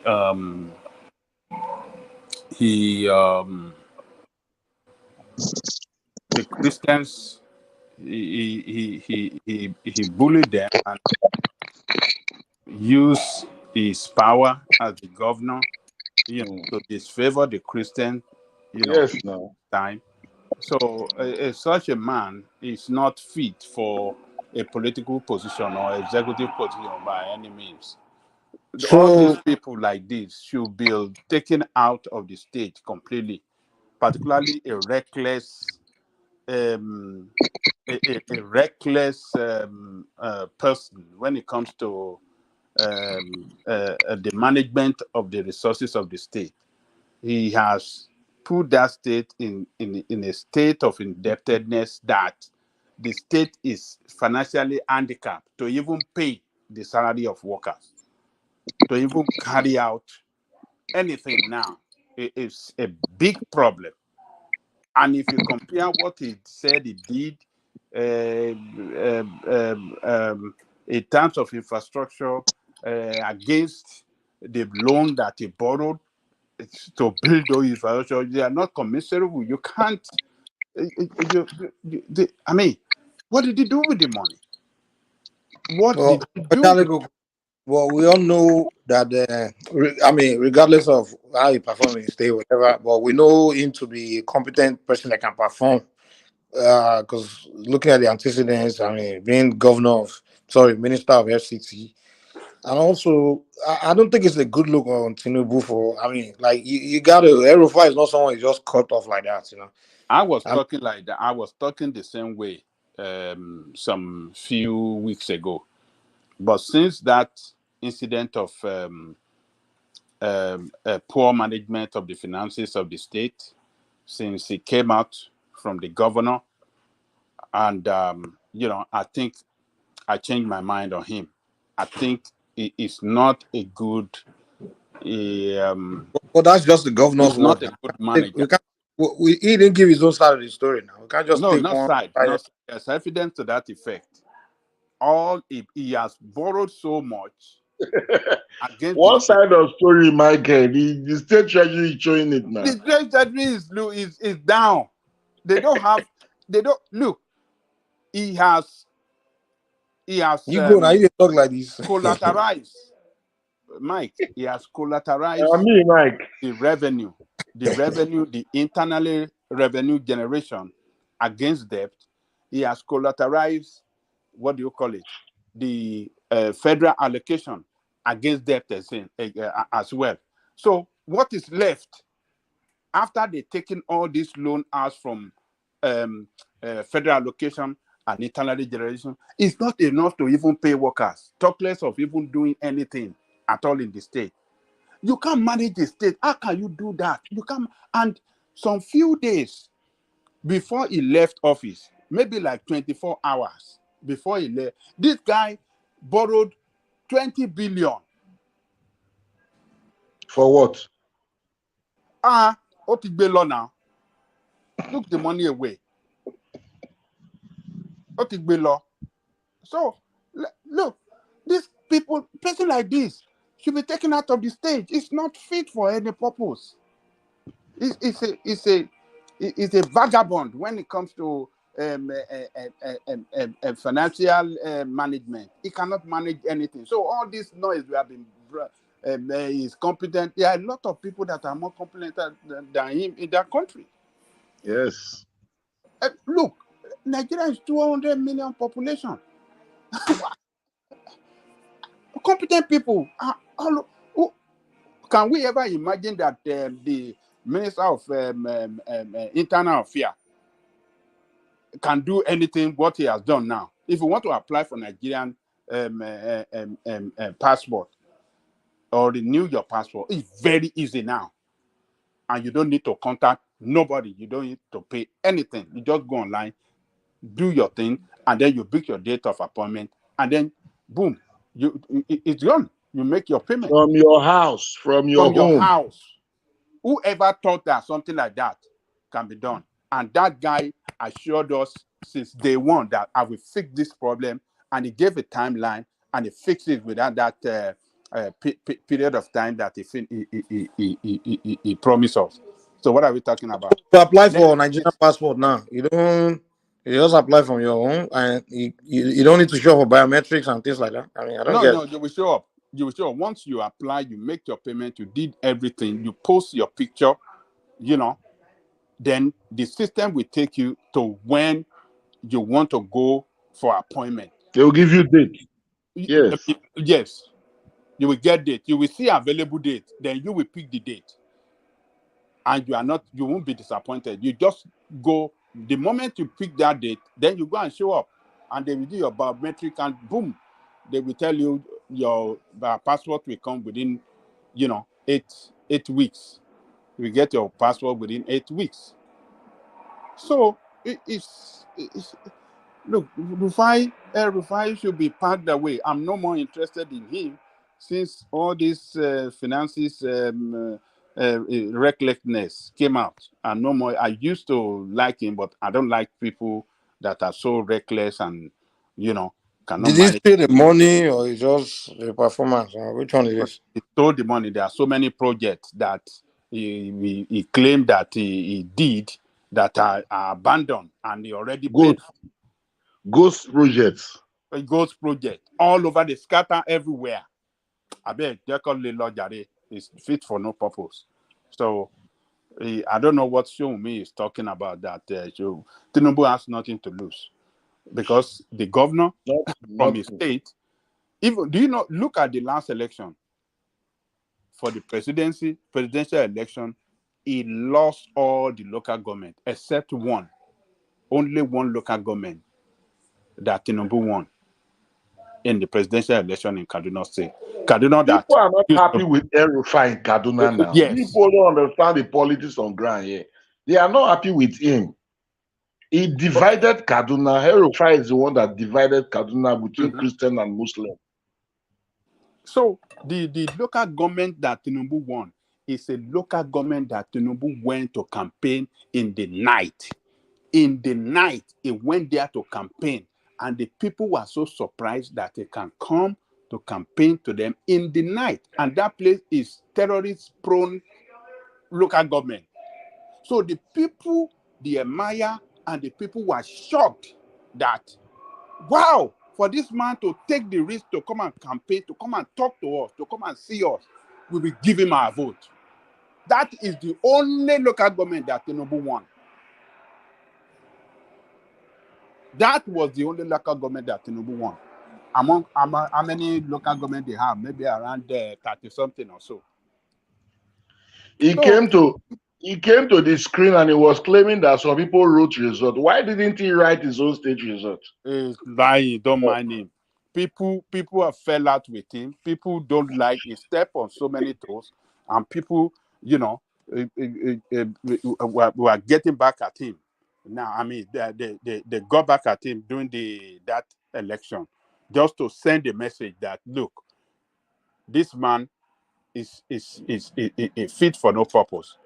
So that you just let him go, Gary. You can't do anything. When the governors already turned against him and the senators, I mean, what do you call the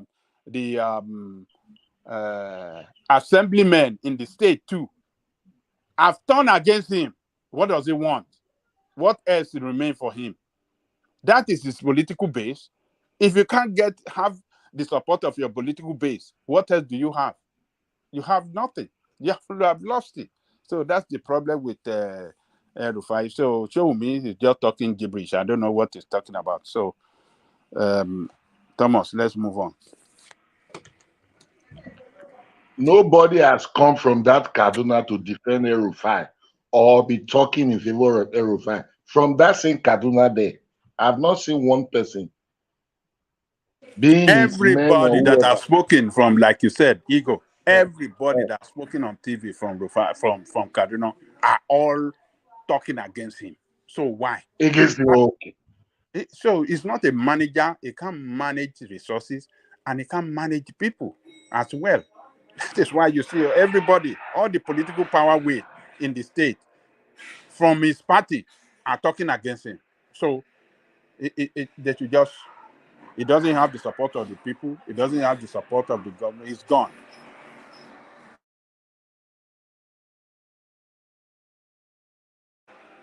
So on the issue of what do I say? Let me talk on what do you call this guy? Oshiomole. I think Oshiomole did very good. The speech he delivered, I think I'm totally on board with him. With everything he said concerning the what do you call the Yaya Bello. Yaya Bello and his deputy. I think I totally agree with him. And I think politicians with credibility, particularly in APC, should stand up against that guy. Now, they should be speaking so that the reputation of their party will not be rubbish. The more they are quiet, the more the people will rob them of this guy's criminality. So this guy have destroyed the image of the party now. Though he destroyed his own image, but he's robbing it on the party. So it is time for the party to stand up and then, disassociate with him. And what do you call this guy? Oshiomole did by disassociating himself from You know, this. Babajale Koko, I always see Oshiomole as the best politician from Edo State. I don't know how Edo people just turned against him. When Obaseki started turning against him, I was thinking the people would side with Oshiomole because the guy he's always been a solid guy. I mean, so I always thought the No, guy no, was a solid guy. I don't know why people just turn against him. Was it comment. wasn't now one of the founders of the Labour Party, the original doing the Labour? He was one of the founders of Labour Party now. If I'm not, Because so, what Oshiomole wanted to do, he wanted to copy what he wanted to do in Edo State was do a Lagos model, like where they draw the blueprint for Edo State, and then right. they follow through. You understand? That was his plan for the state. But because the house Actually, he would have won that election, but Tinubu comment angered the people. Tinubu make a comment that, oh, we are going to winning on those states. Then the youth said, oh no, I don't know be Lagos. You can't dictate our politics. but those youth are, I don't know how to describe them. How can he said though as great as Lagos has those people, they just have ego, like this ego mentality. No, Mike, Okay, how can you I say disagree with he's you. as No, as no, great no. as Lagos? No, How can you say go be Lagos? So, okay, No, Mike, I disagree with you. I like the Edo politics. The Edo politics, they say, now who we want, we go vote. We are going to vote who we want. which That is makes one sense, thing but in it's not Edo like politics today. it's good to say, but vote for the right thing. Don't say because of your ego. It was clear. Oshiomole had plan for that state. He already drew the blueprint. Let's But he follow the ran his 8 blueprint. years. He already ran his 8 years now. I know, but what he wanted was And he what did very well. He did well. exactly. He did According very to well. But okay, he saw what was going on in Lagos, right? He saw that the Lagos they drew a blueprint, right? Tinubu did it, and what's his name came after Tinubu, Fashola. They continued with that plan, and Ambode came continued that plan. So Oluna came. Now you see how Lagos, because he's to build a state or a city is not a one-day job. You have to be, it's a continuous process. You have to set a blueprint. So Shomole set the blueprint. He wanted to do the Lagos model. And then Obaseki came and started being knucklehead and start doing, start trying to change the whole plan. Okay, now where are they now? Are they, they could have gone far, but it was Tinubu intervention. It was Tinubu interference into their party and to their politics. No, I think it was too, but I think it was too involved because remember he made Yes, it was too involved. So the people say, he made this what is all public this nonsense video. now? Go No, hold your Lagos now. Waiting concern you with Edo now. Mike, You want Tinubu make control it. Lagos, they control us again. We no go video. Good morning, Baba Jare. And I like what they did. I like what they did. The way they stood up. Well, how is it favor them Of now? course, he will like Good favor Baba Jare, one. good morning. Yeah. Good morning, everybody. Mike, BT, Alpha. Yeah, see my Alpha now. Yeah. We did, man. I want to, Baba Jare, I want to ask you a question about Eru 5. You don't greet general. I know you don't stay. Why? That's why I don't talk, because I know maybe you have wandered away your usual way. You might not be there and just so I don't want to be wasting my saliva. Odidi general. Even if you go, I thought Thomas already went away. I'm here now. Because for a while, he didn't have Babati. I'm like, okay, what's the Lord? What you said about the Erufai, we are all here and we are claiming, hey, Erufai will be the best administrator. Why can't Tinubu give him a ministerial appointment? I will have been one of the best ministers. He should have given him power ministry and all those things. But what you are saying, this one is contrary to what you used to say about him before. Why, Baba Jale Koko? Yeah, I said when the hold on. Ẹ̀yin ará Amẹ́ríkà kílẹ̀ mọ̀ jẹ ní wo ìgàn ni. Oúnjẹ náà ni. John Legogo has stated the reason why he come against him. He said that he ran the state aground. And when he had the story that the state was run aground, he decided not to support him again. So I think he has expressed that maybe you're not. So does that mean that some of the things that we used to say, maybe we don't have enough information. We just sometimes we just say something, a lot of things that we don't even understand, and we think that we are making sense. Normally, new information do surface now. Some new information emerges. Maybe after you might have gone through your findings, new ones will surface. So maybe you will judge from the recent one also. That's right. Yeah, that's what is. But are we sure that even the information that is coming out now is actually true? It's true. According to offer. How far are we going to offer When this the government? treasury of the state is bankrupt, the guy has he has bankrupted the treasury of the state already. They can't even pay But we have salary. another one in the making now that people are already championing now. We have another governor that's about to bankrupt another state now. I bet everybody is healthy now. But we can't compare. But look, let me tell you, Aletosi borrowed. I hope he borrowed for production. Aba is a commercial nerve center of the East. So if he really borrowed to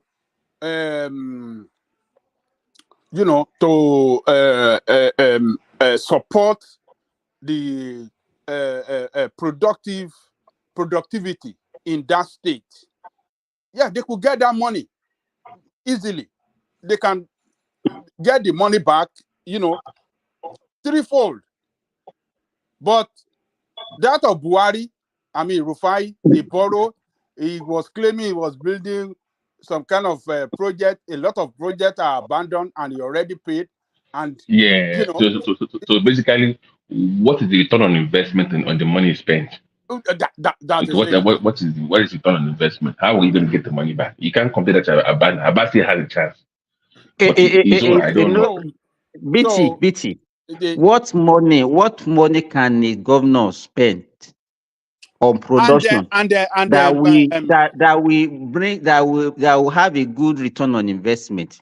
Simba, Look, let me tell you, we saw his let's budget. respond now. No, you asked a question now. No, you asked a question now. You said what money? It can target like the easiest one any government in that country can target is agriculture. That is the easiest way to get it. To me, my own opinion, the best way to get your money back as a state governor, if you invest in agriculture in your state, you will get the money back. Second of all, increasing your IGR to taxation. Okay, you can tax things that usually you can expand the tax net in your state. You will get money back. Okay, transportation, those areas. You must invest money. If you have money for train lines, whatever. Now you have power for. You have the right to invest in power, generation, distribution. You can make money from that too. So there are many things you can do as a state to raise more money. So that's what I'm saying. It depends on where you invest the money into the area you invest the money, long term or short term. But it's possible for you to make the money back.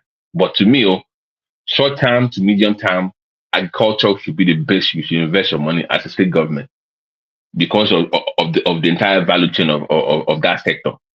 And it sprinkles down to other sectors into manufacturing because they need those produce to manufacture. So if you invest in that one and also invest in the entire value chain, not your money necessarily, but through incentives and tax, credits for people that don't have enough funds. So let's say you do cassava now. Okay, how do we place cassava? Okay, Simba wants to do it. Okay, I'll give you money, loans to go and start processing cassava flour, all those kind of things. So it trickles down. Then you tax those companies that are making that. You can make your money back in the long term. Medium term, you get some gains back. Short term, you can get quick. So those ones, in my opinion, once again, agriculture will be where they should invest in as a governor. Well, I don't. It depends on the priority of that state. That's my point now. Serious, not me. Serious, that's the problem now. Yeah. So like Abana, we know that Aba, when it comes to industrial production. So if the government can, give them support to improve on their productivity in what they are known for, or what they are best um, um, know to Yeah. do the best. Manufacturing. Yeah. Yeah, manufacturing. I think it can recover that money. They can get it because the So more so production, the more Google. tax. For instance now, got what if I'm the governor of Abana, I would say federal government, let me work with you. If anybody is importing anything to my state for manufacturing, they should have some form of tax waivers from the seaport. You make a deal with the federal government. If you want to buy fuel or buy diesel, if you can put that it's for your business, we will give you discount rate. Even for power generation, if you want to use it for manufacturing, we'll give it to you at a discount rate. So you will lower their cost of production. Yeah, So they can produce more. they can produce That's the more. way you do it, yeah.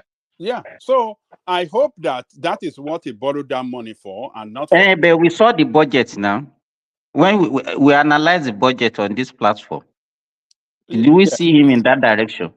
Well, we have to wait. Let's see what the outcome is going to look like at the end of the year. Then we can evaluate his performance. So, but that of Buhari, I mean Rufai, that Senator Sonny was fighting hard against him, against that borrowing. That guy, he was. It's very difficult, Ajibajele Koko, to know what a governor is doing while you are still in office. Look, Because his you have governor, his predecessor is telling us everything. A lot of people, politicians that came from that state to talk on the TV, they are all speaking. you mean his successor? His successor, I'm sorry, his successor. His successor has spoken. He has given us the state of the finance of the state. Simba. Sorry, Yeah, my quick question. So sorry, Simba, please, quick question. That cardinal one. How much are they spending to finance their loan every month? Let me tell you this. No, do you have the number? He has collateralized both the IGR and the federal allocation against debt. Wow. So what they are getting in, I mean, as what they are getting in net return. It cannot even pay the salary. It cannot even pay the salary. It cannot even pay the 1/3 of the salary of the workers in the state. Wow. Is that bad? But let me tell you, that was the same situation. What's the name of this former governor of Osun State? Found himself when he succeeded Aregbesola. You understand what I'm saying? Buhari gave them money. He helped them with emergency loan or something like that, to stabilize the state, But you remember that COVID was responsible for the low income for the state because it was not only COVID. You remember the Bajale Koko that I think Aregbesola left in 2014 or so. Oh, no, was it 2014? I can't remember when he left, but by the time he left, he was not unable to pay salary. He was paying half of the salary to the state workers. You understand? Then when this guy came in, actually before he left, he started paying full salary, maybe just for them to win an election. But when this guy came in, he was able to pay up to date, and he paid a little out of what he actually owed. But he didn't do well by offsetting the backlog, and that was the grounds of the civil servant against I've forgotten his name now. The one that is a minister now. Oyetola. You understand? But the one that is there now, Adeleke, is paying the debt. I mean, regularly. Though he's very lucky because most of the debt has been offset. You understand? Because what they used to do is that federal government used to do is that when they borrow money like that, federal government will be deducting the money from their allocation. So it affects the allocation of the state. So they might not have enough from the federal. But it's still like Kaduna should be able to generate enough IGR to take care. Because Kaduna has a lot of industries, and you I cannot mean, compare it. what the governor said is that they are But no, let me finish. I don't want us to start following this guy that is there. I hope it will but who not do be we another. listen I to? hope it will Is the not chief be. executive of the state now. Everything that he has said Just is hold not been on. debunked I by hope it will not be another autumn by that will start giving excuses of not performance. And then when he now leaves, that's when his own back will also be exposed. but what we have to what we know as of today is that this guy had borrowed so much, collateralized the IGR, like the 3/4 of the IGR going towards loan repayment. Okay, And that will be internal loan. Now. You can only have that arrangement with local banks. If you borrow money from the local banks, it's okay. Once the money comes in fact, that means one of the banks that they are using, actually they borrow money from the bank. Because you can't collateralize your IDR against a foreign loan. Internet the generated foreign revenue. loan, So, the foreign loan is paid by the via federal government. the federal allocation, and substantially about 80-something% from this thing is going towards that. So they are left with nothing. So even if we want to renegotiate the loan, the internally generated revenue, if you want to renegotiate that, it's going to cost you a lot too. You understand that you are going to pay more fee, to renegotiate it, to extend it. It's not going to cost. It's not going to. It's not going to cost. It's not going to come by free of charge. It's going to still cost some money. So, but the bottom line is that look, too much debt against revenue. So how would you function when you have too much? And we know what is going on in Nigeria now. The present economic situation, a lot of businesses are going down. A lot of businesses are not doing well. So the internal revenue is even threatened with the economic reality in the country now. So, man, this kind of people, they should just let him go and get him out of the political space. They are not good for anything. He's not good for. This is what I've seen about him, that he is not capable of managing resources. He's not capable of managing people as well. Every political within this party, every political leaders in that state that have spoken are all against him. Why must it be like that? Okay, but okay, the other question I want to ask is about what Babati was saying about okay, is you now that you said okay, it is interference of Tinubu that made the Edo youth to have gone against him during the election that they lost to Obaseki.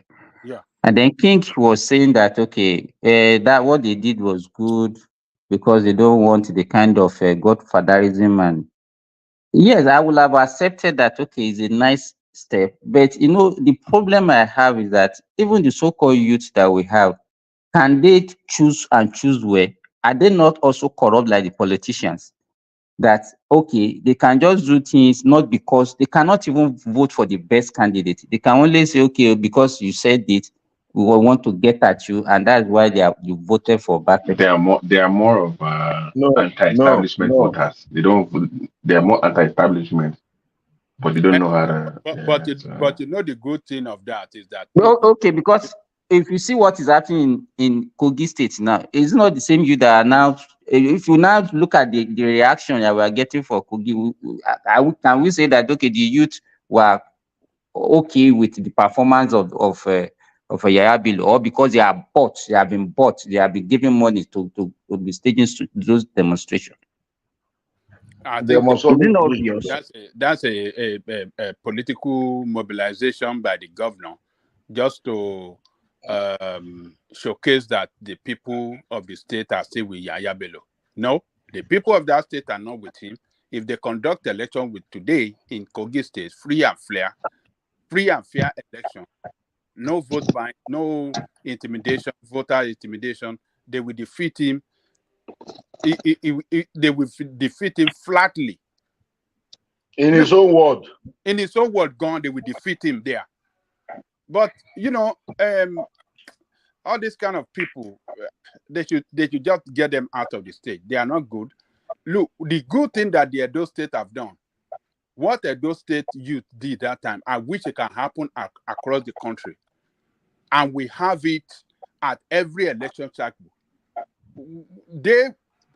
Time will come when we will get somebody that is fit for that position, that will be sincere to the people, will attain that position of governor, and they will serve to the best interest of the people. So we have to eliminate this godfatherism. Is not good. So they did good. I think It's a good step. A very good step by the Edo people. It's a very good step. I wish we can do that. But let me tell you, what about the states whereby they have been changing and be changing? My state is a good example. Anytime people have grounds against any governor, they will vote the present one out. But have they been getting it right? That is the question. Remy, Simba, let me ask about Jale Koko. So, Jale Koko, the godfatherism in Lagos that Tinubu did, that brought Lagos where we are you against that? Let me tell you this. Look, godfatherism is never good. Tinubu, really? So, yeah, hold on. Okay, go ahead. Tinubu corner the resources of the state. He using politics of that state to favor himself more than the interests of the people. Okay, let me ask you. Would you have preferred? Okay. Okay, would you have preferred? Okay, finish. It's little to what the revenue they generate. They generate revenue that will have transformed that state to a top-class state in the world than what. Okay, I get the point. So, would you have preferred that when Tinubu did his term in Lagos, a PDP would have came in, some unknown guy that's not aligned would have came in and ruled, and then after that, another unknown guy would have came in? Do you think if that would have happened, you think Lagos would be where it is right now? It might be better. It might be better than this.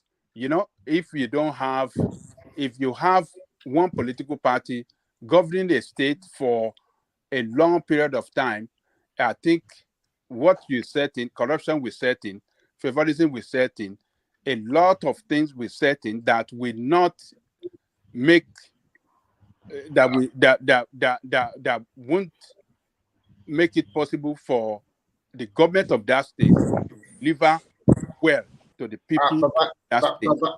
So let us, even in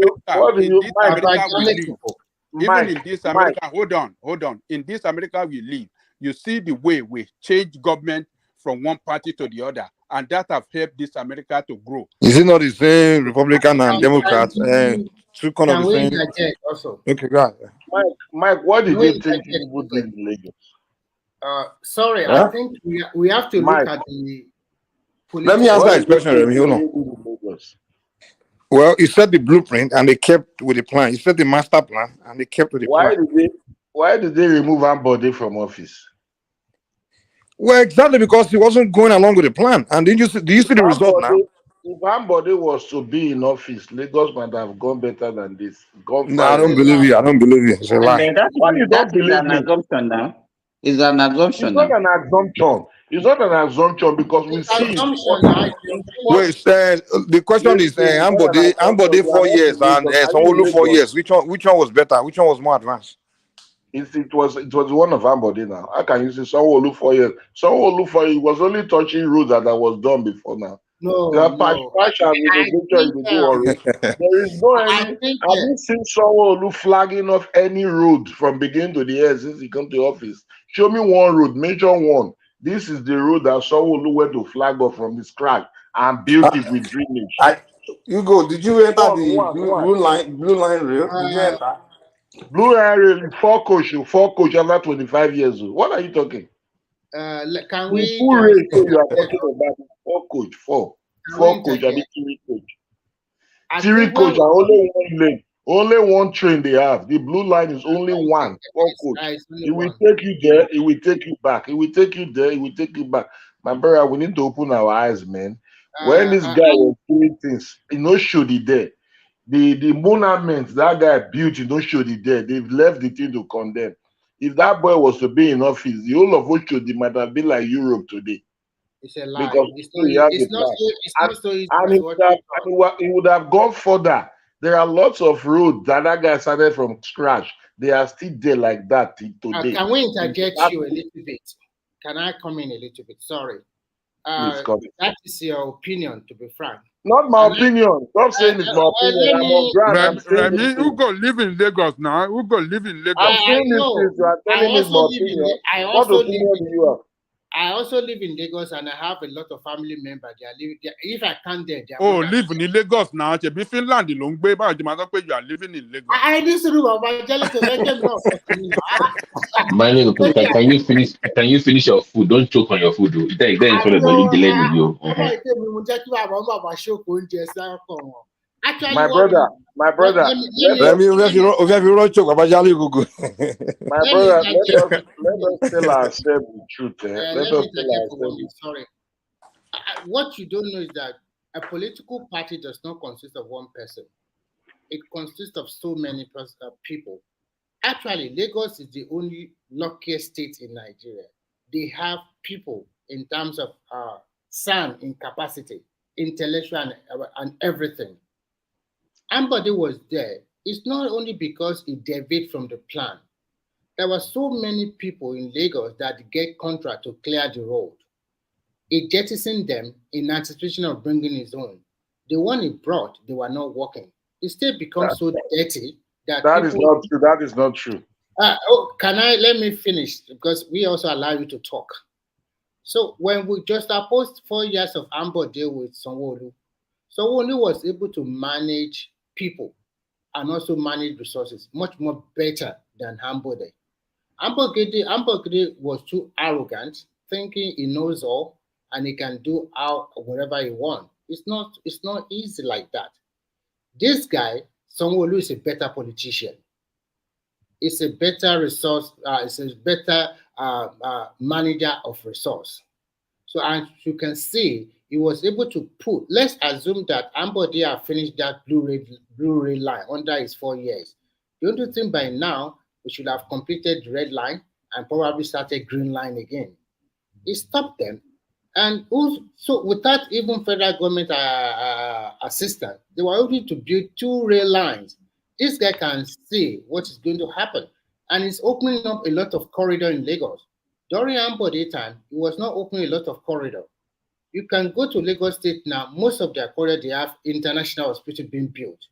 They are opening up new road, like you said, that's not opening up new road. My brother is living in Baja, in Surulere area. He showed me what they did, cover all their drainage within 4 years of Sanwo-Olu. He showed me, video calling me, showing me everything. And you are here telling us it did not do nothing. The people in Lagos, if we make a sample opinion of people in Lagos today, I'm very sure that they will raise Sanwo-Olu much more higher than Ambode. That is a lie. That is a lie from the pit of hell. It's a lie. The reason be that you are telling me now that your brother showed you drainage. Listen, as Wike was demonstrating his kind of leadership in Port Harcourt, you were seeing everything on screen. When he's flagging off any road, you will see it on screen. When Ambode was here flagging off road from street to street, people were seeing it in the screen. I said, show me one time you saw this man, Sanwo-Olu, in any road flagging it off, that I'm starting this street from here to here, or this road from here to here, and the road has started and been completed. Show me one. Mention one from where you are now. Tomorrow I will drive down there and see it. I said, all the road that was touched by this man are roads that were built by Ambode.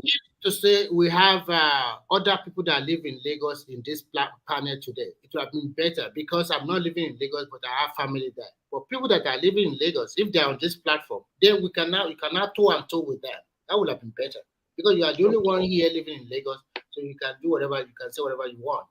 But let's say if some people come on board that also live in Lagos, like Jide or whatever. Jide is living abroad. I don't know. Somebody is living in Lagos. You don't need people to be in Lagos before you know if there is a flag off. That is true because you said I'm lying. You said I'm lying. No, I you what can my family Google it. told me. You don't need to be in Lagos to know if somebody flag off a new road. Just Google you it. said I'm lying. That means you are telling me that my brother that born the same father and same mother is lying, showing me Tell him to give you a video of a road flag off by somebody, please. Just so he one. showed me and he said it's Sanwo-Olu that did everything for them. But now you said I'm lying. What can I can't say I nothing. said the information they are giving you is a lie. I didn't say you are lying. I said the information they are giving you is a lie.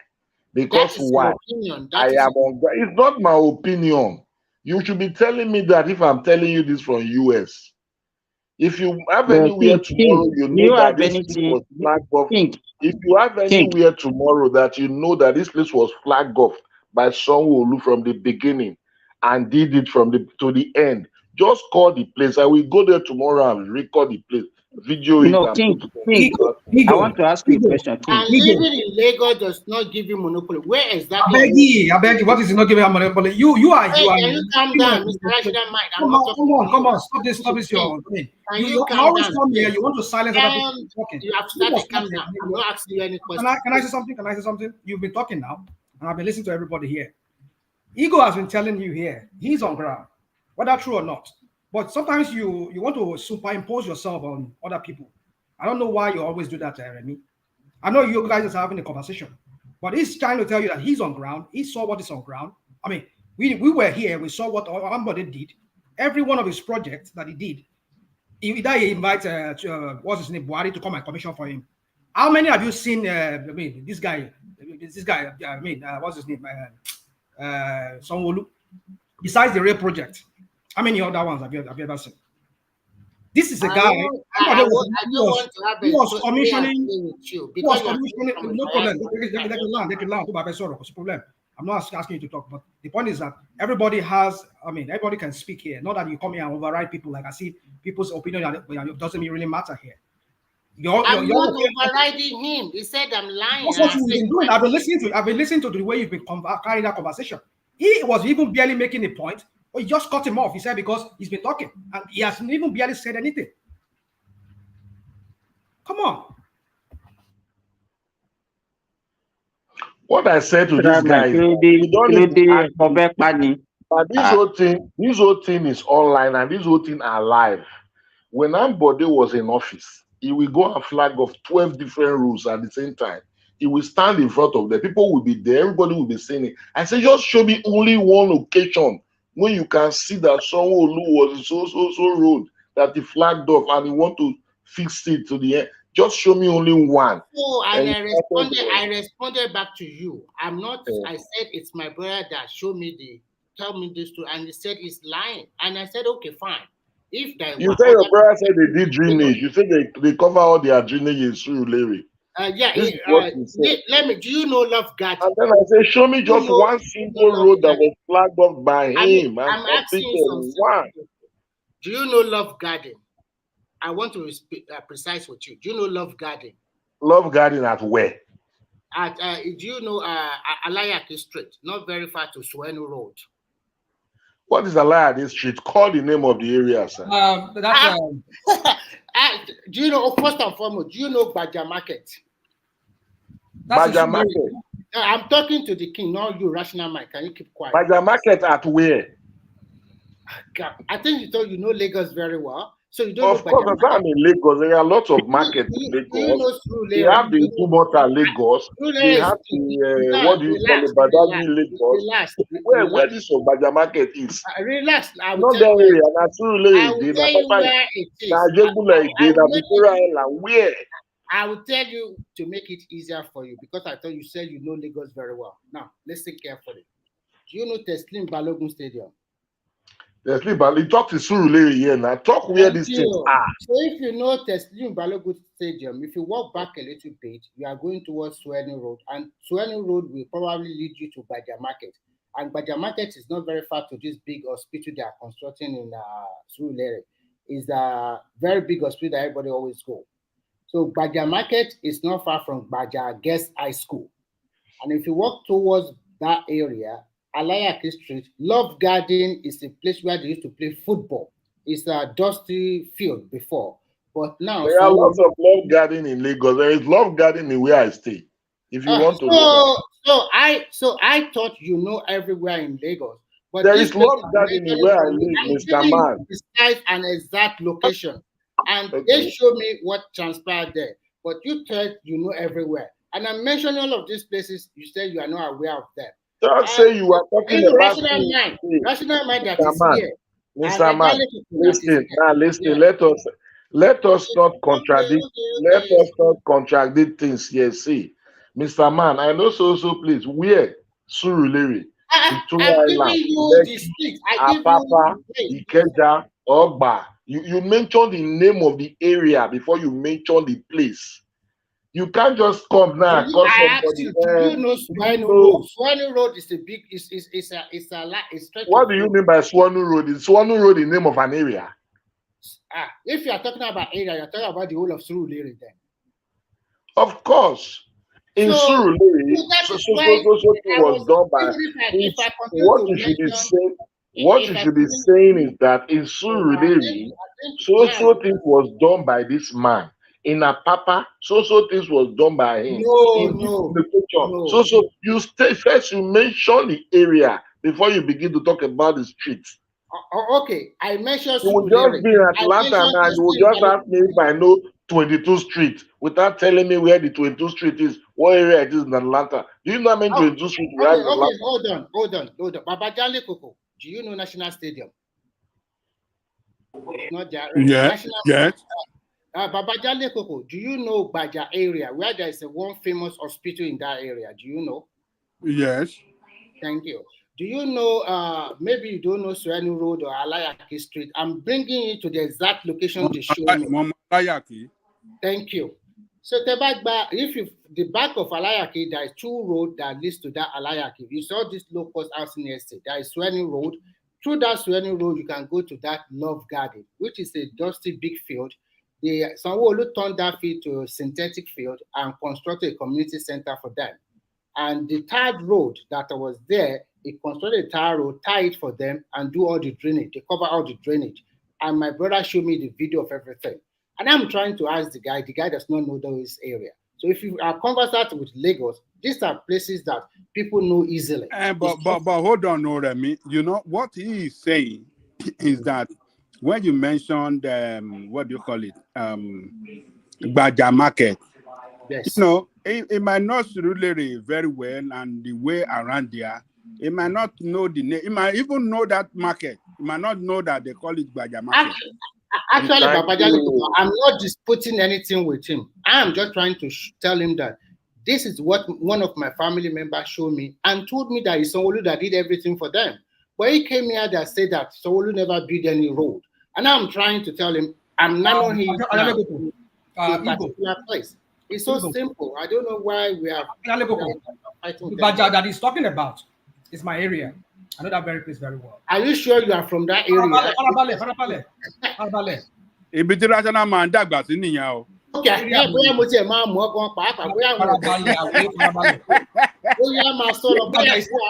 talking about. I mean, the distance. Hold on. The distance is not even up to it's not up to even half a mile. Yeah, and then you're coming here talking about this. Just hold on. We want to lecture him, man. Lecture. That Baja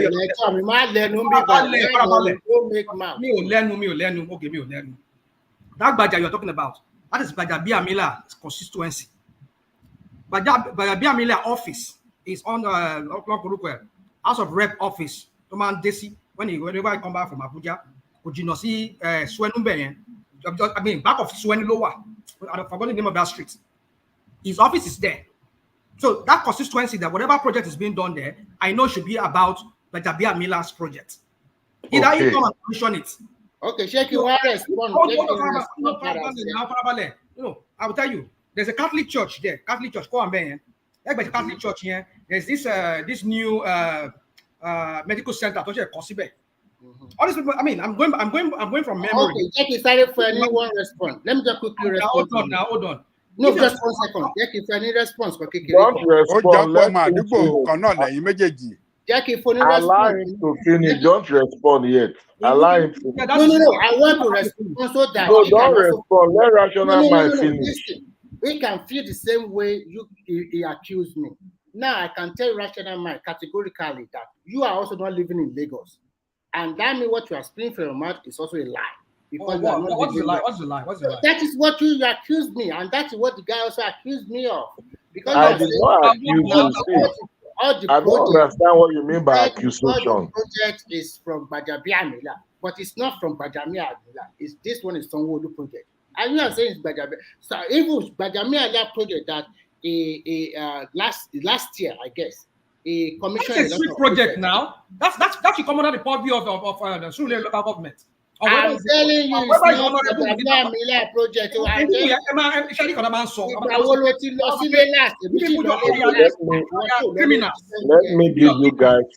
Let me give you guys one good example. Sorry, rational mind. Let me give this guy one good example. If you pass Ojota, when you get to Ketu, you know Ketu is a very big area, right? Ambode has already graded the whole of that. Is there is a tipper, there was even sand and concrete there to date. Drainage, everything is done. This guy has been in power for 5 years, 6 years now. This Sanwo-Olu, he didn't go to that area. The place is just like that. Yeah, the front of Ojota here. If you see the whole of the road, very massive road connected that link almost from this K2, you can link by 12, you can link the other way, you can turn around and go to the express to the Third Mainland Bridge. The whole road is just there. This thing was done by somebody 4 or 5 years ago before they removed him from office. This guy did not even near the place at all. You understand? That is not the way to develop a state. At least what your predecessor left behind, you should start from those ones. I said, these guys, as he came to office, he's only putting quota on top of the roads that we had done before and just trying to, do some pushing. Not that he has gone to say, okay, this is 1 street, 2, 3, 4, this 13 road, we are doing it in 1 year. We have not seen any of such from this guy. And you say I should not tell you what I know. But King, I could remember vividly.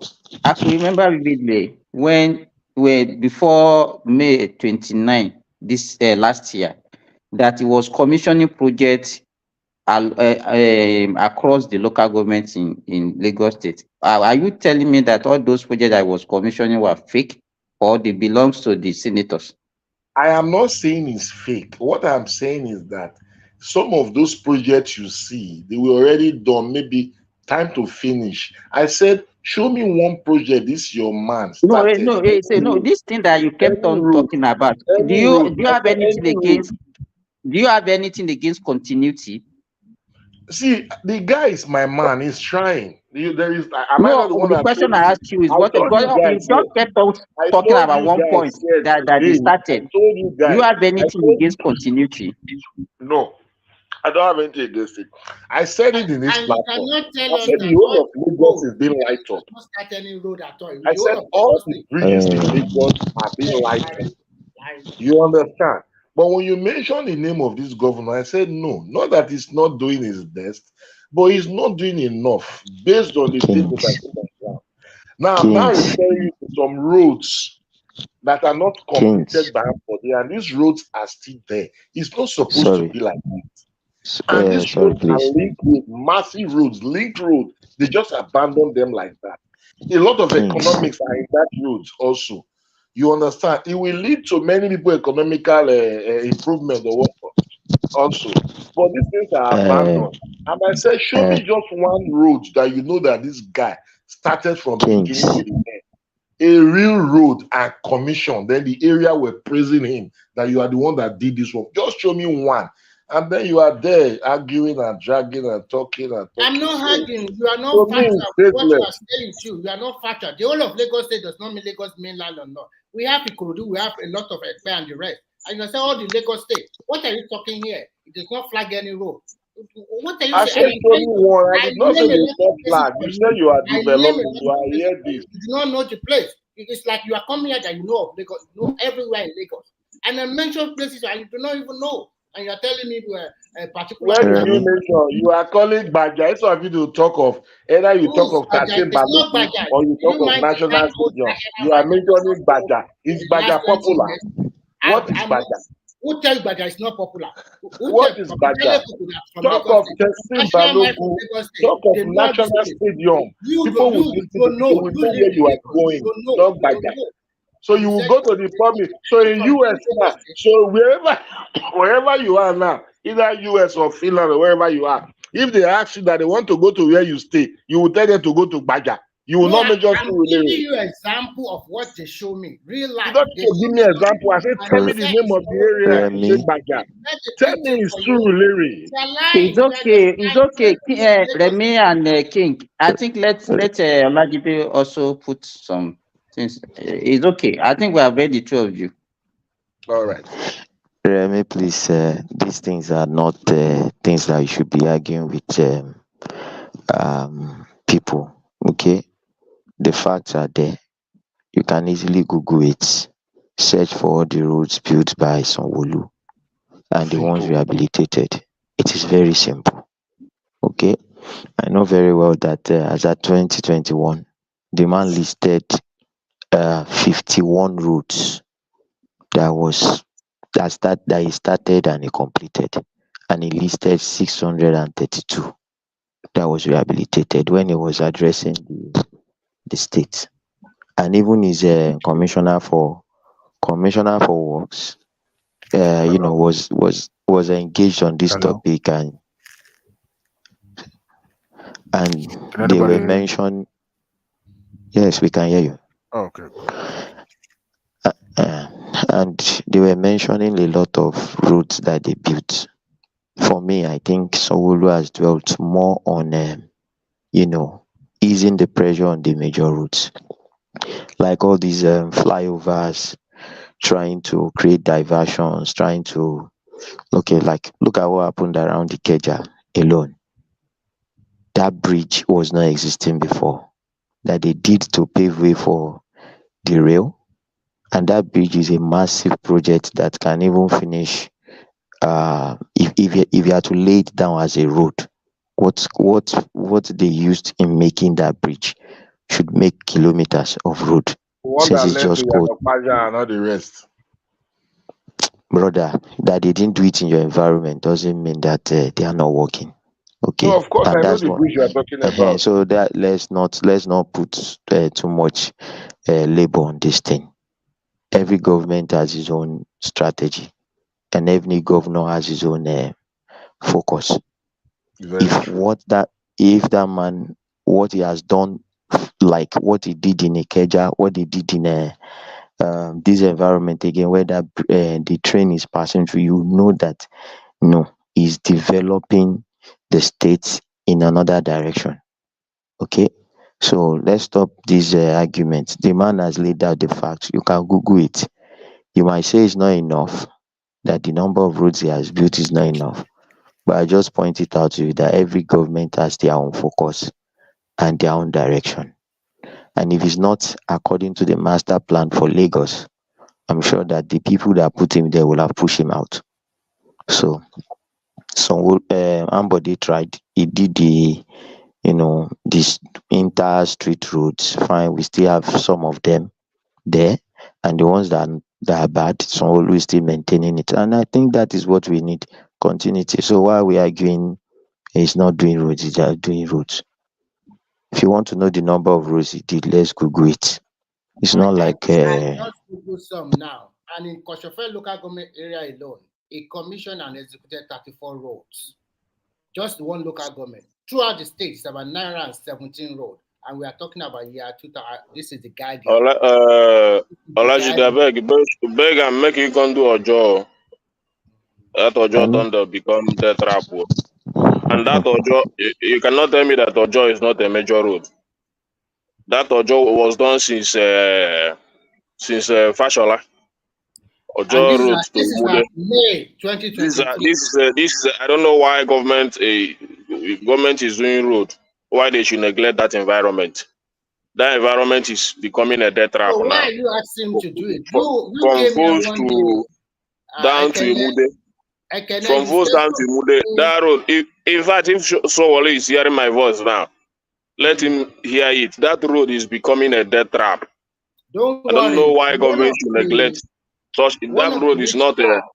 It's not a major road to be neglected in Lagos. Don't So, but worry. I don't know other places he has done, but especially, but this particular one that I know that we are using every day, and the marketers and the majority of Lagosians are using it. I don't Don't know worry. why they should leave it to be going down every day by day. I will got in touch with some of So the rich if you know how to reach him. No, He should I will go. reach He should rich go and finish. people. He Remy, should calm go and down. finish the K2 Alakbere houses road. Come on. The K2 and Alakbere, he should go and do those roads. That area is so massive, and the roads are just there like that with concrete. They just grade the place one kind, use tipper to do the road one kind, massive connective road like that. They just abandon it. I hope he's listening to us. You should go and fix that K2 Alakbere road, inter road. It's a good link. It's a good business arena also. You know, people are suffering in the country. There are lots of roads that are left untouched. Is that your area, I think? Not really my area, but I do pass there once a while. I live in my area doesn't have problem. My area is well tagged, well packaged, well arranged. Okay, good. So the beauty of democracy is that if another government come in, those uncompleted one, like Sanwo-Olu did to Ambode, that person will also continue. If the road reconstruction or TAP does not reach your time, your area where you are living now, the next government will do it. The next government will do it. So there's not a lot of shout about Ekene. You can relax for the next 3 years, and after that, another governor will go and carry it for you.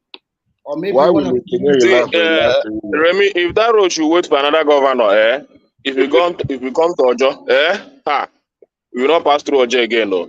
We are not even talking about Badagry again. Badagry is an abandoned area, but that Ojo is no Lagos state government should abandon Ojo now. Ojo major road down to Imude. It's a major road. You know, at least if you come there every morning and every evening, you see the crowd that ply that road every day. You know that it's not just a road that you can abandon. Yeah, it will come to your turn soon now. At least just another 3 years is there. It will come to your turn. Don't worry about that. We're waiting for that 3 years now, because even when he did his campaign, that road he used it to do campaign in the first term. The second time he came to Alaba, he was doing. Did you vote for him? Did you vote for him? But he won Ojo now. He won Ojo whether by crook or by voting. He won it. Whether he won Ojo, whether by crook or by whatever. But my own is that he used that road to do campaign in his first time. Second time when he came, our chairman told him categorically that, Oga, this road you promise us to do it if you win the first time. And that first time, I believe a lot of people voted for him from Ojo because of that road. Up to today, he didn't do anything. Then now you come second time and tell us to vote for you again. I want to ask you one question. Like you said, when we talk about Soludo here, you said Soludo did not do nothing, no road. That most of the road were done by rich Anambra. You are a rich businessman in Alaba. Why don't you go and do it? At least now, to show that you also contribute to the development. That's how you put them. Let me go do road for Ojo. It's not a small project, you. That Ojo road is. I'm not a rich man, no, to be doing road. And that road is not it's not even a small project that an individual can embark on. If you travel from Ojo if you are traveling down to Mude, that road is just needed. That road doesn't need. He just if he can do it, just to maintain it. If he cannot do, let him just come and maintain it, because the first attention that road received was during Fashola up until today. No other governor. So if this one should wait till maybe next governor, man, people will not go to pass that road again. I am just joking. I'm not saying that he's not doing anything, no. I'm not saying that he's not trying, but at least that road is very important. If he's able to do that road, it's very important. Okay. Let's hope that the only thing I understand about this governor is that the guy connects with people. He's a nice guy. That is it. He easily connects with people. He's always on ground. He always talks to people. He always, It's not be nice with one job now. We're not talking about nice here. That's that's that He's development also that doing was. Remy, Nisu, Femi, all right. I'm We want here to for see you. development, rational mind. Hey, rational mind. Do you have a nickname when you are living in Ibadan? Do you have a nickname? I cannot review that, even if I have it. I cannot review that because of privacy reasons. She be recently that got DMI log be journalist recently not tubu for almost 6 months, how many months? Not Nigeria. Farabalẹ̀, no, oh, lè máa sọ fún mi tí bá wọlé, mo máa wọlé, èèyàn ṣe problem. So kí máa fún ẹni kí máa fún láwọn information tó ń béèrè bẹ́ẹ̀ gbogbo yín náà bẹ́ẹ̀ DSS ni gbogbo yín wọ́n ní kẹ́ wá bá bíbẹ̀ kẹ́ bẹ̀rẹ̀ sí máa èmi ò ráyè gbogbo yẹn so ìbàlá tí ká jẹ́ ọ̀rọ̀ àti bíbá náà. So yeah, I mean that is your Tinubu civilian government acting like a dictatorship where people are not free to make reports, to write articles anymore. They're about criticizing the movie by now. So what are we talking about? So my point is that I forgot what I want to say. I know I wanted to say something that was in response to what Ego was saying. You have lost your thoughts. By the fagidi sọ̀rọ̀ man lose touch.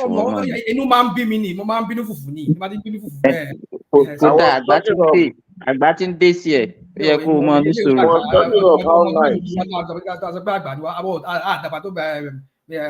Mr. Gomez now. Ẹ̀gbọ́n ni Mr. Gomez jẹ́ sọ̀rọ̀.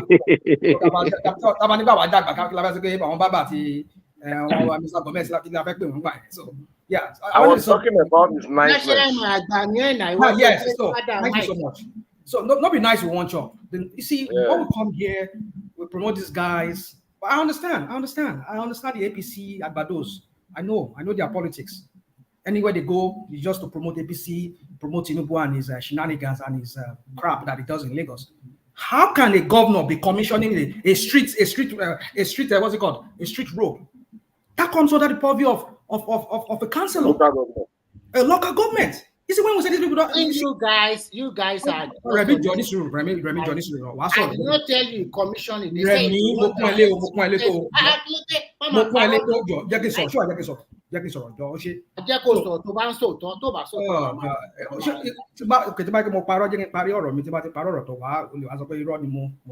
So my point is this: is that when we have governors acting like a councillor, I don't get it.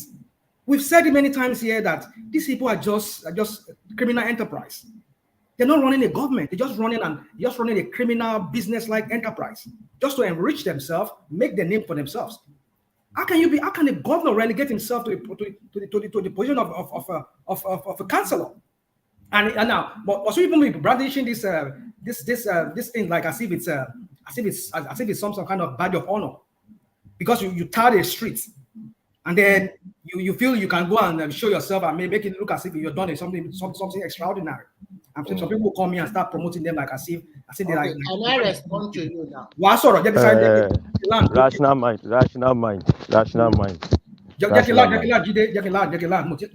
So now we're talking about. You said 51 project they did, which I don't even know where that 51 project is. You said telling me to go online now. I've been searching online for that 51 project, and I can't even find it. So I'm wondering where the other people are coming from. And now, website Samuel Ekpa ni Rational Mind máa ń lò.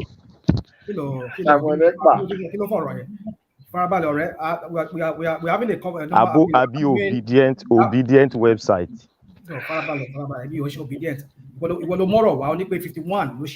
And I've been searching. Daily Times. Punch. So post here, sorry. Post family with Siam. So mo see. Báwo mo ṣe fẹ́ post ẹ̀? Ṣé mo wà nù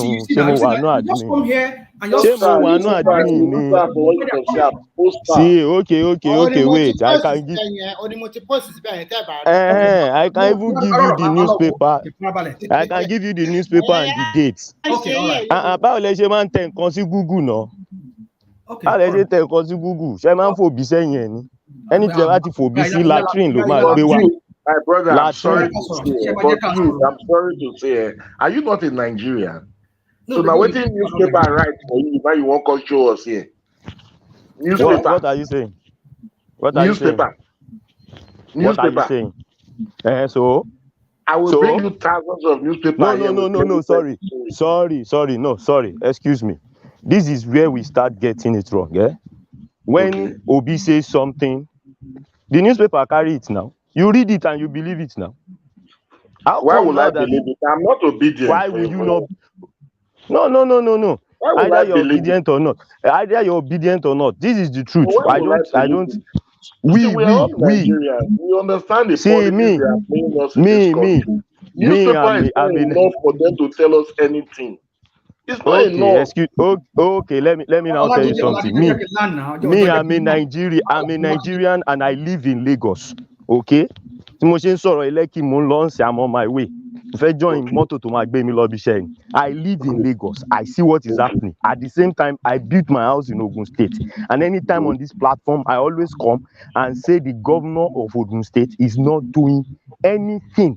But you know one thing I find in this country is that it is easy for us, people like Rational Mind and you to go to that Lagos that is even doing something that everybody can see. When Baba Janle Koko went to Lagos and he came back, he said, wow, that they have done so many things. That place that is even progressing, you will come and rubbish it at all. So when a governor that is even trying to do his best is listening to you, you are not criticizing constructively. You are not saying okay, or like Akene came in and said, okay, let's do this place. But by the time you start saying, no, I'm coming. Let me land. No. You won't make us come and sing your kumbaya like you want to sing kumbaya. No. Rational Mind, you don't see anything good. You don't see anything good in them. So if everybody is like Rational Mind, if everybody is Rational Mind, as long as that thing is tied to Tinubu or something, if everybody is like Rational Mind, then they can just as well as fold their hands and do nothing. Agree with you, they can fold their hands and do nothing. What are we saying now? Come here and sing kumbaya like them. And they are not saying good. Nobody is saying say kumbaya. When Ekene was saying his own, that's Ekene's perspective. So you cannot come here expecting to be. I said that the entire bridges in Lagos, they are all lit up. You understand? Solar panels everywhere. You understand? Nobody will see good things and refuse to see no. Please say that to Rational Mind. Say that to Rational Mind and see what Rational Mind will reply you with. He will tell you that don't come and tell me that. What is there in doing this thing? Somebody went to commission a street road. Why? Do you even know if it's the local government that? Enough. So you don't have to blame us too. Nobody is saying they are doing enough. Listen, and still 800 billion. Take it Mr. Kings, nobody is saying they are doing enough. Okay, this is the point. Somebody went to commission a road. Maybe he has done that one. Even if it's a street road, maybe it's the local government that even did it, because I know local government functions very well in Lagos, and they invite him over to come and commission it. And now Rational Mind is talking and is condemning him for going to commission a road, a street road. Did Tinubu not leave Abuja to go? I did not say that. No. Did Tinubu not leave? Did Tinubu not leave Abuja to come and commission rail in Lagos? Was it his project to build? Was he the one that built it? Is it not the state government that built it? Is it the federal government that built it? How many projects like that do presidents go to state to commission for them? Know that Nigeria is. He said, then why are you complaining? Hold on. Remy said someone who was the one who built that Baja road, that Love Garden area. That's what I said. I said, why would they be building road on the streets when we have bigger roads, state roads there? I am giving Rational Mind. You don't know. Try to. So what did you say? What did you say? I said. Did you hear what I said? I will repeat. Please repeat. The guy said, King said that Sanwo-Olu never started any road project in Lagos.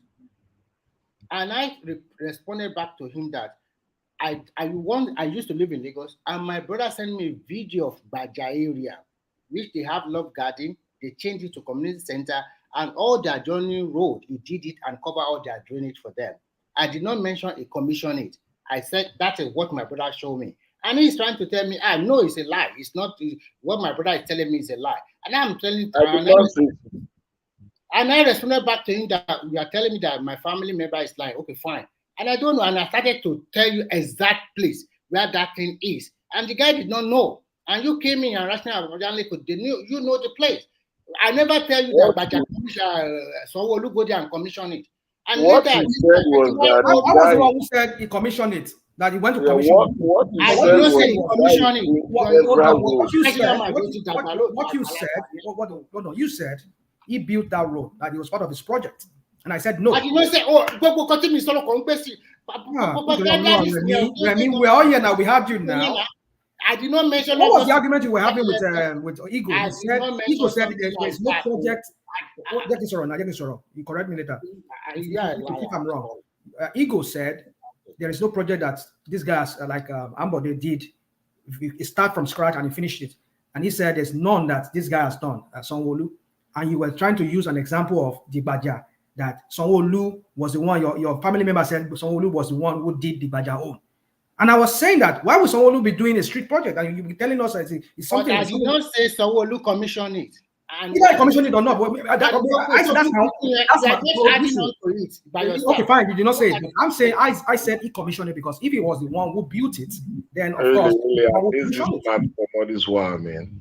He said what? I bet let's move ahead. At least the link you asked for, I already sent it to you. Okay, I'll look up your link. The link. Please, National Man, check the link. Check it, please. I will check out. Come on, I'll hack it. One thing I want you guys premium ties. This guy, what's his name? Tinubu's what's it called? Rational mind. You see Rational mind now. You see Rational mind now. These guys. You see this guy? I bet. Yeah, look, I don't understand. What's that guy's name? I said let this be the last time that Igbo people will. I'm recording your voice. What's that guy's name? I'll go and play for them. What's that guy's name? Igbo. What's that guy's name? Who can tell me that guy's name? He's the one who owns premium ties. I mean, at least it was last. Rational mind, don't worry. Obi will start reporting things about Lagos. Then you will believe it. It's okay. Obi will start reporting things about Lagos. Rational mind, I'm recording your voice. It's okay. Go and play to them in Baja. They will fish you out. And once they fish you out, I'm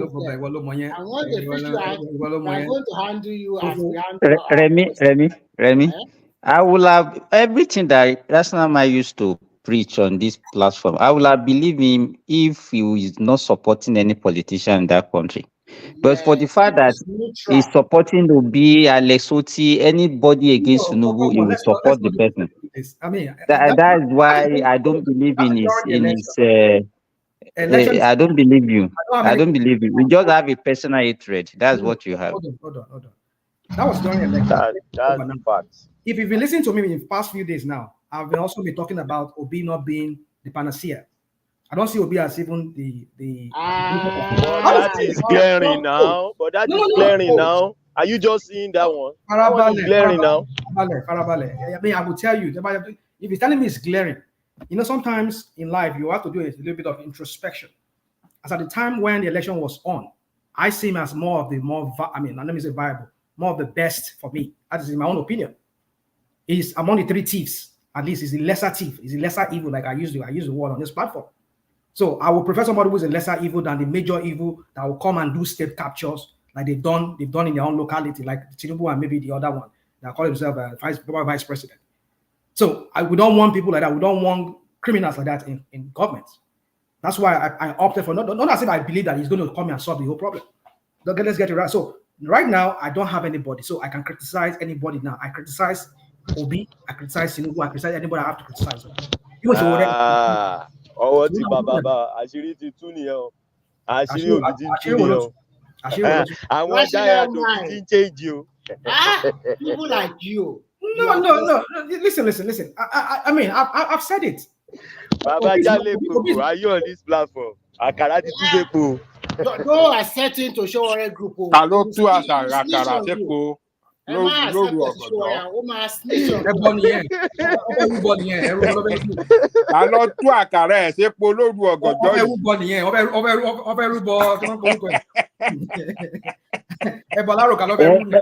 Baba Jare Kuku, I remember the day you were abusing Tinubu for not actually giving El-Rufai ministerial post. I remember that day you was castigating Tinubu, that the guy helped him, he did a lot of things. So you have a change of mind now. Hello? Dear. National mighty cool. Hello. I have a change of mind because of the new information that came out against. Okay, so could it be that maybe those people they have more information than us, and because we don't have information, we just rant sometimes, we just talk anyhow sometimes. Who are those people you're referring to? No, I'm talking about the people in government. I'm talking about the president and the people that actually did not, in our own view, we saw him that time like as a traitor, that somebody that really fought for him, that did a lot of things for him, and we even that time we all believed that El-Rufai will have performed very well as a minister. But I was marveled by what you just said this morning about the guy. Yeah, because like I said, because of the new information that came out against him from the governor. So as at that time, that information was not available. So we didn't know. And I'm not sure, and the governor haven't came out to tell the people about the state of finance of the state. So what we had at hand back then, was that Tinubu was playing bad politics. Why he didn't appoint him, haven't worked for him to get to the position of the president.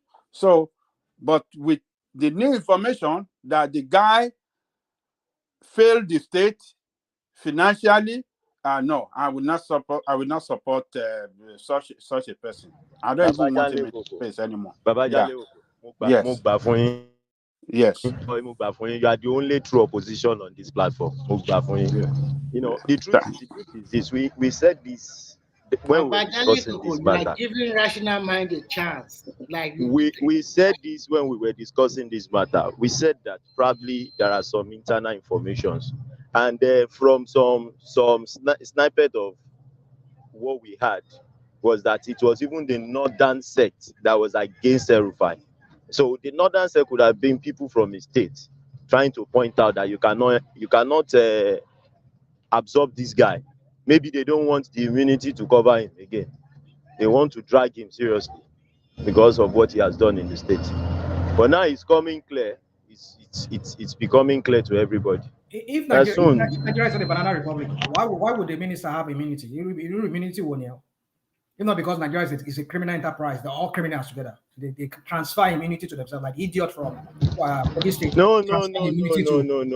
Why you say he has immunity as a No, what I'm trying to say is this. It depends on.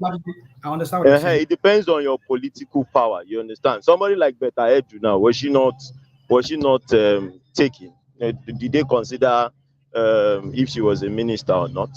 No.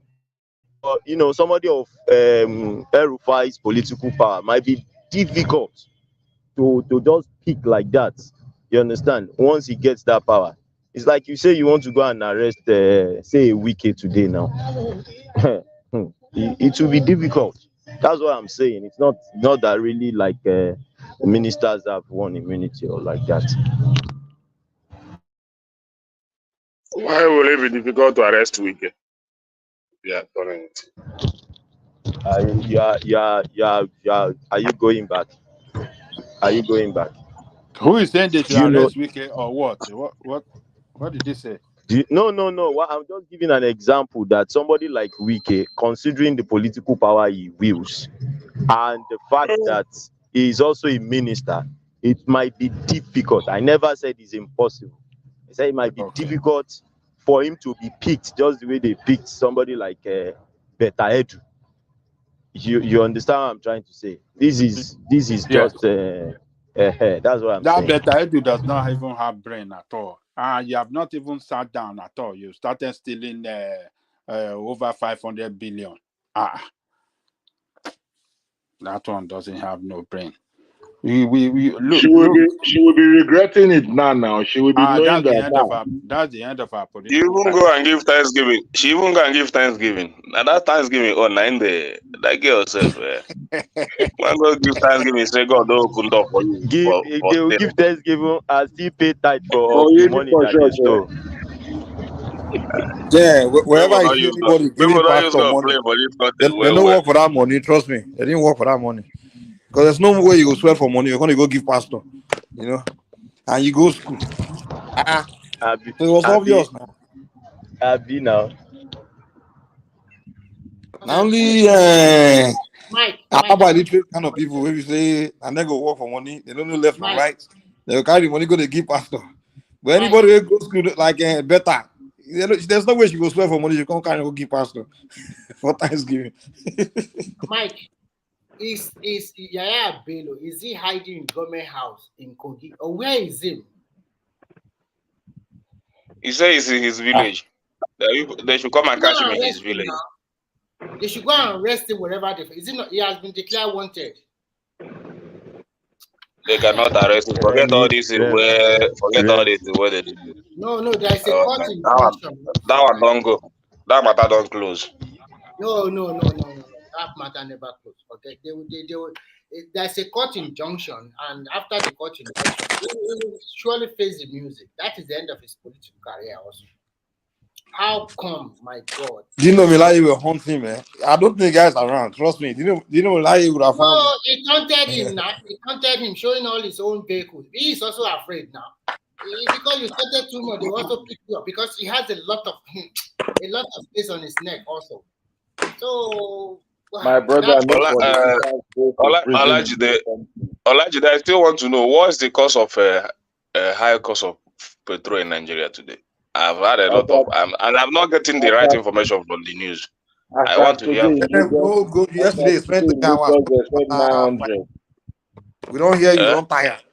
You still won't go back to today in Lagos. I never get full information. You spent 3 hours here.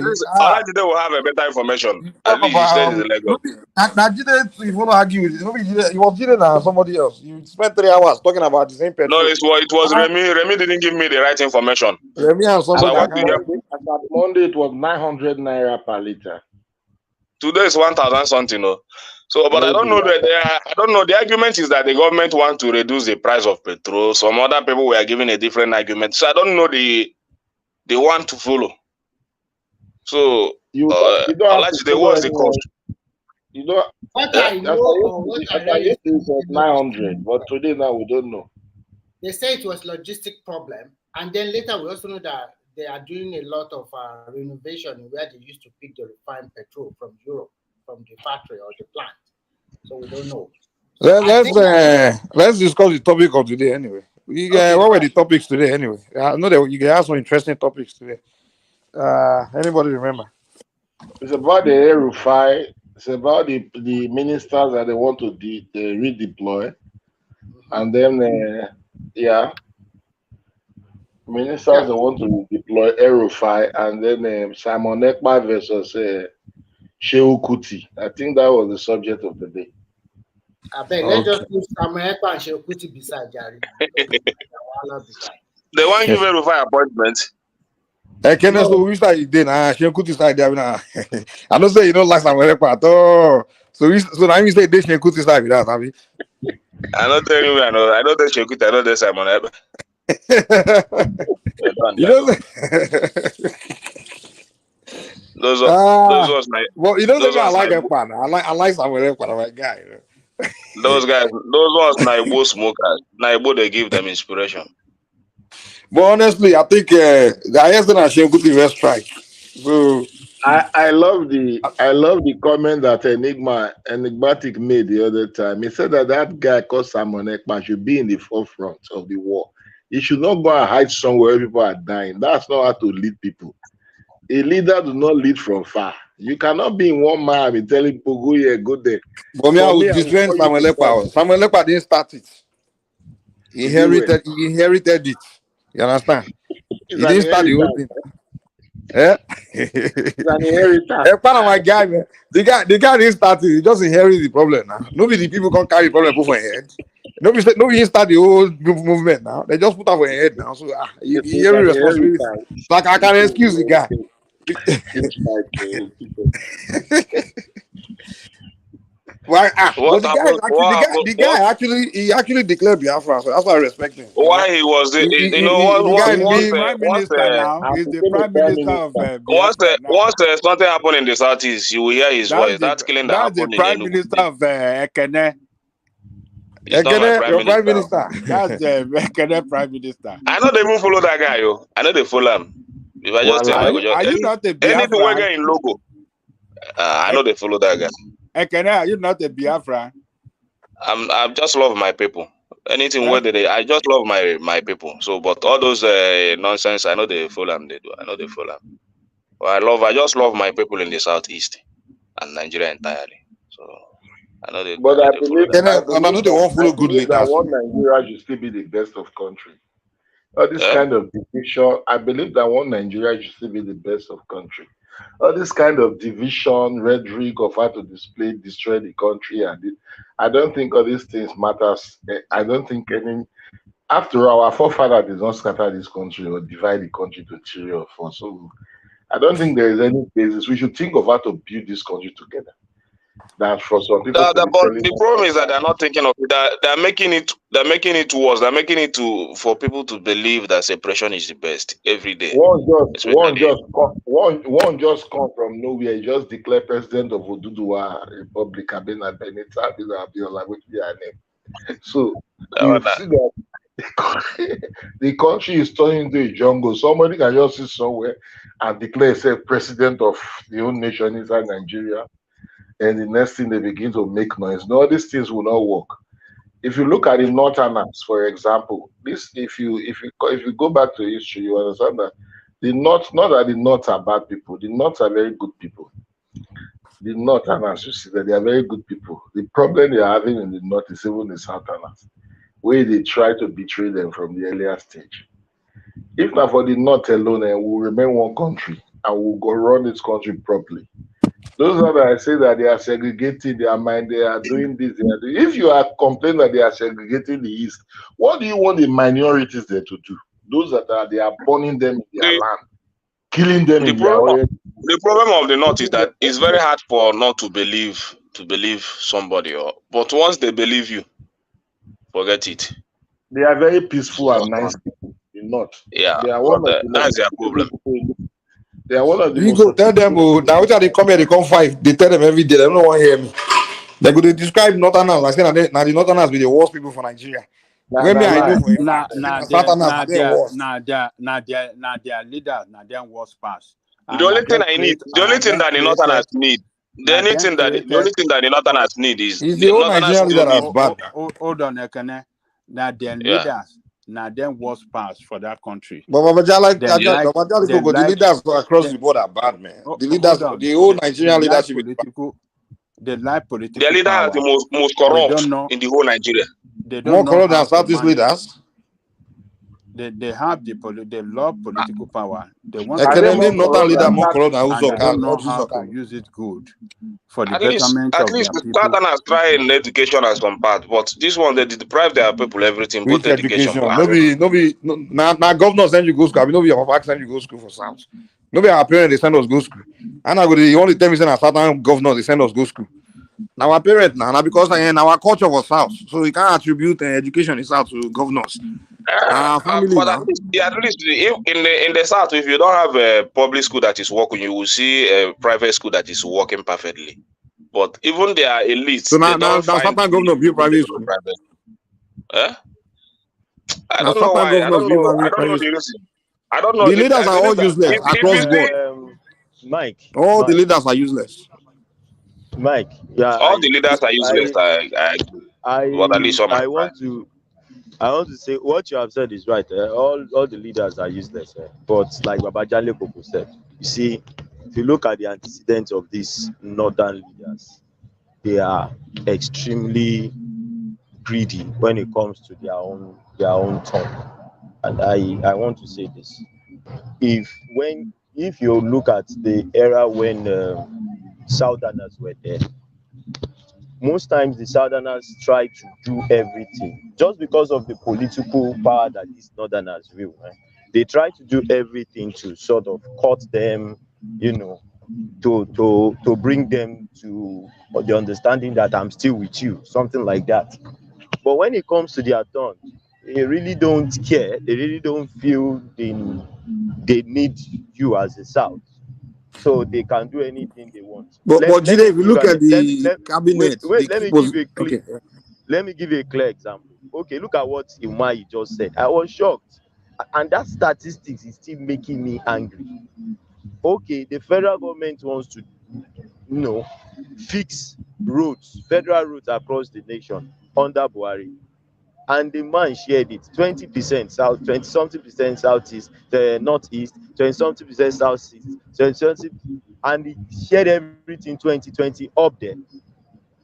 How many 20s can you get in 100? And now came to the southwest and gave southwest 4%, gave southeast 3%, and he gave Niger Delta around I think it's a double figure too, but not up to 20. Just to maybe because that them they give us the oil, just give them this thing. This is what I'm saying. Wait. I didn't understand what you said. Wait. The number again. Repeat that number. He gave where? Dave Umahi was analyzing the number of roads that they have going presently, federal roads that have been awarded that during Buhari's time, and was analyzing it in terms of percentage. Per location, and he was saying 26% not this, 20 something percent not this, 20 this not everything, not 20 something. He now came to the southwest. Did he build them? You said? Did he build them? Yeah, he's talking about ongoing repairs and construction. Okay. The way they shared it. Now he's now saying southwest 4%, southeast 3%. I was shocked. I was like, how come? Now, I don't understand. Are you saying federal roads? Percentage of the roads or what? Percentage of what? Is it percentage of money? Yes, percentage of the road. Percentage of the road to be done, to be worked on. That Buhari sign that they made. So that Lagos Ibadan Express Road, now 2%. No. What about the second Niger bridge? I mean, I thought they were. The major project.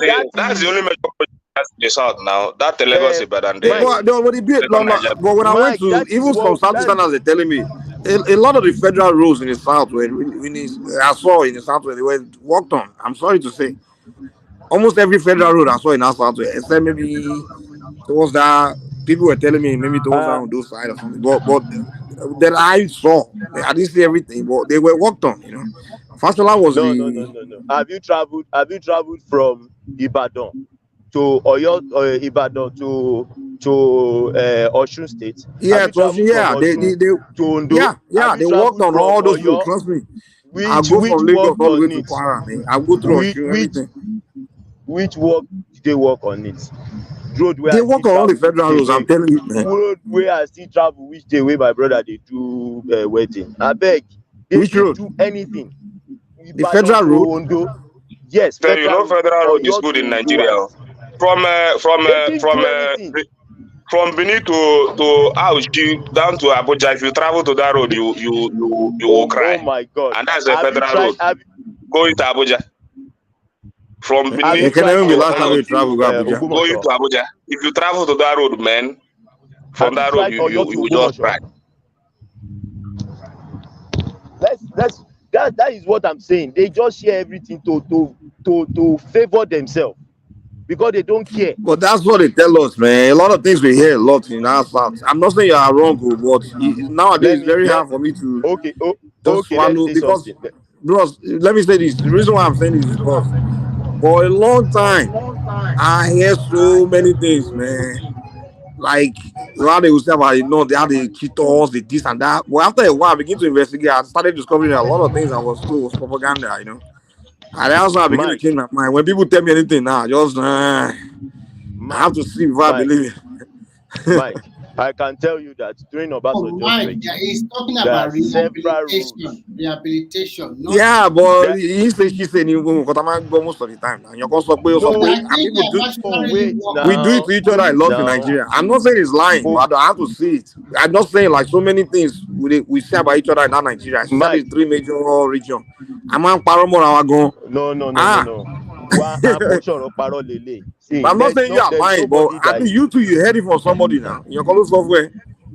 No, what I'm trying to say is this: if that figure is right, which I know the man will not be lying, because these are figures that you can verify on the Ministry of Works now. On the Ministry of Works page, just go there and say, okay, let's say, okay, go there and say federal road projects that are ongoing and see all the locations. Do you understand? What I'm trying to say is this: when Obasanjo was there, the major project Obasanjo did in the southwest, major that he did in terms of construction, was drenching of the Ogunpa River and doing that wall by the side so that it doesn't overflow again. That was the major, and that There is was all. no other major project. There was That no was one other. thing he did. So That was the Obasanjo only didn't build thing he anything did. across the country. No. No, just southwest. Mention one. Mention I know one Obasanjo didn't build federal. shit now. That's why I don't like the guy now. He didn't That's build what I'm saying. But anything. no, you were saying he did not build shit. But in the Not the north, he Obasanjo did built every. bypass. Not being built Benin bypass. Eh? Not the Obasanjo built Benin bypass. No, Benin Obasanjo do bypass. Benin bypass. So. Then that Benin Uh-huh. bypass is still, and that's his project up to today. The place is still No, standing. me, I'm talking of the southwest. I'm talking of southwest. Now that is the only one we saw. You understand? But in the north, because he wanted them to vote him again for second time, he was doing so many things in the north. And What did you do in the north? Give me an example. Mike, I'll give you an I example. did so many If roads you now. travel from Abuja Did so many roads in the north. to Kaduna and all those roads in the north, to Mokpa and the rest, they were good roads. Obasanjo Even built down them. to Mina. Yes, they are lovely. Their roads are far better Most than of this those roads were built by Babangida, brother. Exactly. Anything around No. Abuja, Mina, Niger. It was Most Babangida of that those built it roads now. were built by Babangida. Okay. Wait. Those roads were built by Babangida. So since Babangida built it, they will not touch it again. You know how many times they've rehabilitated Third Mainland Bridge that Babangida built before this one that Mai did? What we are saying is that you just leave something that like that, and you is only Benin bypass the only federal road in the south or southeast. If you want to give it to president, you can give it to Babangida for construction. He built a lot of things No, across I'm this not country. talking about Babangida. We are talking about I'm talking about our own people now. I'm talking about southern people that we tend to want to gravitate towards the north, trying to, I don't know, maybe because they are seeking for another term, they do everything in the north. You understand? Do And you know now at why, the end of the Jide, do you know why they will continue to play second fiddle? Because we in the south, we are not as cooperative like the people from the north. They always vote in block. They find a way to always come together. Look at what transpired after the election. We are still fighting our safety today. So at the next election, we also kowtow to them because they always vote in block and they will continue to win. So until we in the south put our senses in the right direction, that is when we have a good say. If we still continue to play this kind of policy we are playing among ourselves, we are still going to continue to play that second fiddle. In terms of Simba, thank you very much. That is the point. Out of how many states in Nigeria, how many are southwestern states? So or southeastern states, south. Let's add everything together. How many more do you need? 25%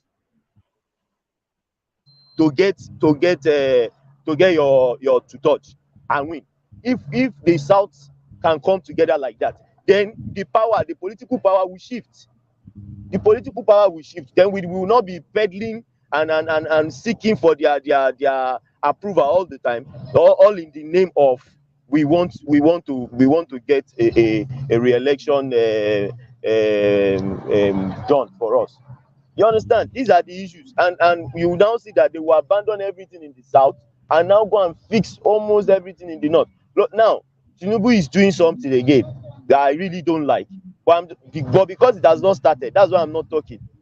Now they are talking about solar power stations that they will be building, and the Indian company wants to build like 200 solar power stations across the country to push down this thing.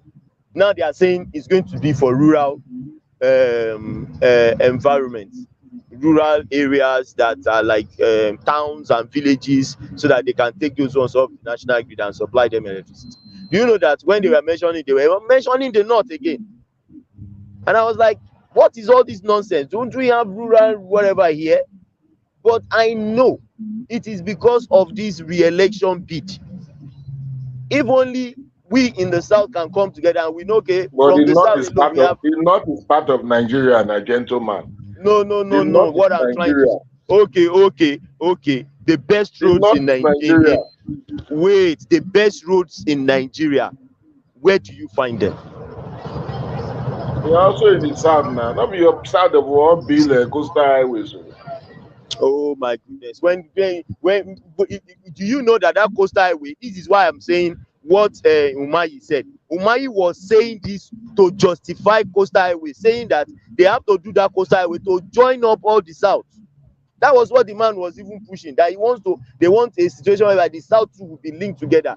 And when the man from was he Arise or the channels was asking him, he now said, do you know that the project I met on ground, it is like this that they shared it. So the man was always saying it to justify it, which I like, if that is his own approach. You notice you don't see any northern crying that they want to build coastal road in the south. They are Well, not going to just be cry. crying about See, this. I have seen them complain. They have complained, Mike. They complain. They are not going to cry like us. They are not going to Because cry like you are they crying. have it. Most of their roads are good. Yes. So Most of their roads you are went to the good north now. and you saw their roads good. You I went have there. been Oh to my Kano and goodness. Kaduna before. And Mike, the roads were fantastic. Mike, I lived in the north. I was born in Kano State. So I their have governors are vested. doing good job then. Their governors are building their roads for them. It's not only governors. I'm not talking of state roads. I'm talking of federal roads. The roads you will travel, federal roads. Go and see roads in the southeast. You cannot even move 60 kilometers per hour before those guys will come from the bush and waylay you. But who do we blame now? The This is what I'm saying. This is what I'm Ugo, We who were has talking been in about power? federal roads, Okay, I yeah, have a not question. state road. Mike, I don't know how you talk sometimes. But wait now, Talking may I about talk now? May I land the now? federal road now. You go allow Or me you don't land? know there is difference between federal road and state road. Bro, you go allow me No, talk? the state governors, The they question do I want to federal ask, road now. Ugo, let me answer this question. Since 1999, who has been in power the longest? The Southerner or the Northerner? Southerners. Okay, so they sit down here, they tell me, say, Northerners, they marginalize them. Not only Buhari don't rule for 8 years. Mike, you are not getting it. I'm not saying they are marginalizing. No, you do the mathematics. Before you can win election in Nigeria. Okay, now Tinubu won not because the South voted for him. Southerners, they do No, complain. We do complain, man. That is not the point. Let us Obasanjo don't serve 8 years. Jonathan don't serve 6 years. Buhari only serve 8 years. Now another Okay, Southerner Mike. don't Okay, enter Mike. now. Well, we are still Okay, blaming Mike. these Wait. Northerners for all our problems. Leave these people alone now. Them. Nobody is blaming them. We are talking. What Simba has said is what I'm trying to point out. When Obasanjo was going for first term, we all knew that the Southwest did not vote for him, right? He got there on the back of the vote of the Northerners. So if he's doing everything he wants to do 20 projects, and he gives 15 to the north, and he gives the south 5. So who do we blame then? Who do we blame then? That is now what we are talking about. That's what I'm So talking you blame about. Obasanjo now. You don't blame Northerners. No, that is what we are. Have I blamed Northerners here? But I'm what is saying wrong that with that? 15 to 5. What is wrong with it? What I'm saying is this: that trend will continue until, which is what Simba has pointed out as well, which is what I'm trying to point out, until we the Southerners can see it like, okay, because of this political number, the numbers that these people have, which you would always need to get votes to win elections. Now we have always been peddling and trying to, cut their favor too much at the detriment of fairness. That's what I'm Okay, trying to say. okay. Wait. Are you telling me Northerners don't pedal? Wait. Are you telling me the Northerners don't pedal to the Southerners to get votes? Okay, let me ask you a question. Didn't Buhari come all the way to the south to come and beg Tinubu and then for him to win after running 4 times, after running 3 times, losing? Everybody have to go somewhere. The Northerners have to come to the south to win election. Wait. Same way you two have to go to the north. This is what I'm trying to say. That's not what I'm saying. When you talk about numbers, either you want to say this, either you want to see it or not. Okay, even in the House of Assembly, where you are, everybody goes to protect his region. This politics plays out because it's a politics of numbers. Okay. Okay, tell me that number. Okay, let me ask you a question. When you talk about local government representation, where in Nigeria has the highest number of local governments? You want to say Kanu, Harry? It is mostly the northern states that have Okay, wait. Local government. Okay, let me make one correction I will all make. Okay, for example, a lot of those middle belt delta states like Kwara, Kogi, Benue, we call these people north, but these people they see themselves as more Southerners. You understand? Like even Southern Kaduna, all those area, Benue people, Benue people, they are more like Southerners. You see that they are more like Akwa Ibom and Southeast. I'm telling you, but we regard them as north. So their number, they are local government we can as the north, and then we start to shout that the north has bigger number than us. Mike, that's not what we are saying. No, I'm just trying to say about that number that we always say. Those senators, they have more this and that.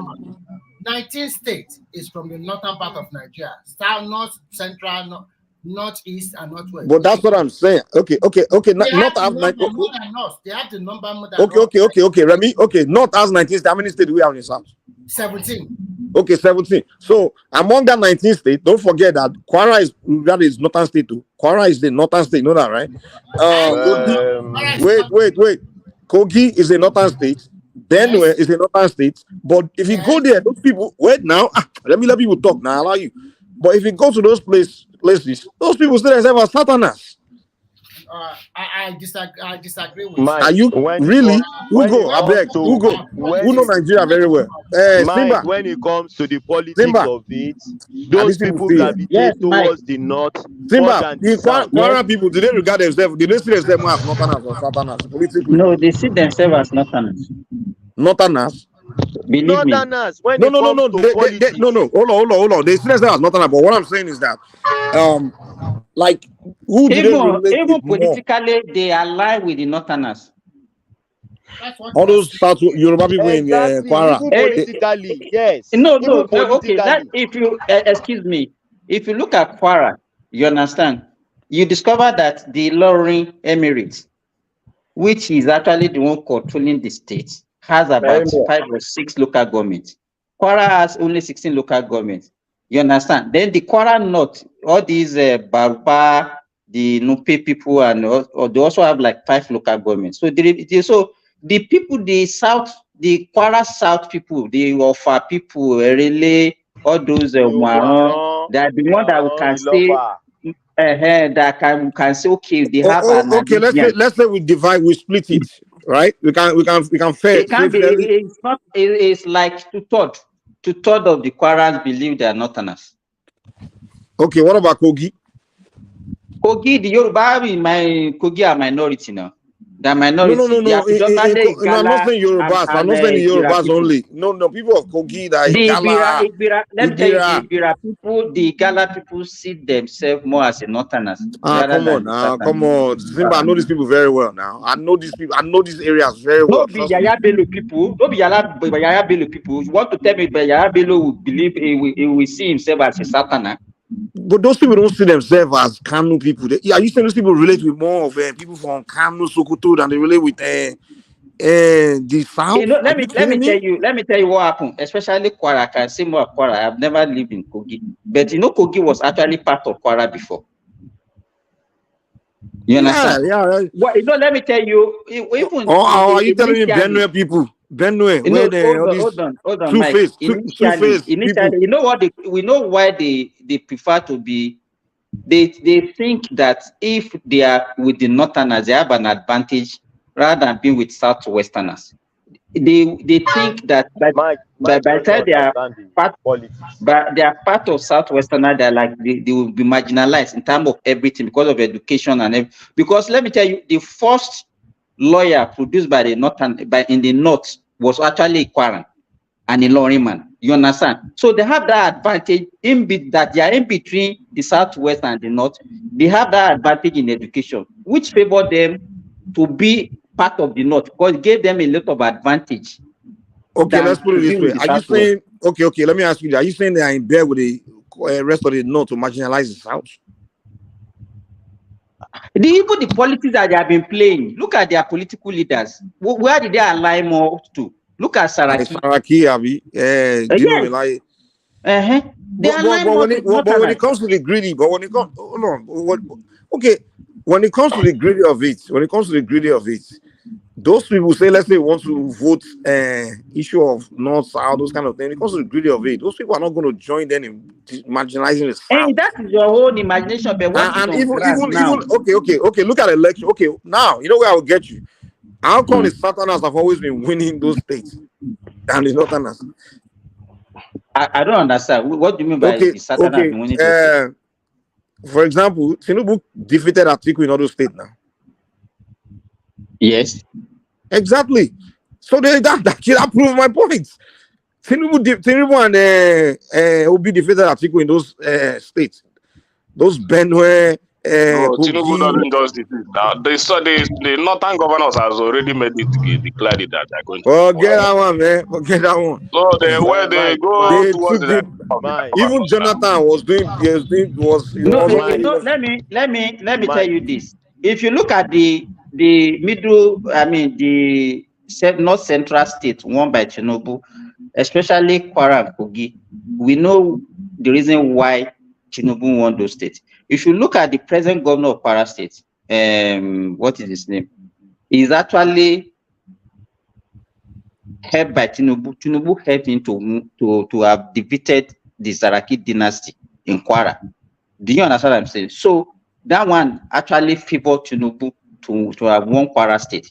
Kogi, Yaya, I don't know what the role that Yaya Bello played during that election. Yeah, so that one is not well clear to me. You understand?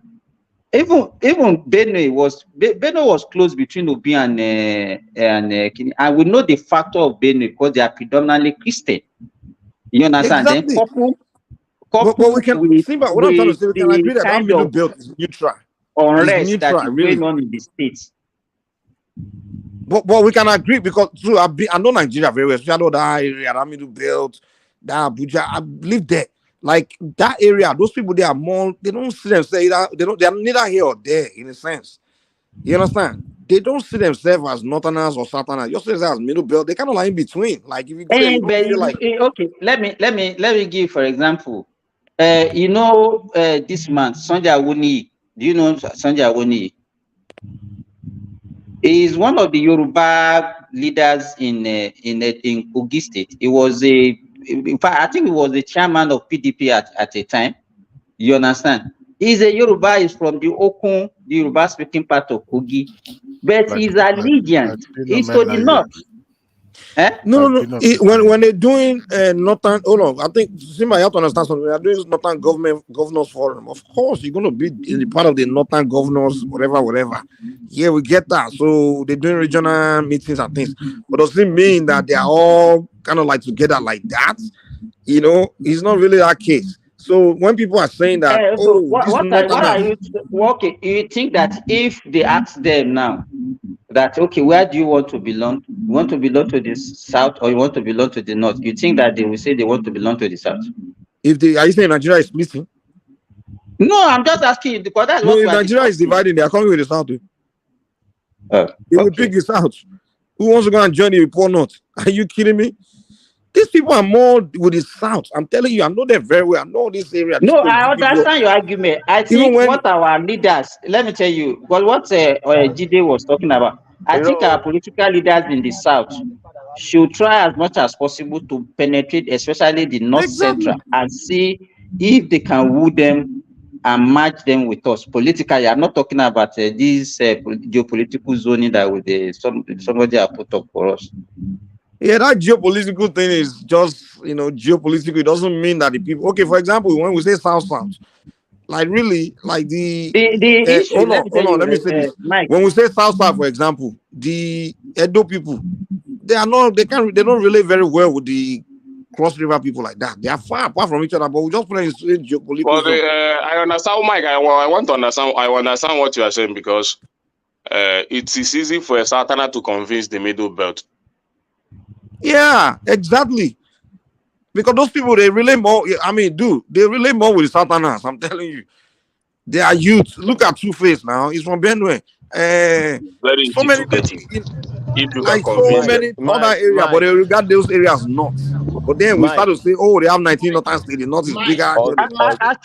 Actually, even politically, they have suffered. They have suffered in the hand of the Northerners. Believe me. Yeah. The corners, Yeah, they they are have really marginalized. suffered. They are marginalized by Yes. the Northerners.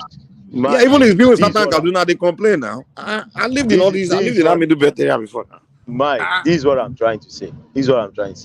Up until the advent of Fulani herdsmen and all these things, these people gravitate too much politically towards the north. That's a fact. The middle belt. You can verify it.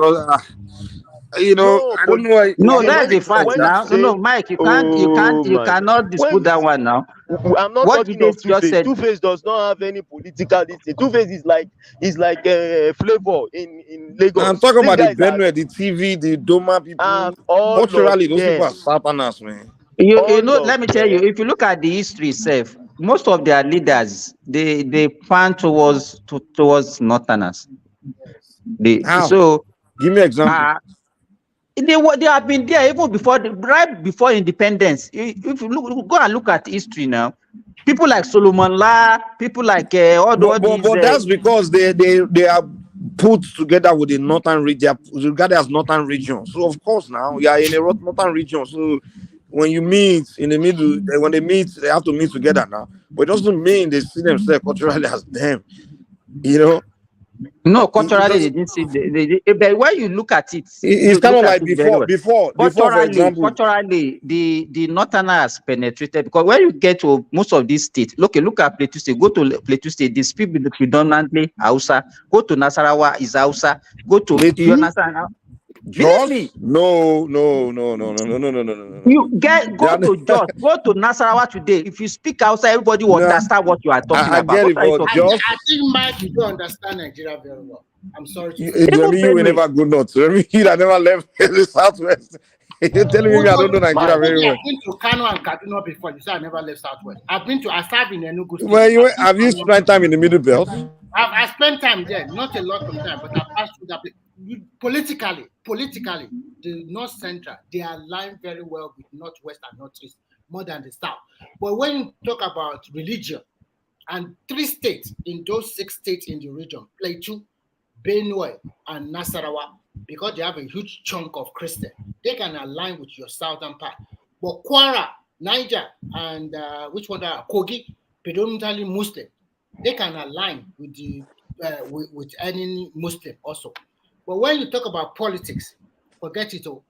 They align with the rest of the North, and they have their own chunk of power. Babangida, Gowon, Abu Salam. But that's really closer to you are talking about more of a Niger. That's still kind of closer to the north. Mike, what you fail to understand is this. See, the way that thing is the Middle Belt. Well, let's take for example, Kwara State. The people that controls and wield the power of Kwara are the ones that are aligned with the Fulanis. The Lawrence, those people that have Fulani lineage, those are the ones that are controlling politically Kwara State. not those ones that are towards the south, closer to us. Okay, and those ones that are closer to us, because I actually stayed in Kwara State for a long while. I have Okay, maybe we can put it this way. We can say maybe their leader are aligned, but yeah, but the people. and see, well, that's what I'm saying. Politically, that's what we mean when we say politically.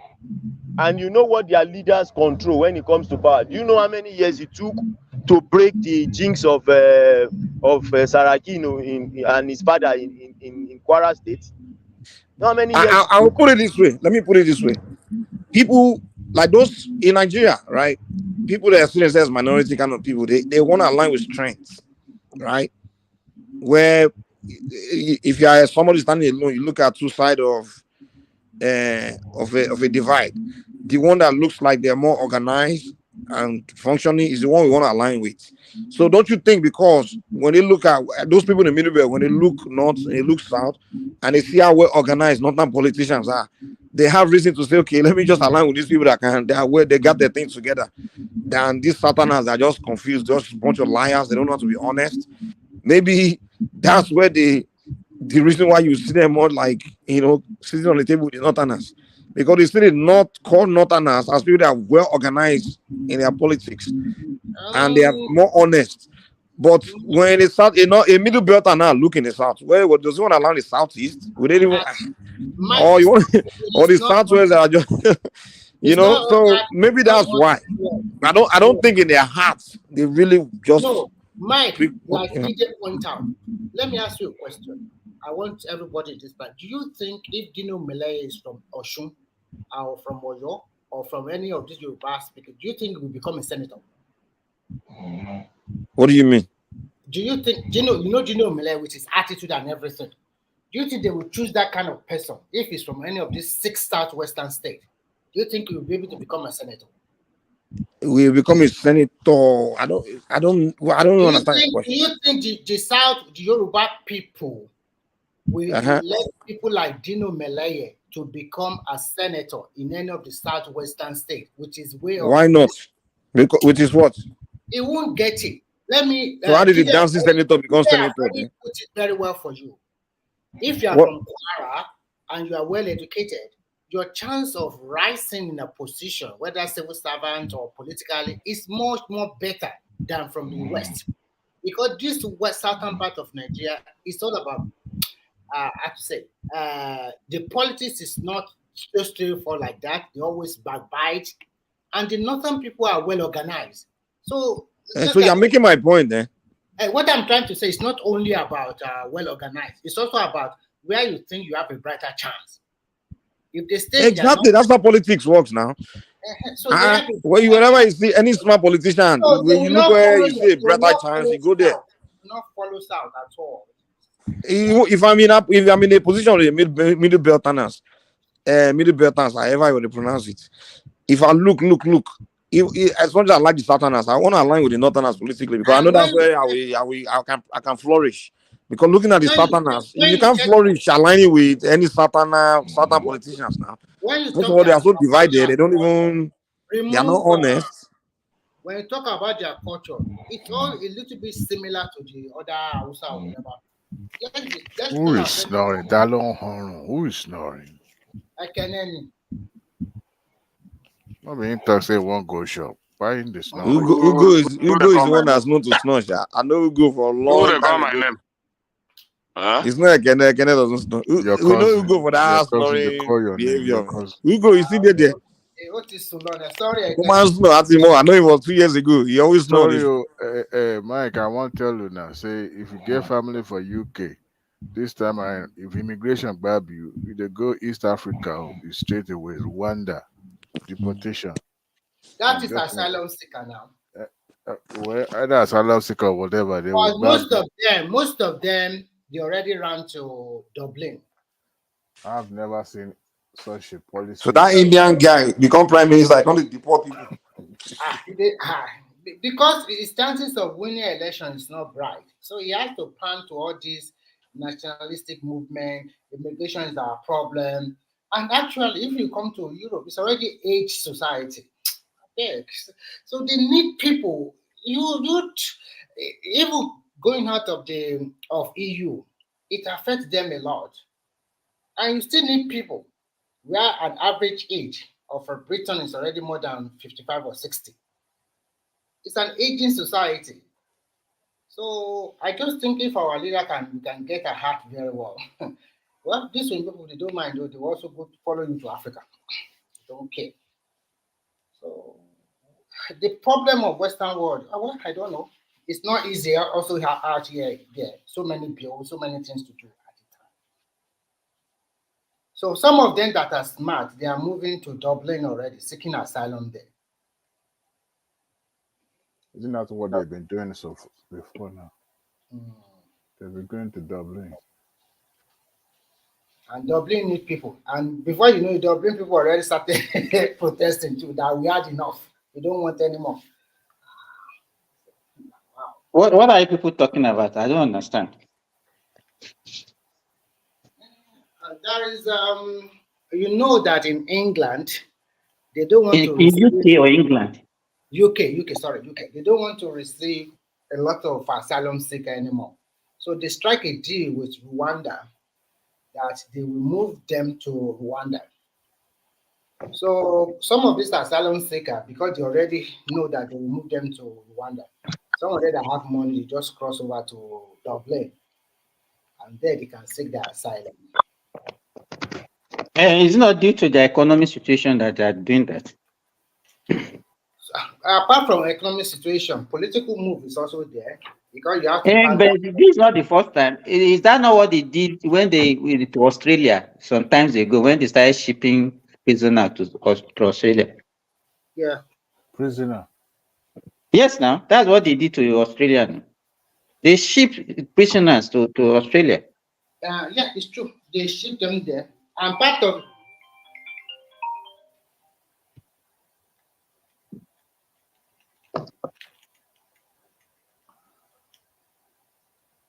Is that how Thomas got to Australia?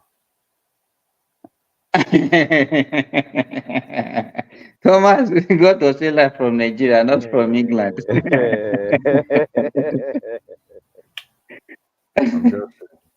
I know. You know that was how the whites actually now became the predominant destiny in Australia now. It wasn't they just it was their former destiny. They just shipped a lot of their prisoners there and they now became the citizen in Australia against the original people who are the Aborigines. It's like everything that has advantage has a disadvantage. If you look at it, yes, if you are working in Western society, the way it is structured, it makes you to work because you have a lot of bills to pay. And then it actually now restricts people from having a lot of children. It's not as if anybody plays embargo on the number of children that you can have. But if you look at the cost, you understand, nobody will help you on your own. So they also ship to Nigeria to Rwanda. So the question I have is, so I'm trying to understand something. So the Rwanda, the so-called people that they don't want there, is it just Africans or is it just anyone? Well, anyone for now. So if you are from Jamaica, if you are from India, if you are from Pakistan, you are going to Rwanda. So if you are from Jamaica, if you are from India, if you are from Pakistan, who's that? Simba, mute yourself. So with that now, is that not another plot to whitewash Rwanda? So I don't understand. So all these people now in Rwanda, what they will now become a tribe or what? It doesn't even make sense. Where would they be staying in Rwanda? What would they be doing in Rwanda? Working now. I think there's job in Rwanda. Rwanda signed agreement with them to take all those people in. I know Rwanda, they will just enslave them. And I don't know what kind of same thing in America. That was yes. I heard Trump wants to do the same thing too. Trump wants to do what? Send people to Rwanda? No, Mexico. Who is this? Wait. But seriously, kí ló máa ń ṣe àwọn African leaders wọ̀nyí náà? Kí ló gbarú nǹkan bẹ́ẹ̀ fún? So you turn your own country to the prison yard for another country. Another country. Annex another country dẹ̀ ní káàkiri. Àwọn puppets. Annex gan tẹ̀ ṣì dá. Owó náà ni ó ní nǹkan kan tó náà jọ sáìn ọmọ kàtìkàtì tó ń ṣe àwọn people. A kàn ń sọ̀rọ̀ Nàìjíríà ni ó worse lára àwọn people yẹn o. Worse lára àwọn countries bíi Gambia and so. Very Kagame has been in power since God knows now, as a military officer, and then they transition himself to military. No, that guy is a last president too. He will not leave that country until he dies.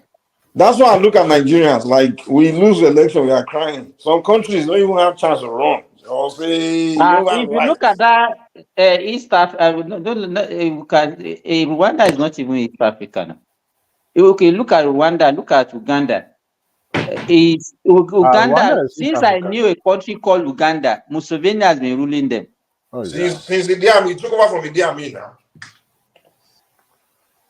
Museveni, he took over from the Amin and he's been ruling since then. You know, but they are notorious. That region is notorious for that too. If you remember Tanzania at that time, Julius Nyerere was there for only God knows the number of years. Kenya at that time, Arap Moi was there for only God knows the number of years. Museveni has been there for only God. Before Arap Moi, the father of the incumbent, the former president of Kenya. Kenyatta.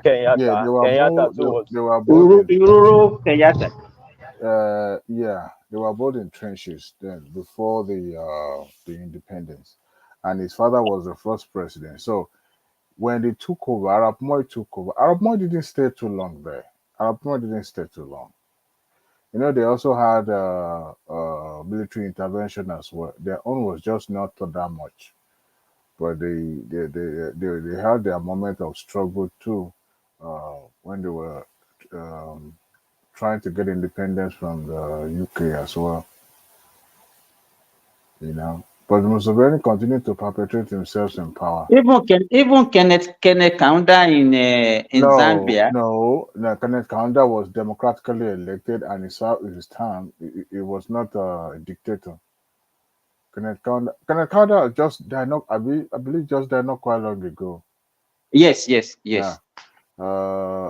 Those are the people that struggle for democracy in Tanzania. So we're talking about people that actually I think it was the first president of Tanzania. I want to believe so.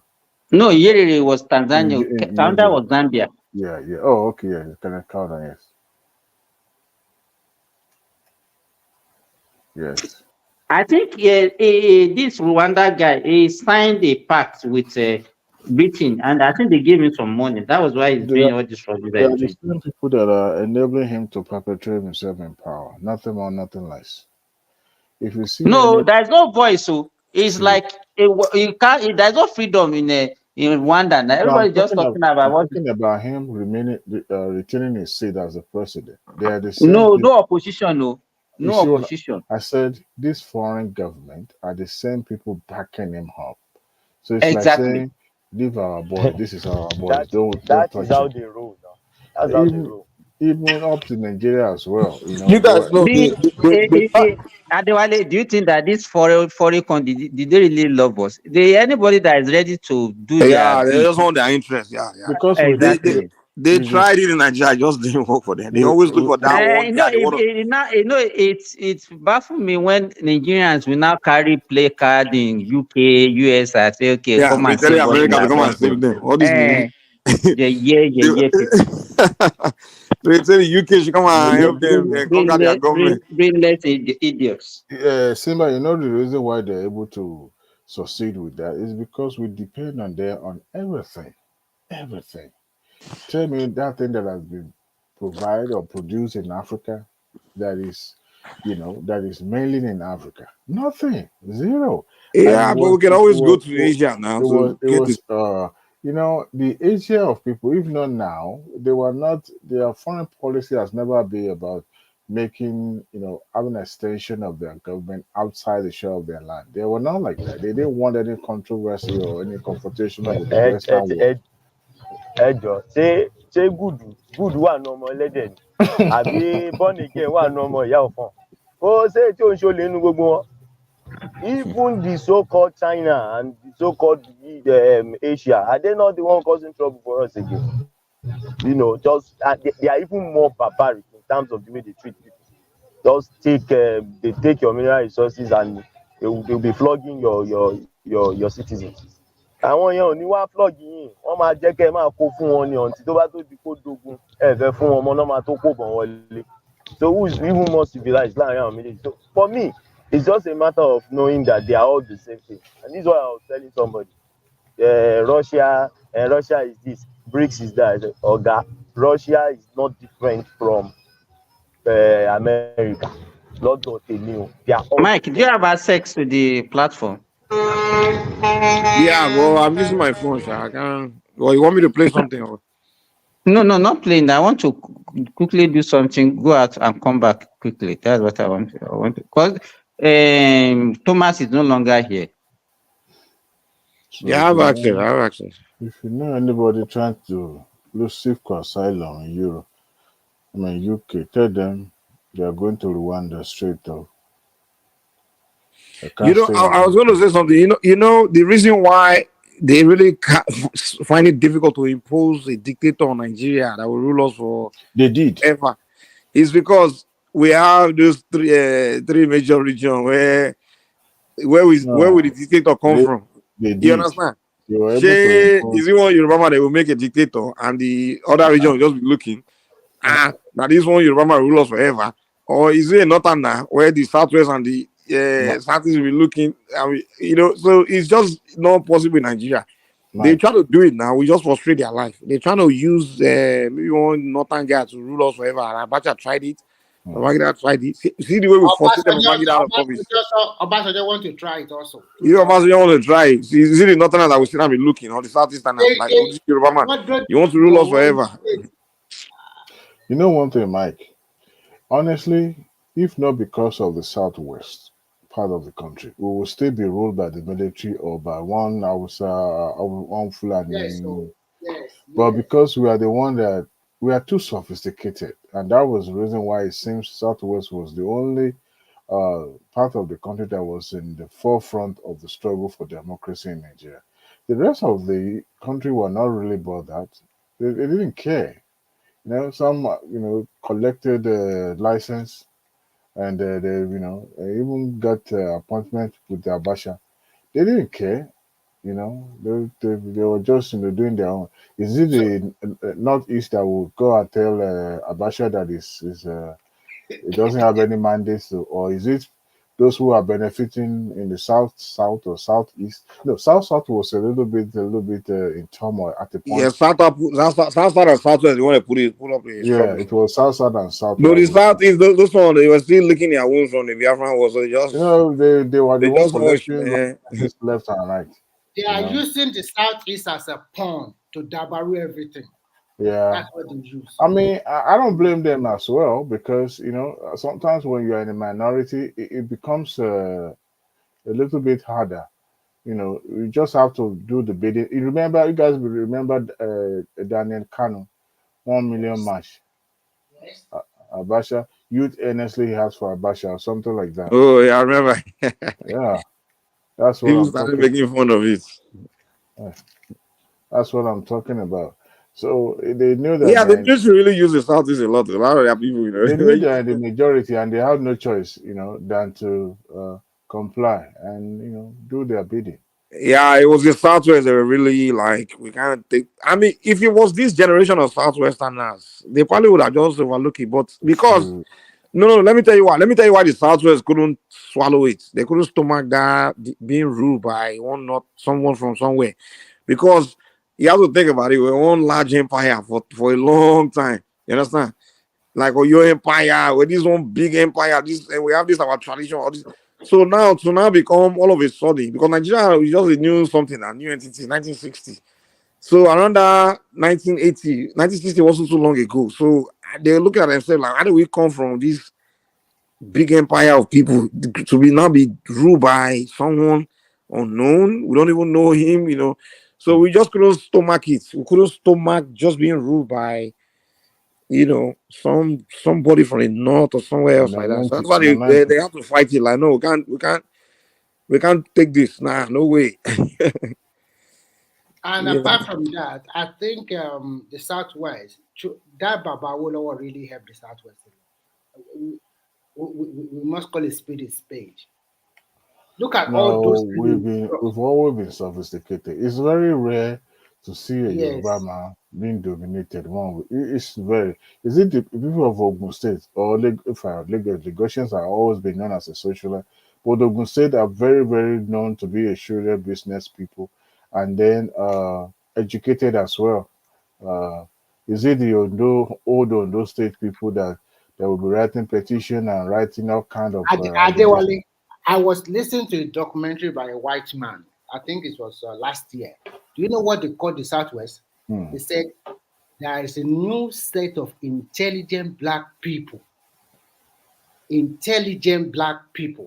created in the southern part of the Africa. No, in the southwestern part of Africa, and they are predominantly Yoruba.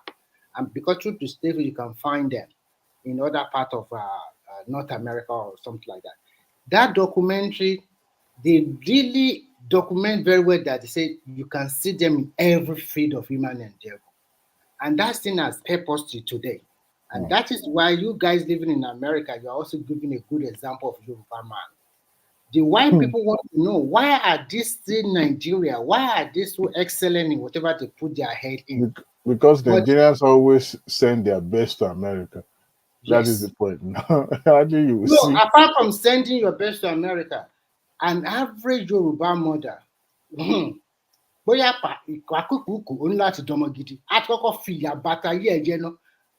don't want to hear that no. You must do it right. You must pass it. If all your mates are passing it, why are you not passing it?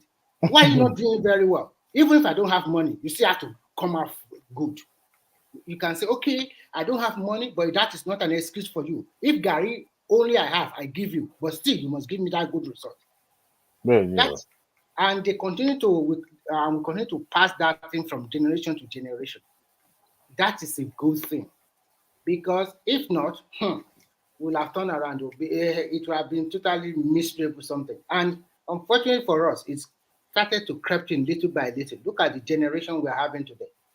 You know one thing. If the southern part of the country had been,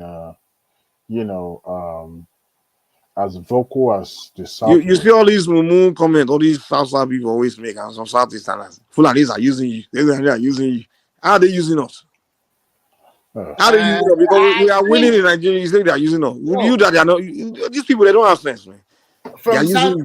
They will be saying things among themselves. They believe because we don't do this chest beating, so we are coward. They don't know the way we do things is different.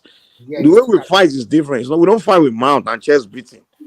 The problem with Southeasterner is that they see the Southwesterner as their major competitor, and they want. No, they always see us as weak because we don't beat chest. They don't know that we are the toughest.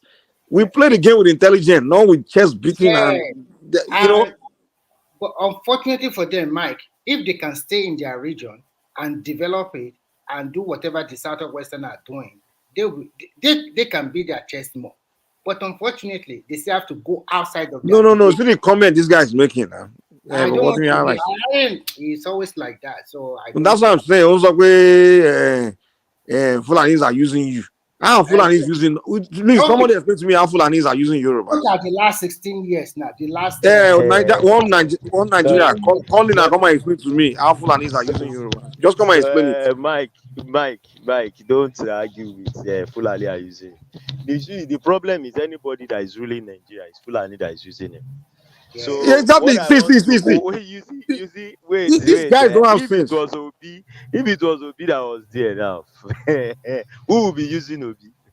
It's also Fulani now. They will not accept this Fulani. They will would think not now. They would now not want to accept that it's Fulani that is using Obi there. But anybody that is ruling Nigeria is Fulani that is using. I don't know. This Fulani that you are even talking about, that they are even in the minority in terms of. Fulani are minority compared to the Hausa. I don't even understand what these You know people. They say they are using. They are using. These people have become so. And listen to their conversation. Hold on. When they are talking, it's like they've given their power to Fulani. These people have elevated Fulani to the point that one Fulani guy from I don't know which country was on one planet and was saying he said they rule Nigeria. He said his tribe rule Nigeria. I'm like, what the fuck? He said he, because Mike, Mike, the funny thing is that they have been the one. They have always been the one voting for the North. You They have know, always been the one these donating people have their made Fulani votes people to the look North. so powerful. And That they a are Fulani saying guy Fulani from is using Gambia or somebody. someone the country like that was telling me that his tribe are the one that control Nigeria. Mike, you remember the last military recruitment that they did some times ago? How many southern people were enlisted to Nigeria Army? How many southern people? Not that many now. No, it's In fact, not a they were there was a video clip that was shown on the national television where people from the northern part were asked to disguise as Yoruba man in Yoruba man, Lagos. simply because they wanted the northern people to have that number, so that at least it will reflect in the. It's just the way they will be able to perpetuate themselves in the power. When the southern people were discouraged or not showing interest in listening to Nigerian army or any military parastatals like that, the northern people were dragging their children from secondary school to join the military simply because they know that. I mean, I'm talking about the era where military reign was the in thing. So that helps Fulani a lot, or the northern part of the country, to have their people in or majority in the service. So till today is now that we are now trying to see if we can balance things and have people in the southern part of the country. If But not, what does that have to do with? I mean, the era of military is gone, man. You can have 100% anybody in the military today. It's irrelevant. It's irrelevant. If you want Nigeria to divide, anybody go and plan coup. That is the end. No, what I'm saying is the military is just there. The military today they are in the barracks, so we can have 100% Igbos as soldiers. It's irrelevant to power. but they would not enlist in it. Let me put it to them this way. You vote somebody all the time. Give your vote to this particular region all the time, and that particular region has never deemed it fit to give you the power to control the center. And there are some people that when they vote like they are playing chess. Okay, this one, so that this one will not say I didn't give him, take small. This one will not say I take small. But this is where We can't hear you. But at the end of the day, the Southwest we are winning. we are We're going. winning. We're winning in Nigeria. You understand what I'm trying to say? And then, Baba, do you understand? Yeah. You were out for a minute, Sha. You understand what I'm trying to say? Even the South, even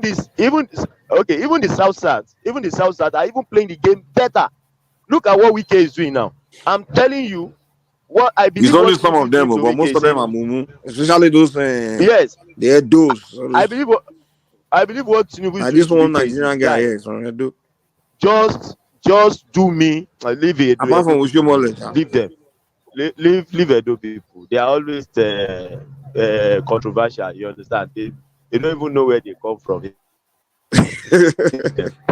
So sometimes when they think they are Igbos, they be kissing Igbo people's ass. When they be kissing Igbo people's feet, they just wonder. What does Igbo people have to offer you? You remember? Some of them even call themselves Biafrans. You remember we argued that origin on this platform that somebody was quoting necessary this today.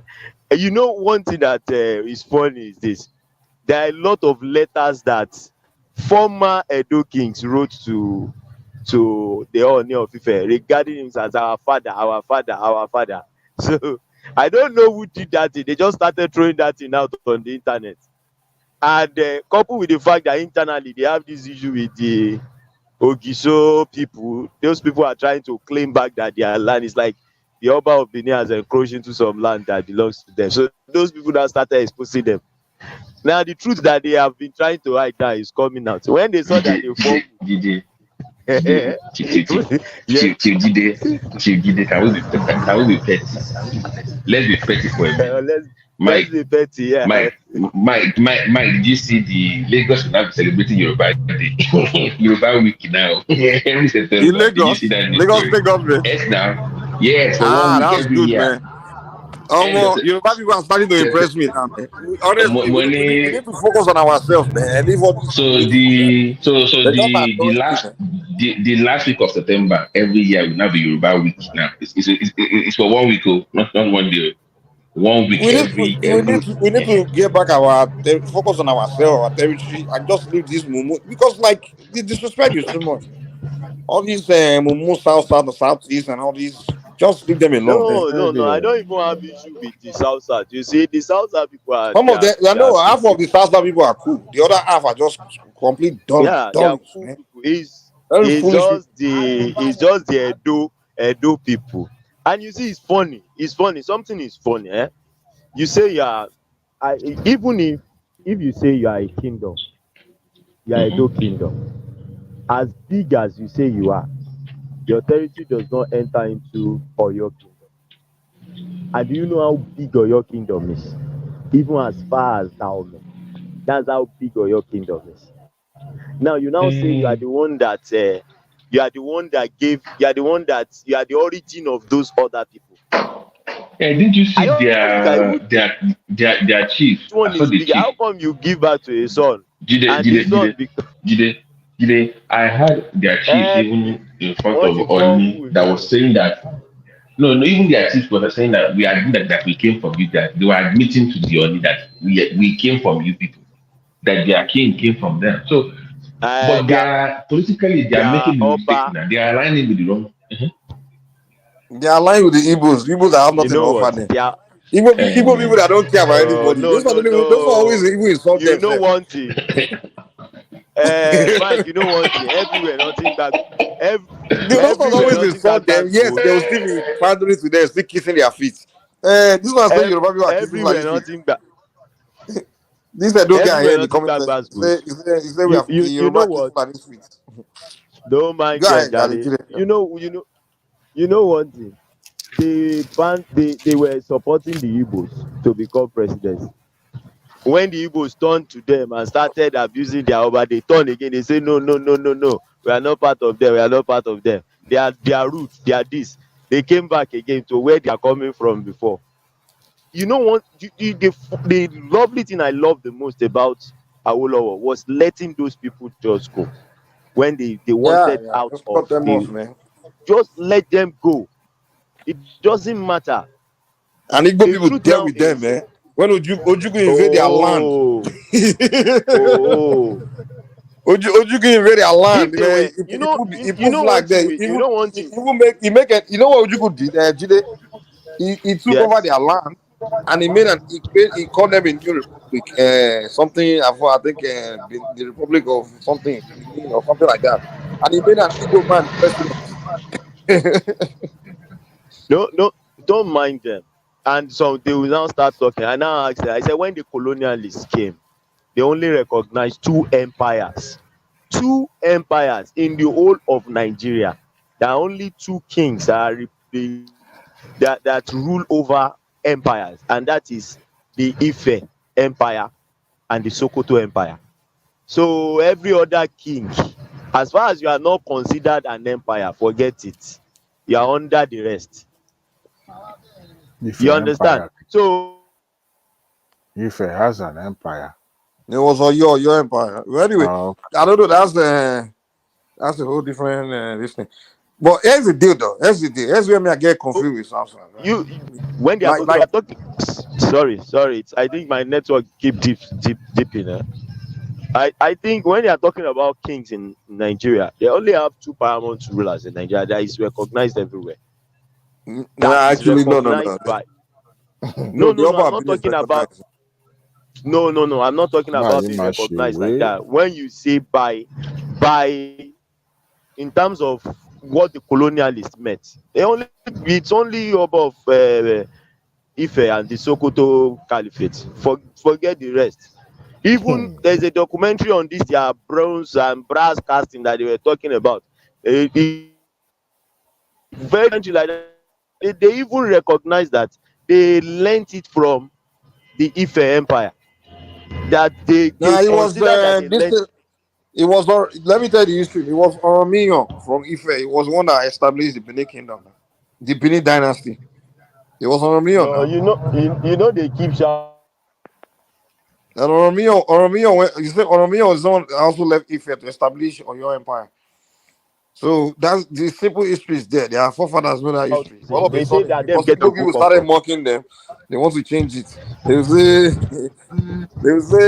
they argue that Oromiyan came from Ife and established Benin Kingdom. But what they will now say is that Oromiyan's grandfather Udua was once a Benin person before he came to Ife, and then his grandson that he sent people from Benin to Ife that they need a new king, that they want Udua to come back, and then his grandson now came back, Oromiyan.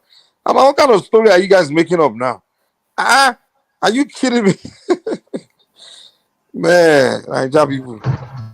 You know what I'm trying to say, Babati? Babati is there? Babati still love you, but anyway, what I'm trying to say, Jide, what I'm trying to say is this, right? The South, when I look at them, I laugh. I just laugh. Because, of course, the somehow the Southeast just somehow pick the Yorubas as their rival in Nigeria, their enemy, right? And unfortunately, we are both in the South. So, and the South people, were like kind of caught up in the middle, right? And they start aligning with the Southeast. And when you look at the history, the Yorubas have everything they've really got from that country, like that's positive. It was the Yorubas that helped them to get it. For example, the 30% derivative they get from that oil. It was Obasanjo that put it now, that created it for them now. Even the NDDC, Niger Data Development Commission, it was Obasanjo that did it now. In fact, It was Mike. It was a replication of Petroleum Trust Fund of a thing. That was what brought that 30% derivative. Because you but who remember was the head of state? when the PTF was scrapped after Abacha. I think no, it was after. It was after Abacha that it was scrapped, and then there was an agitation or something like that. You know, that has No. Wait, whose regime? That Under whose regime they create that? It was Abacha. Are you kidding me? Yeah. Were they doing allocate? It was Abacha, during the Abacha, that the PTF was created. You remember What was created? A PTF, which is Petroleum Trust Fund. You know, I'm not talking about Petroleum Trust Fund. I'm talking about the sharing formula. Yeah, it was what necessitated that because of the agitation for resource control of the thing. They were doing resource order Abacha. Abacha that will kill you if you even try anything. Okay, let's look at so when what NDDC was the clerks of Kansararuwa fighting for them, if not because of resource control and all that. And that was what negotiated for them to. Let me look at when NDDC was created. You remember is it Ompadek, or what does they call it? The one that was headed by this man, this Dr. What's his name? I forgot his name. They were just replicating the same thing over and over. Nothing more, nothing less. The same thing DDC was created to, shut some people down and just to get money across to some.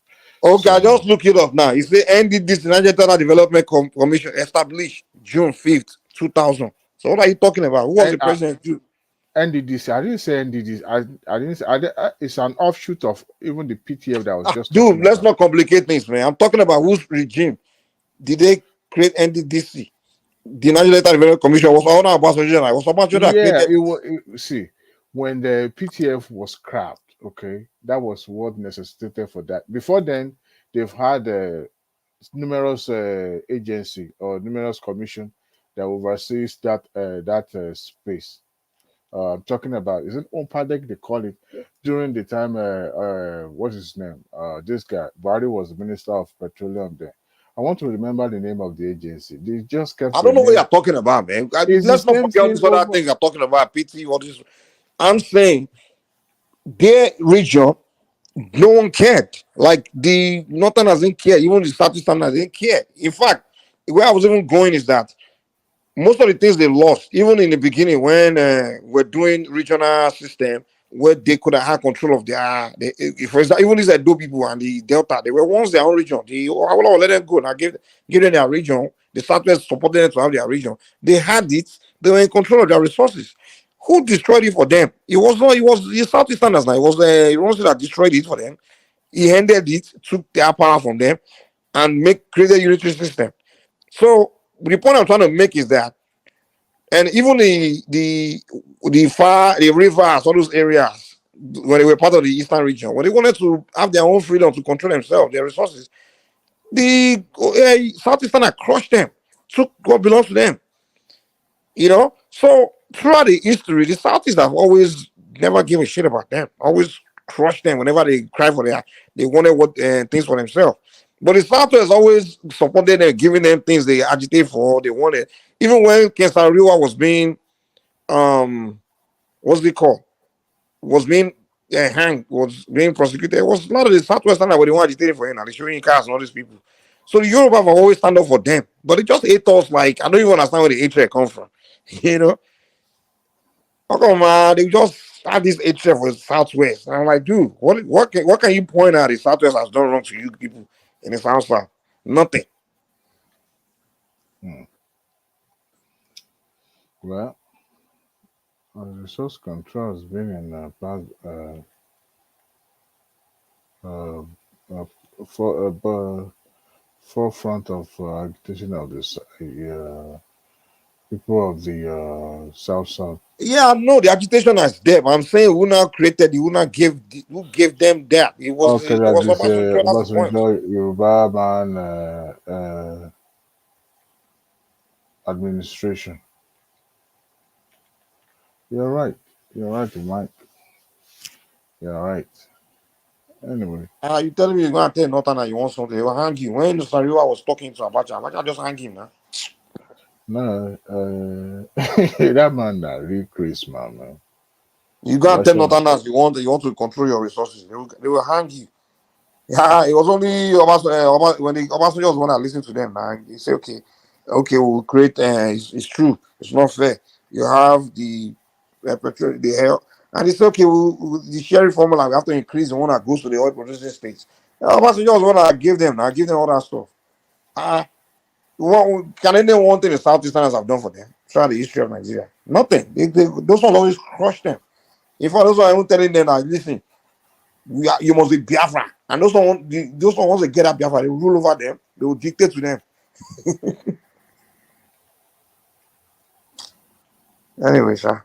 Mike, ọ̀rọ̀ àwọn people yẹn, ọ̀rọ̀ àwọn South East yẹn, ọ̀rọ̀ wọn dàbí ọ̀rọ̀ ìgbà tó máa fún wọn lálàá o, wọ́n máa ń sọ di allowances. It's just a normal thing. Knowing how to respect your bounds. Knowing how to respect your bounds is not something that it's normal to them. It's not normal to them. Dídé rí tó lọ gbé mú ní estate yẹn pé wọn ti gbọ́ báyẹn lẹ́ka the Igwe of Ajawa estate is still in prison. Oh, that Igwe guy, they're trying to invite iPod to Lagos. Ti gbọ́ báyẹn lẹ̀ is still in prison. Ti fi lẹ̀.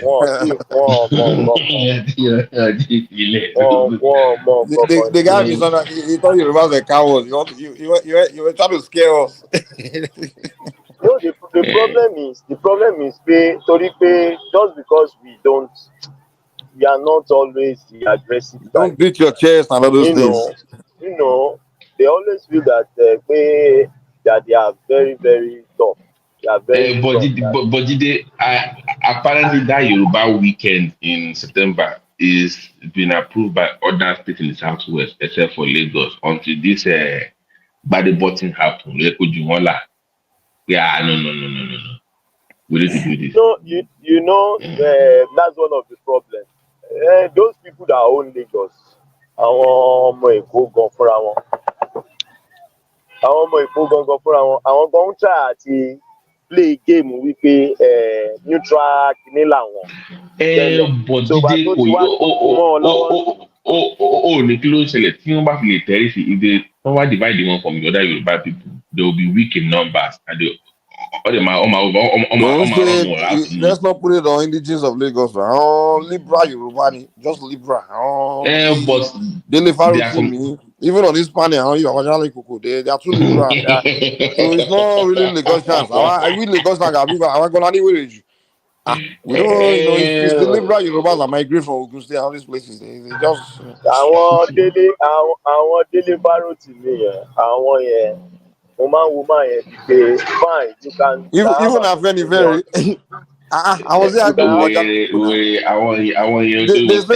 say they are the Yoruba social cultural group, and I asked, asking what's their mandate. They say their mandate is to.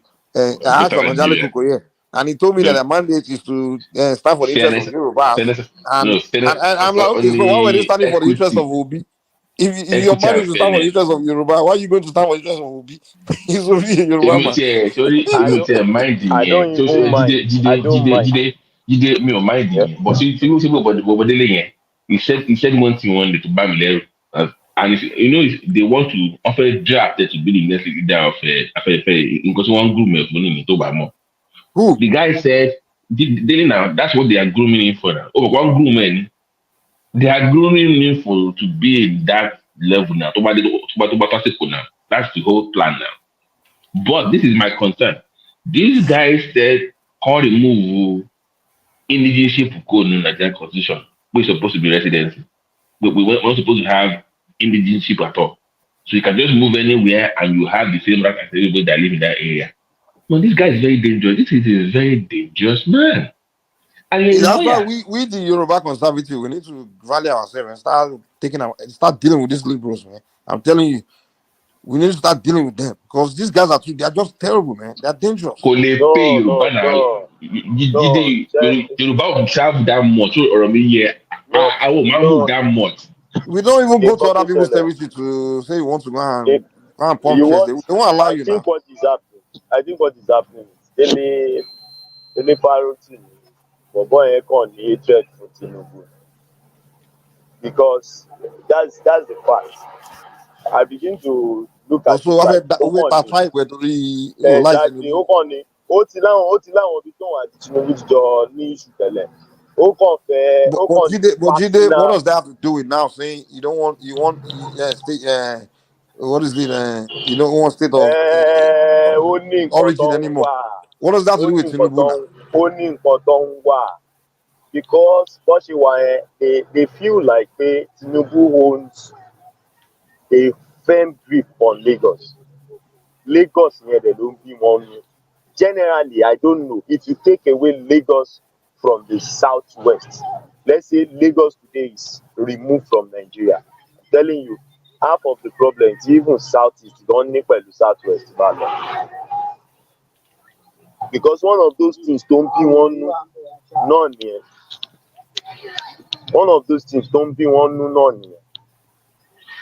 do you understand? So Èkó yẹn ó ń bí wọn nù gidi gan.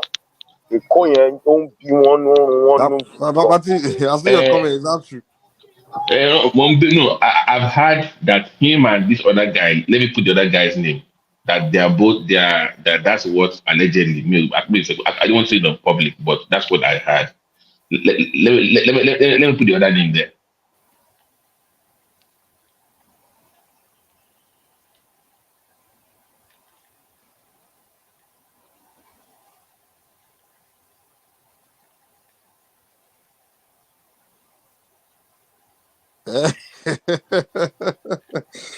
And who's the leader? Is he the party?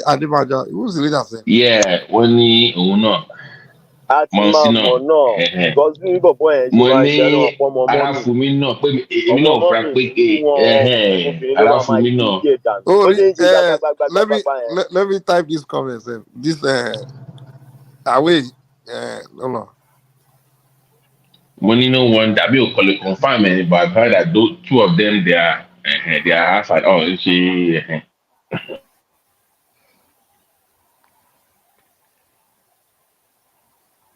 So that's just what is boiled down to.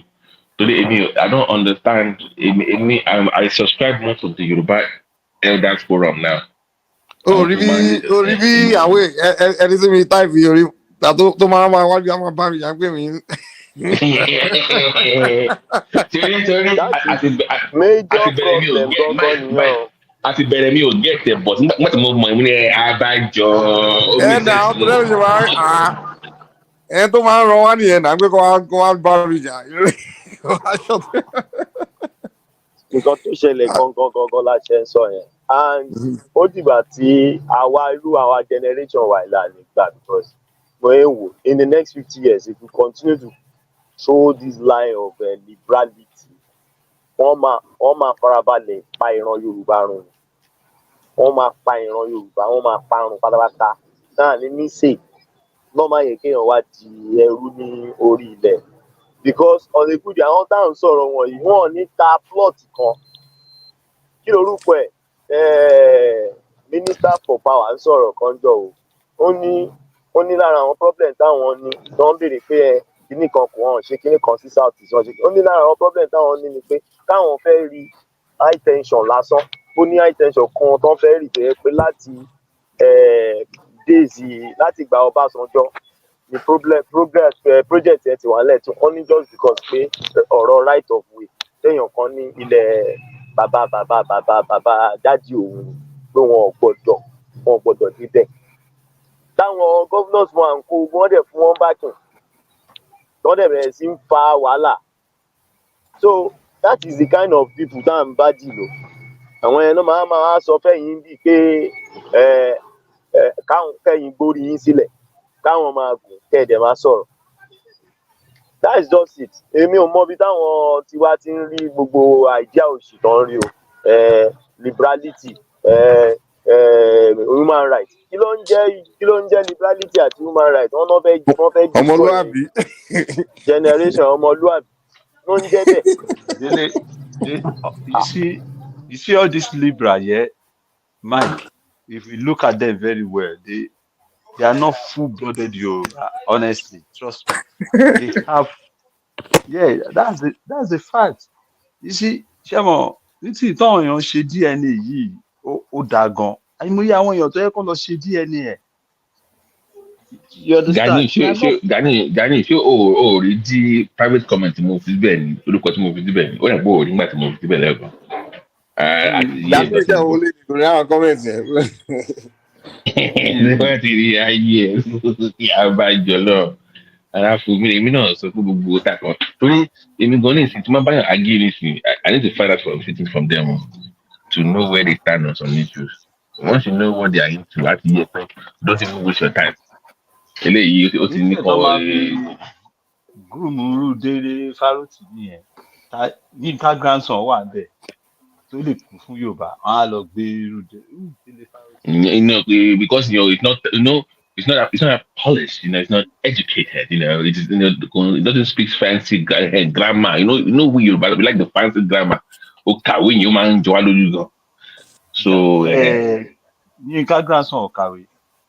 No, not to the level of the big daily say a lawyer. It's not.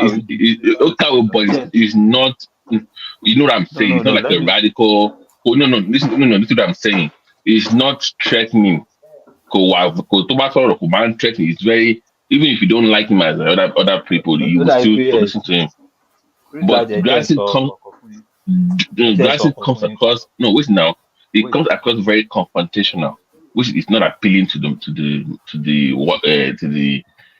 wider, Nigerian space. So they won't like him to Okay. lead that space. Okay, hold on. You know, See, when you Bobo, listen to the likes of Yinka grandson. Wait, let me tell you something about that Yinka grandson. At the age of 26, ó ti ń ṣe PhD ẹ̀. Tí Délé Fárótìmí gan ò tí ì ṣe. Torí àwọn nǹkan tó ń kó sí ló jẹ́ kó ti parẹ́ till now. Ṣé rí ìgbà tó ń ṣe kéèsì ẹ̀ ní London bíbá ẹni máa ń lọ sí court ẹ̀ dáadáa. Ìgbà tó dé level kan, òun fúnra ẹ̀ nínú prison bẹ́ẹ̀ ó ka gbogbo lọ́ọ̀tọ̀ ni. Ó wá bẹ̀rẹ̀ sí ní òun ló ń ṣe lọ́ọ̀yà ara ẹ̀. Before, because gbogbo àwọn lọ́ọ̀yà tá à ń gbà tẹ́lẹ̀ ó máa ń compromise. This guy ó face judge several times tó jẹ́ pé òun ló ń present case ara ẹ̀ tó máa court lord. Yeah, but why get the question I have is this. The question I have is this. How can a reasonable fellow, a reasonable person,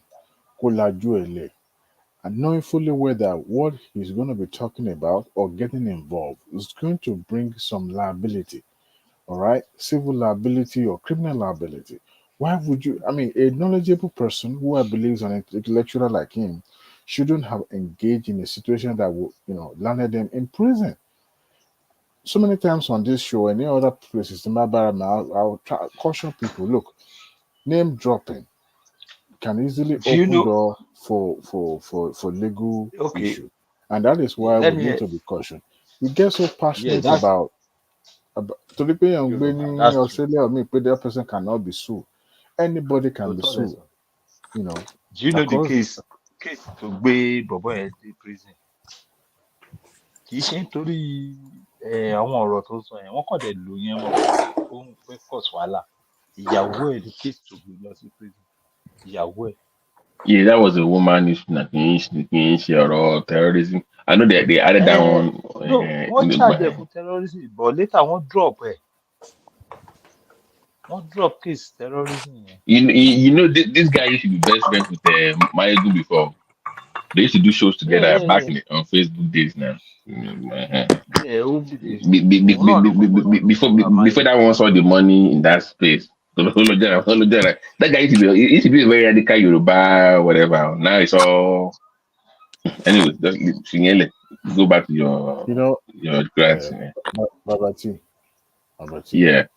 When I listen to the people like Dele Farotimi, people that have this gift of oratory gift, of which whenever they don't think about what they're gonna say, they just say it because they are so good at it. Example of it is it sounds good. It makes you feel good when you listen to them. Yeah, people will assume that these people are knowledgeable. That's why they're talking like this, but not really. If you actually think deeper, some of them don't really have deeper knowledge of the society called Nigeria. There's no substance to it. It's linked with emotions, not name. There's no substance to what he's saying, not name. They have no idea. It's either they have an idea, but they pretend that this shouldn't count. This is the way it should be. Because look, I always look at the fact that how do you assume that one person will capture the entire state, run it with fair freedom, and then people will now be doing a KBC to him? It's not possible. You may have grievance against an individual, but there's no way Tinubu will be the only person. They were off. Should I people after the ferry? I want Bokno. They are PDP Lagos. They are they are PDP. They won't say it in public, but they are PDP. Even to go back, they are PDP now. More Bokno days here now.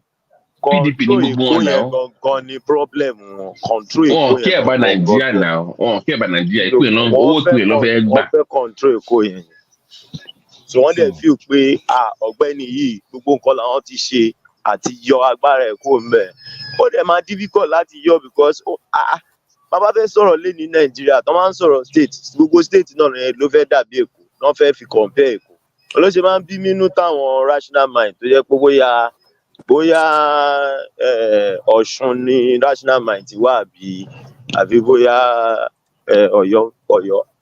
a máa lọ máa condemn Èkó gbogbo state ibi tẹ́ ti wá gan ọ̀dà tẹ̀kọ̀ pẹ̀lú the major problem tí mo rí pẹ̀lú Èkó is the fact that pé population ti pọ̀ jù ńbẹ̀ yẹn òun ni ò jẹ́ kí ó easy fún ọ láti manage basic tí tó national bá lè jíde ó ní kí ló tọrọ bẹ ṣùgbọ́n àwọn tó pè slum yẹn àwọn arábí tó wá ní ẹsẹ̀ táyé ni wọ́n wá kọ́lé káàkiri tí gbogbo wọn ràn bẹ̀ yẹn if they really fix Lagos yẹn gbogbo wọn máa kó bẹ̀ àwọn náà kọ́ gbogbo tó bá ní kán lé ògbó at least irú àwọn tó máa ń dúró sábẹ́ bridge gbogbo àwọn tó ń tọrọ títí tán kán lé gbogbo wọn kúrò ní Èkó gbogbo àwọn tó ń jù dọ̀tí sí tó ń dà dọ̀tí sílẹ̀ ṣe public defecation àwọn. wọn ń ṣe ọmọ Èkó náà wọn ń ṣe ọmọ Èkó náà from there but wọn ń fa gbogbo yẹn they not from there. wakọ̀dé you just jíde you show up in Lagos from nowhere you go and just set up shanties anywhere wọn ní kò kó mbẹ you start complaining of tribalism gbọ̀rẹ́rì you didn't pay for it o just put one shanty there start living from the middle of nowhere leave the place you start screaming they don't like you because you're not from there and start going on TV propaganda káàkiri and people start buying into what you're saying ṣé kò lè kó bàtọ́ jẹ́ everybody ni Èkó is not for everybody now. àwa náà tó máa ń sọ àwa máa play game victimization ni kò yẹ kó ṣe bẹ́ẹ̀. Leave them alone, poor people. If you want they know they are poor. Government to take care of them. Click on Lagos. Say government, Lagos the federal government ni.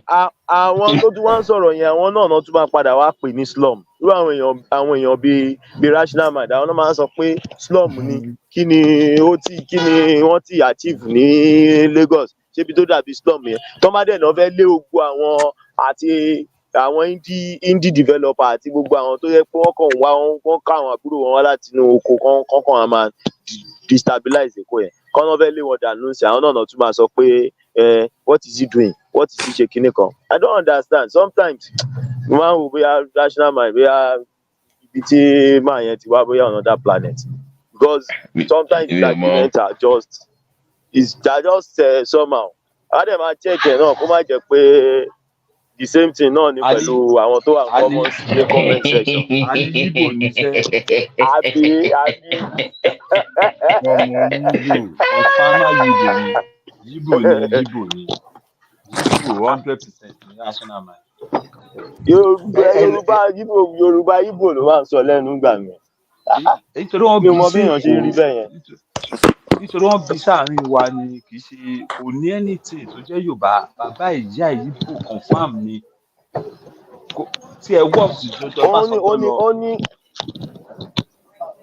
ní wọn ṣe máa ń fẹ́ dárúkọ ara ẹ̀ kó máa fẹ́ complain wọ́n máa ti ní kó dárúkọ anything personal a máa cover báwọn wà yẹn ò dáná.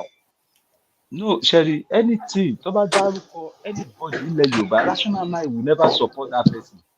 Ìjọ tó ti by the way la inú ẹ̀ tó sọ pé Awólọ́wọ̀ wà myopic tó dẹ̀ sọ pé Nnamdi Azikiwe ó gbọ́n díẹ̀ ìjọ ẹ̀ mo ti kọ́ ní láti sọ èèyàn tó bá kí ṣe Yorùbá kò ní ẹni tí ń ṣe pẹ̀lú Yorùbá ó kàn bí sílẹ̀ Yorùbá ni.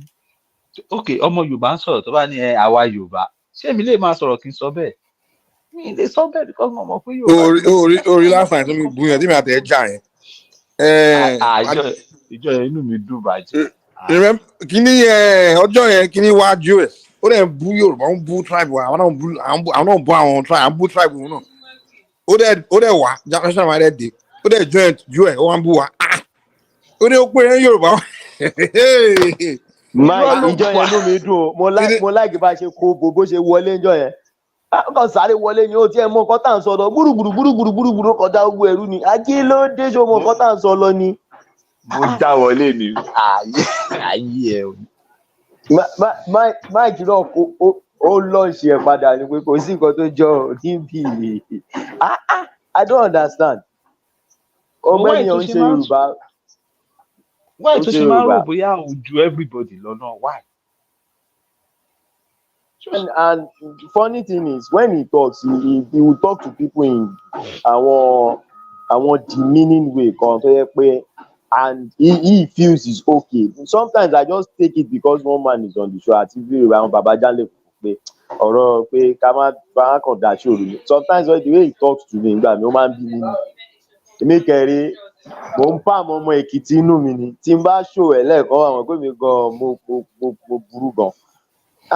Anything tó bá ti kàn mọ́ Yorùbá bá a máa sọ̀rọ̀ a ní Awólọ́wọ̀ ò dáa kò séèyàn tó dá nílẹ̀ Yorùbá. Ó máa sọ̀rọ̀ lẹ́nu ó ní first tó bá kọ́kọ́ sọ ni pé Tinubu yẹn tó yẹ pé kinní kan ni.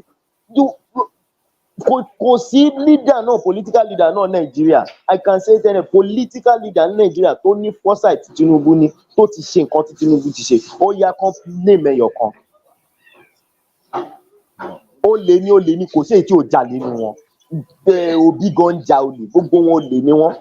But ẹni tó jà olè tá a rí nǹkan tó ń ṣe tá a rí ibi tó ń lọ tá a rí pé ibi tó bá yẹ wípé Tinubu ní bó ṣe ní grip lẹ́kọ̀ọ́ yẹn kó ní irú grip yẹn ní gbogbo south western state irú èyí táwọn dàpọ̀ àti ọdún ṣe tó yẹ pé.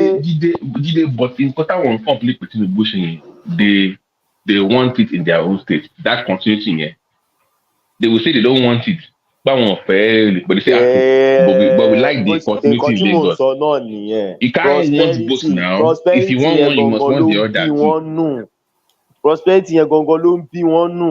Ẹ̀wẹ̀ tó ṣe Jídé ń jọ wò Abia yìí kí ló máa sọ I'm not competing with Lagos I'm competing with mo wò pé ibo ló ti dé ìwọ tó yẹ pé village ni ẹ lẹ́gbẹ̀ẹ́ Èkó tí ń sọ pé òun compete pẹ̀lú America ló fẹ́ compete pẹ̀lú you will know that obviously jealousy àti ìlara yẹn ó wà ń bẹ ń pa Èkó yẹn pé báwo lè kó ṣe di báyìí nǹkan tó ṣẹlẹ̀ gangan lára gbogbo wọn nìyẹn. Kọ́ tó dẹ̀ fi dùn mí ni pé àwọn ọ̀rẹ́ wa tó súnmọ́ Èkó ń sìn ní irú Ogun State tó tẹ̀ tó jẹ́ pé wọ́n súnmọ́ Èkó.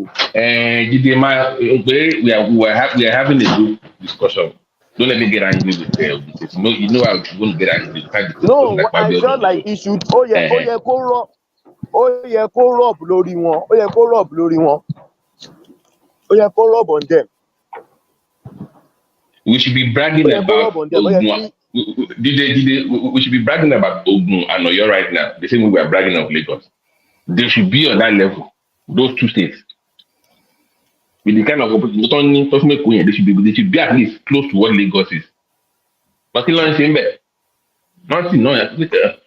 Nǹkan tí mò ń sọ gangan nìyẹn ó yẹ kí nǹkan tó yẹ kó jẹ́ yàtọ̀ ní Èkó àti Ògùn kékeré ló yẹ kó jẹ́.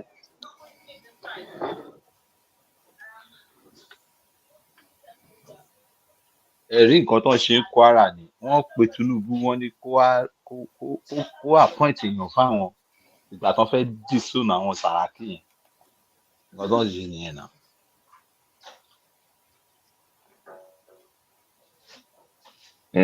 Sàràkí ó ti gbárùkù bàbá ìyẹn lù yẹn bọ́bọ́ ẹ̀ ti tẹ́ lù yẹn ó ti tẹ́ lù yẹn ó ti kò ní PDP tó lọ́sẹ̀ yẹn kò pé àbúrò ẹ̀kẹ́lẹ̀ rẹ̀ kí gbé nìyẹn gbóbìnrin nìyẹn ó ní limit tó lè dé inside gbogbo nǹkan bẹ́ẹ̀ culturally in terms of leadership tó dẹ́ kó o ṣe bí ọmọkùnrin tó lọ́ ń ṣe ọ̀hún ló mọ̀.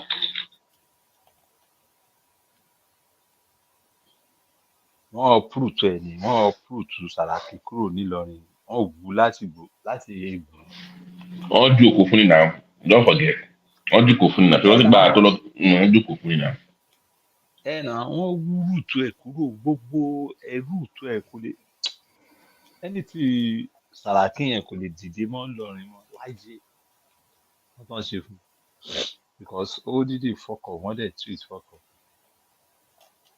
wọ́n fẹ́ kó gbogbo wọn kàn play mú mọ́là ní ọmọ Yorùbá tó ń play mú mọ́là ó lè oníjìrìtì ní gbogbo pé gbogbo wọn ọmọ Ìgbò máa claim Yorùbá ọmọ Ìgbò máa claim Yorùbá. In fact Jídé left me gan kan mandate Yorùbá sísọ ní Lẹ́kọ̀ọ́ yẹn if you want to do anything official in that Lagos mandate it for you to pass for you to get any entrance into state school you must have Yoruba, at least see, every Thursday or Friday, every government, everything that involves government will be done in Yoruba language. Yes. So if you want to live here, you must be able to speak the language. It's not a tribal statement. In America, if you want to live in America, you must be able to speak English. Some other parts, if I go San Antonio, you must be able to speak Spanish, at least learn it. Yeah. That's the way it's supposed to be. If I go to the East, I must be able to speak Igbo. That's the way it's supposed to be. Yes, because how do you want to address the locals? How do you want to interact with them? Mo feel pé locally. No. Jide, because lè fẹ́ assimilate me, but really, anywhere you move to, you're supposed to assimilate with the people there. That's the way it's supposed to be. But you don't want to assimilate with people. Ṣebí tí rational mind assimilate ló fi wá ń fàyà wá ń sìn tó ń claim pé ara wa lòun báyìí. Àbí kò ṣe ètò assimilate àtijọ́ tó ti sọ ọ̀rọ̀ tí.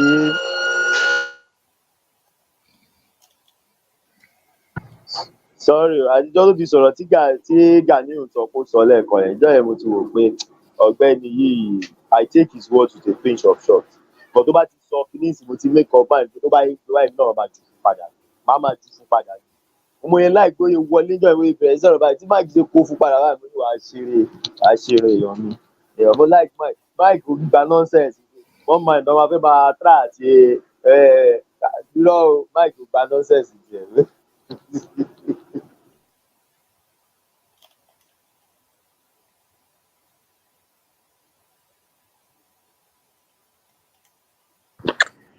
Àwọn Yorùbá lè Brian aláti wá àkọsí ń pa wọn mẹ. Ó rí ọ̀rẹ́ yín ní landmark lẹ́nu gbádẹ́wọ̀.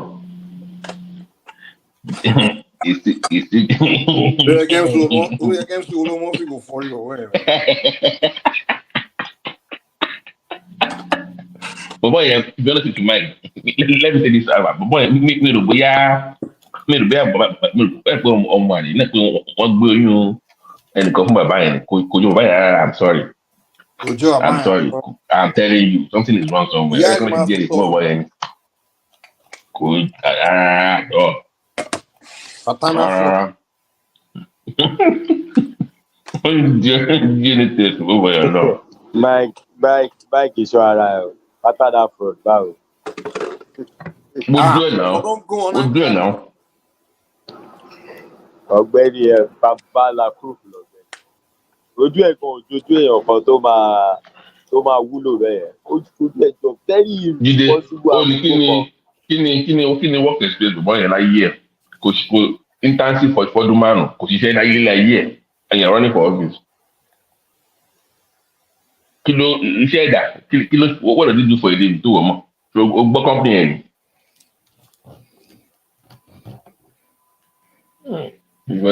Ara àwọn indie developer ni importer and exporter. The guy died now. The guy said he worked for Louisiana something. I had to go look up his records in Louisiana. If you work for government in Louisiana or any job, your name will be there. Your company will be there. His name was not there. He lied. Now. There's no record of him working for government, any government job in Louisiana. He lied. Èmi sì believe pé 2027 yẹn ẹ máa rí bọ́n ṣe máa ṣí ìdí àwọn èèyàn kan síta. Ṣebí rational mind ló wá sórí program nísìnyí tó ń sọ pé Òbí ṣe àwọn kankan tí ò ṣe kinní kan. Mímú sọ pé àkàrà ti tú sépo bàbá ti ń fọgbọ́n fi reverse sí díẹ̀díẹ̀. Wọ́n ti rí wípé bad market ni nǹkan tí gbogbo wọn ti rí pé bad market ni nǹkan táwọn gbé sórí táwọn rù sórí. Wo record Obi when Obi was even there, I had to go look up online stuff from people from Anambra. More like it now. I'm not kidding you. They didn't like it that much now. Ẹni tó ń jump protocol tó ń lọ ń san owó tó máa fi tún school ṣe directly fún principal. Fi commissioner of education lẹ gbogbo àwọn tó wà downline yẹn ó fi gbogbo wọn lẹ̀ It only shows that only micromanage Nigeria bẹ́ẹ̀. So a lọ bá gbogbo local government, a lọ san owó fún àwọn school tó wà níbẹ̀ directly, a máa gbé bullion van kiri àbí kí ló fẹ́ máa ṣe. Bọ̀bọ́ yẹn no, I don't even know how people, mi ò mọ báwọn èèyàn tán ṣe ń jókòó gbọ́ ọ̀rọ̀ ẹ̀. No, we know why. Táwọn kan fi ń gbọ́ tiẹ̀. Ìtí òye mi ni pé ẹni tó pẹ́ ní Yorùbá Libra kí ló náà lọ ń gbọ́rọ̀ bọ̀bọ́ yẹn fún ní òye mi. Kí ló ń dùn mọ́ ẹ létí nǹkan tí bọ̀bọ́ yẹn sọ. Làkàyè wo ló wà lọ́rọ̀ tó ń sọ báyìí nísìnyí. Àwọn èlò máa ń dùn mí fún. At least tí Umahi bá ń sọ̀rọ̀, ìyá dúró àwọn ọkùnrin lọ́pọlọ máa ń nǹkan tó ń sọ. Tí èèyàn bíi Nkozi Nwojiowela bá ń sọ, ẹ mọ̀ pé èèyàn ń sọ̀rọ̀ fún eléyìí ohun ẹ̀ ò dáa. Akálòlò tó máa sọ̀rọ̀ bíi pé bíi mọ́tò tó ń ní seizure, bíi mọ́tò tó ń jack. Tó bá dẹ̀ ṣe jack yẹn ó máa mú direction mi ni. Ó ṣe bóyá ṣe nìyẹn. Why are you abusing a man with speech impediment? Kò ń ṣe speech impediment ní bọ̀bọ́ yẹn ní jàre. Tó bá yẹ pé èèyàn tó ń kálòlò aṣámọ̀ òkè ó níbi tó ń lọ, adé ní sùúrù fún kó parí statement ẹ̀. Eléyìí tẹ́ bá ní sùúrù kó parí statement ẹ̀ ẹ̀kan waste time yìí ni, because ibi tó ti ń sọ pé go and check Malaysia ló máa sọ pé in 1972 when I was in Anambra, ibi tó ti ń sọ yẹn lọ ló tún ti máa padà sí wípé female may get that idea. Mo ní kí ló bọ́ ẹ̀ ṣe Tani ni tó fẹ́ sọ ni. Ó mà tó ti gbé picture ẹ̀ jáde pé kan náà ọ̀rọ̀ ẹ̀ gbé trans ni. By the way, ṣé òótọ́ ni kíní yẹn? Is it true? Wọ́n ṣàgbé jáde àtàbí èmi ò mọ láìpẹ́ ẹ̀ ló lọ mọ ẹ̀. I saw a picture of that person. Don't di ọkùnrin kan mọ́tò often them are pitch by be very close kind of. It looks kind of like a place for the other team. Sort of me here. That boy only the both play for the other team. So and I can. They are waiting for him in on my dick pẹ̀lú ẹ̀ ní next 4 years. Pé eléyìí wọn fi bẹ́ẹ̀ ráyè ẹ̀ ni. But next time ọmọ ráyè ẹ̀ gan ní 27. Nǹkan tó ṣẹlẹ̀ ni wípé wọ́n á sì filẹ̀ bá ó sì ní purpose tó ń serve. Òun ni báwọn yẹn máa ń sọ, òun ni ẹlẹ́tàn àbí Luciferi tí wọ́n fi ń tan àwọn kan wọgbó. I'm looking at Babati. I'm going back to some of the publications that address that issue. So it was featured in a gay publication, which is weird. They show him. That's my point. His picture and a picture of another white guy. Yeah, you see, yes, now. Yes, now. Ẹnìyẹn náà fẹ́ kó rú Nàìjíríà kó lè wá fọwọ́ tẹ̀ wọlé pé kó máa ṣèrànù tí ò lè bọ́mọ ẹ̀ wí, kò lè bọ́mọ wí, kò lè control party, kò lè run state dáadáa. Kí ni ìwúlò ẹ̀? Ó kọ́ bọ́ ó dàbí latrine. Kọ́bọ̀ ó dàbí latrine. Wọ́n dẹ̀ ń pọ́n yẹn lé. Kò ń sọ̀rọ̀ pé he is. Because I want to look at some of the publication and the tweet. Mi ò sọ bẹ́ẹ̀ o. We are quoting Dewale ló sọ bẹ́ẹ̀ o. No, he is from what we have read about him. He is. Because it says that under the caption, it says, "Today was really special. UK Black Pride. It was unreal to see so many queer Black people feeling themselves and feeling free."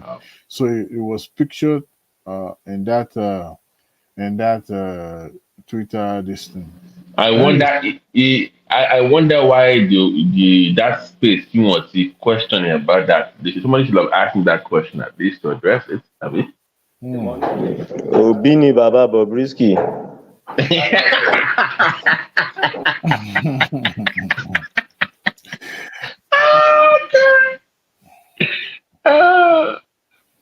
because àbí ṣé kò máa jọ bẹ́ẹ̀ báyìí rí sí.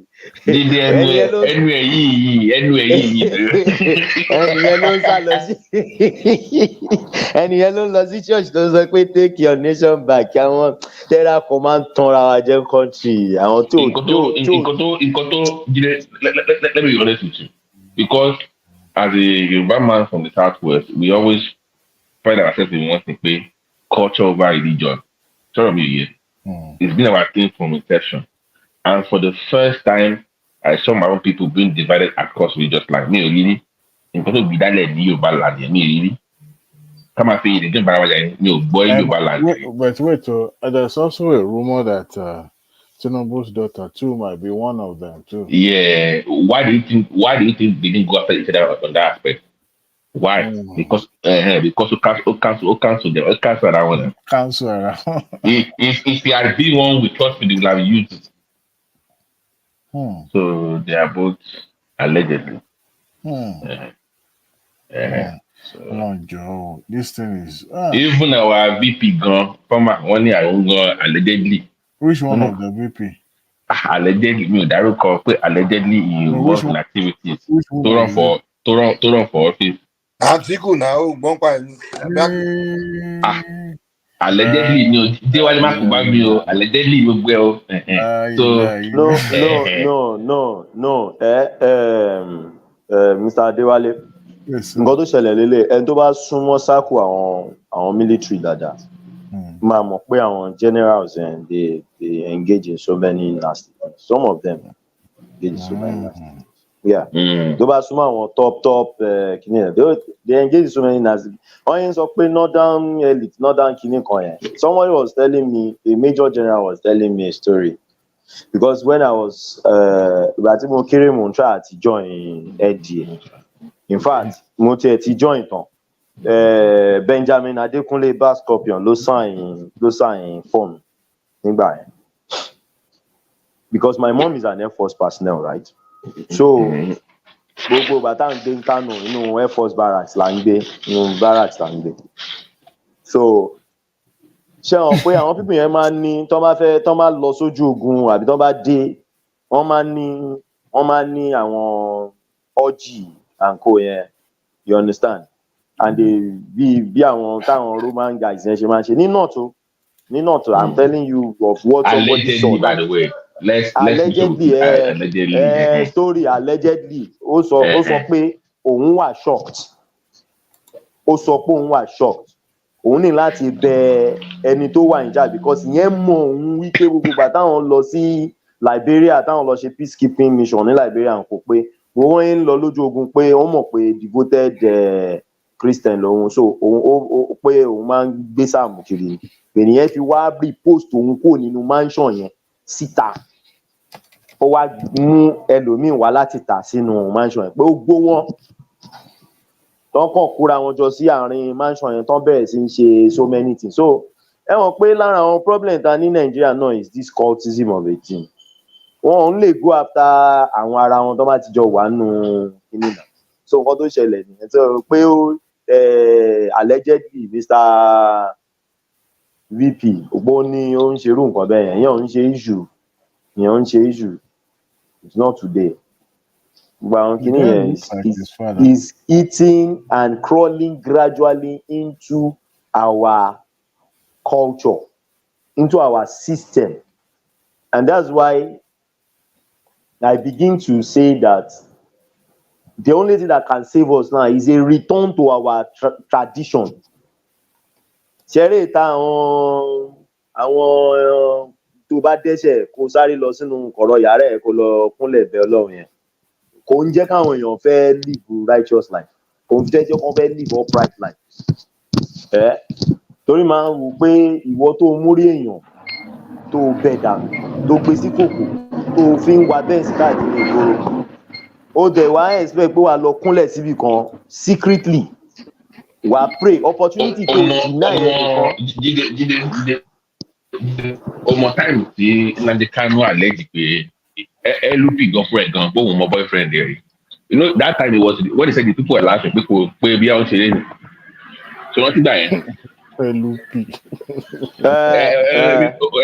Ó ní LP go fẹ́rẹ̀ gẹ́ pé òun gan sample ti bí. Tòótọ́ ni. Ó possible. No. The guy even he said that they even have recordings of him and they know where he meets those men. Allegedly. That's what he said. I didn't say it. LP gone by body shot to Sarah. Ọ̀rọ̀ bọ̀bọ̀ Nnamdi Kanu yẹn náà ọ̀rọ̀ ẹ̀ náà kò yàtọ̀ sí ọ̀rọ̀ wèrè náà kò yàtọ̀ sọ̀rọ̀ wèrè yẹn lè gba ọ̀rọ̀ ẹ̀ gbọ́ tó tàbí bọ́ ibi téèyàn ti lè gbọ́ ọ̀rọ̀ ẹ̀ gbọ́ ni wípé ṣáwọn pé LP gangan fúnra ẹ̀ sọ pé wèrè ará Gádàrà ni adviser wọn. So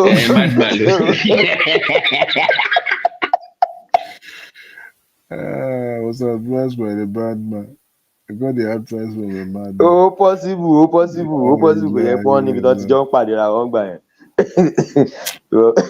Ọlọ́run àṣàánú rẹ̀ oríṣiríṣi ló wà country wa yìí.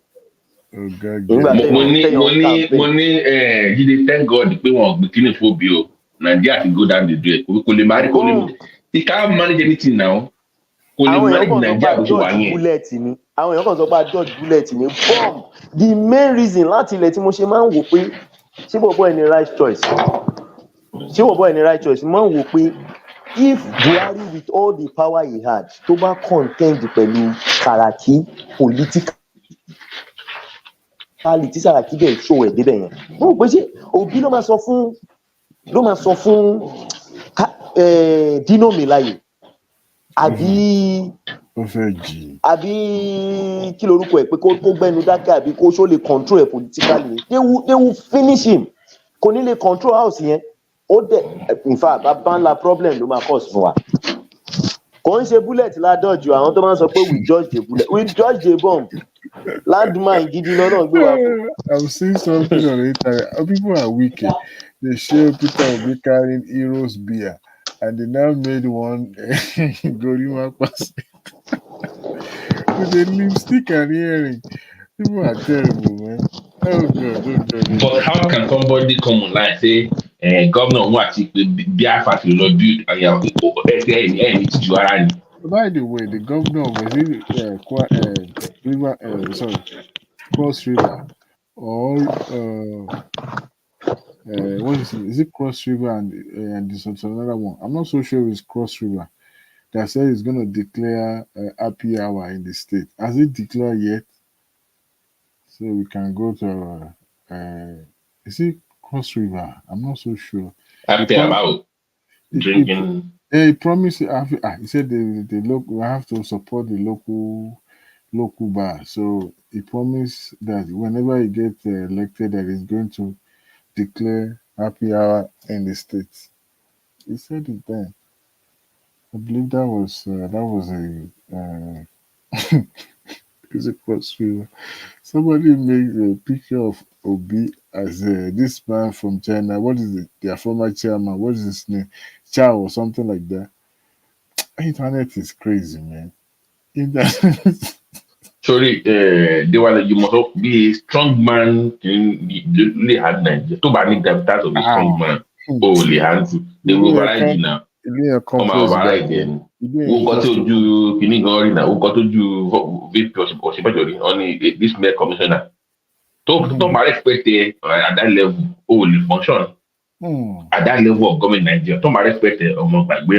Buhari himself was like trying to run away from the place. I'm running away. You remember when Obi visited Kuti family with the Charlie boy? But you're serious, man. What happened? He visited because of election. I visited Femi Kuti and Yanko. Oh no! Let it won't Femi Tony.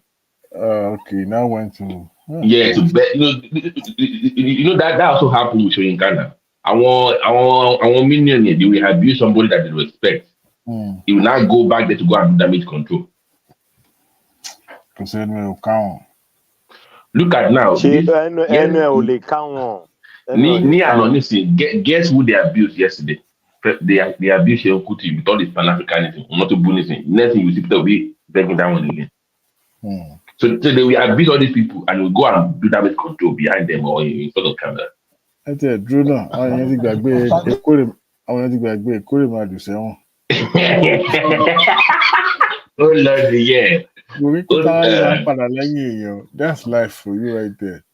Man, ọmọ pé life maybe àwọn babaláwo ẹ̀ wọ́n ti kìlọ̀ fún pé he didn't know what going on. Àti bẹ̀rẹ̀ wọ́n nù ẹ̀ ní in public ní ọdún oṣù ní Germany. Ààrẹ ò gbọ́ pé nǹkan tó ń bọ̀ rẹ̀.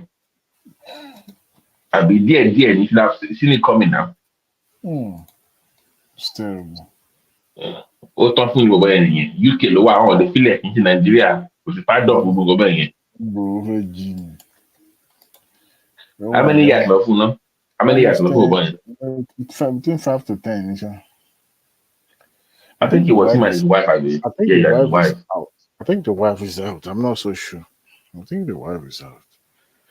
The guy that facilitated the whole thing was one that got the longest sentence.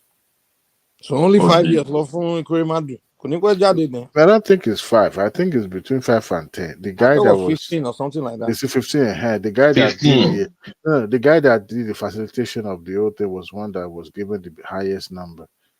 They gave his wife. You know, they usually serve half of it, just like when you serve a sentence in the county jail in Texas. Here, you give you half. If you have good behavior, they'll give you half of that sentence.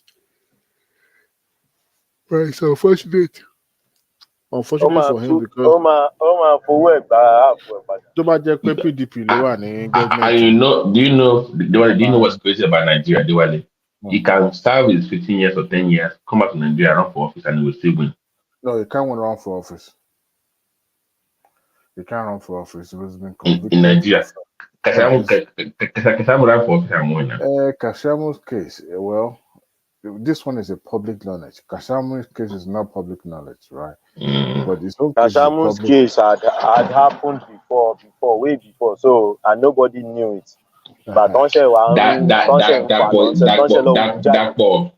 Dakpo went to jail in Florida. Is our governor in Ogun State now? He did what? He did what? He went to jail in Florida now. Okay, what do you mean go to jail? Was he convicted for felony? Yeah, he went to jail for credit. He didn't know that. Like he went to jail. You can go online and type. You can see his record in Florida County Jail now. He went to jail now. Oh, buddy. Oh. Yeah, fraud. He went to jail for fraud. And he's our governor today. So I don't know what you're talking about. Oh wow. Hey, but you know, this guy case is public knowledge, so there's no way he will not be disqualified. Nigeria lands on you. I don't know. I can probably not millionaire and be billionaire and Caprio. Maybe now it's not billionaire.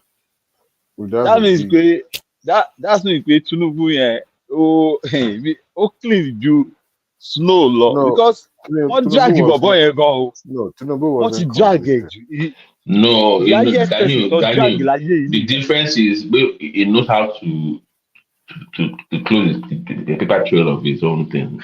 No, command take anything. You close with paper trail, so you can't chase him. That's the difference. You know, American case is open case.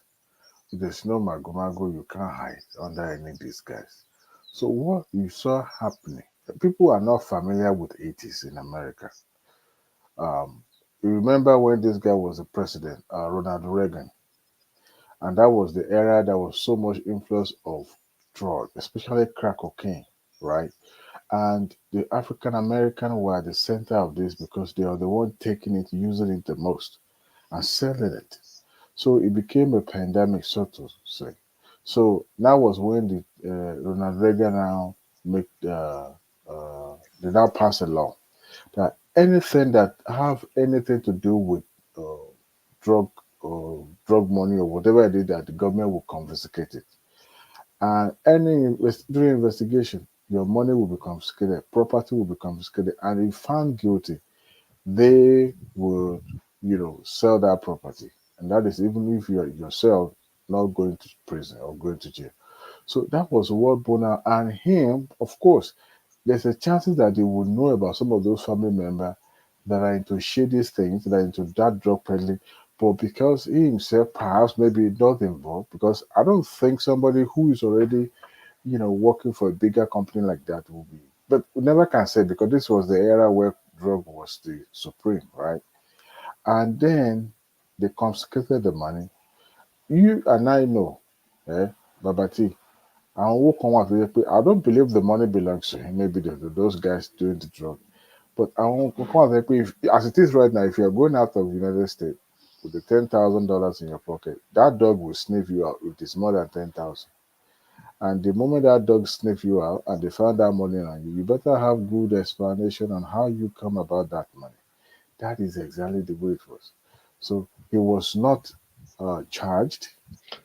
He was Yeah, no, not the only convicted. I'm with you, but I was actually talking about him running in office in Nigeria, not the Chicago one. I mean, for him, it could because he was never be convicted in any court of jurisdiction in America. So, and that was what made that one different. I couldn't believe my eye that the likes of Atiku, who was the one digging? Who was the one digging? It was the I think that was paying his day who or whatever. wasted his money for some stupid stuff like that.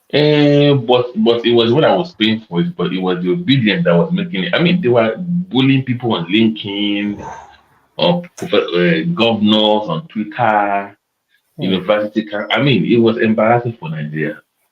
Oh wow! It was an embarrassment. It just They even went to lock. They went to his school. The school he graduated from. They said, "Oh, did you graduate from this school?"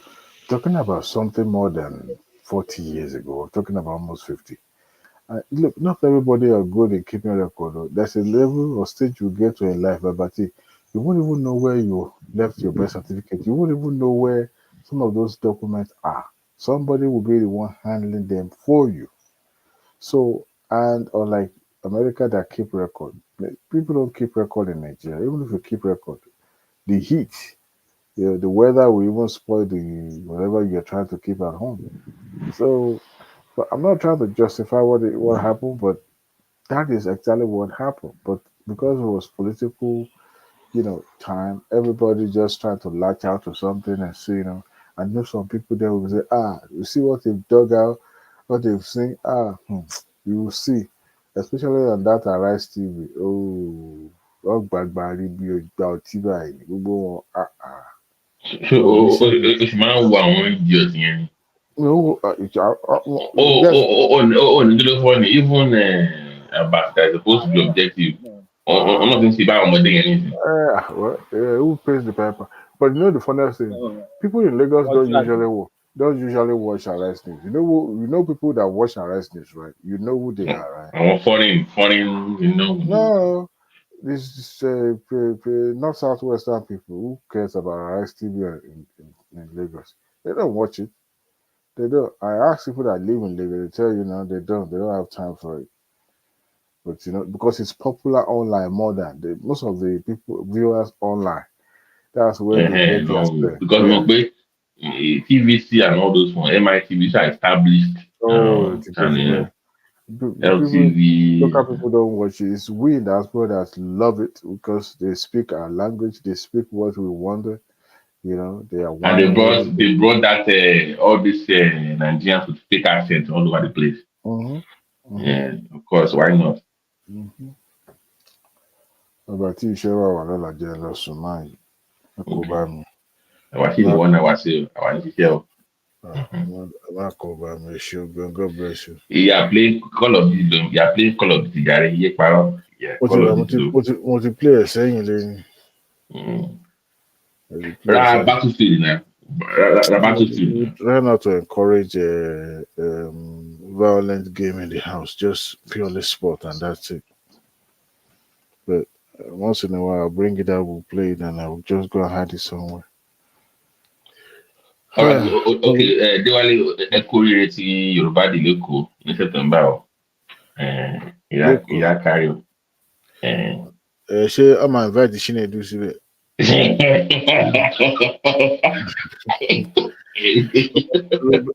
Èkó ẹ dìde, Yorùbá ẹ dìde. Yorùbá kílẹ̀ pé Yorùbá wo lẹ pé? Yorùbá ẹ dìde. Gani, I want to hear is because it's going to say something about this, right? He's going to respond. So I'm looking forward to what he has to say about this Yoruba Day. Ó fẹ́ jí ni Yorùbá ẹ̀ dìde kó ẹ̀ dìde. Ẹ jẹ́ ń lọ sùn jàre. I have only a few hours to go to work. Okay now. Oga Mike, Gami Baba. Later, man. Hold up, Baba. Yeah, take care.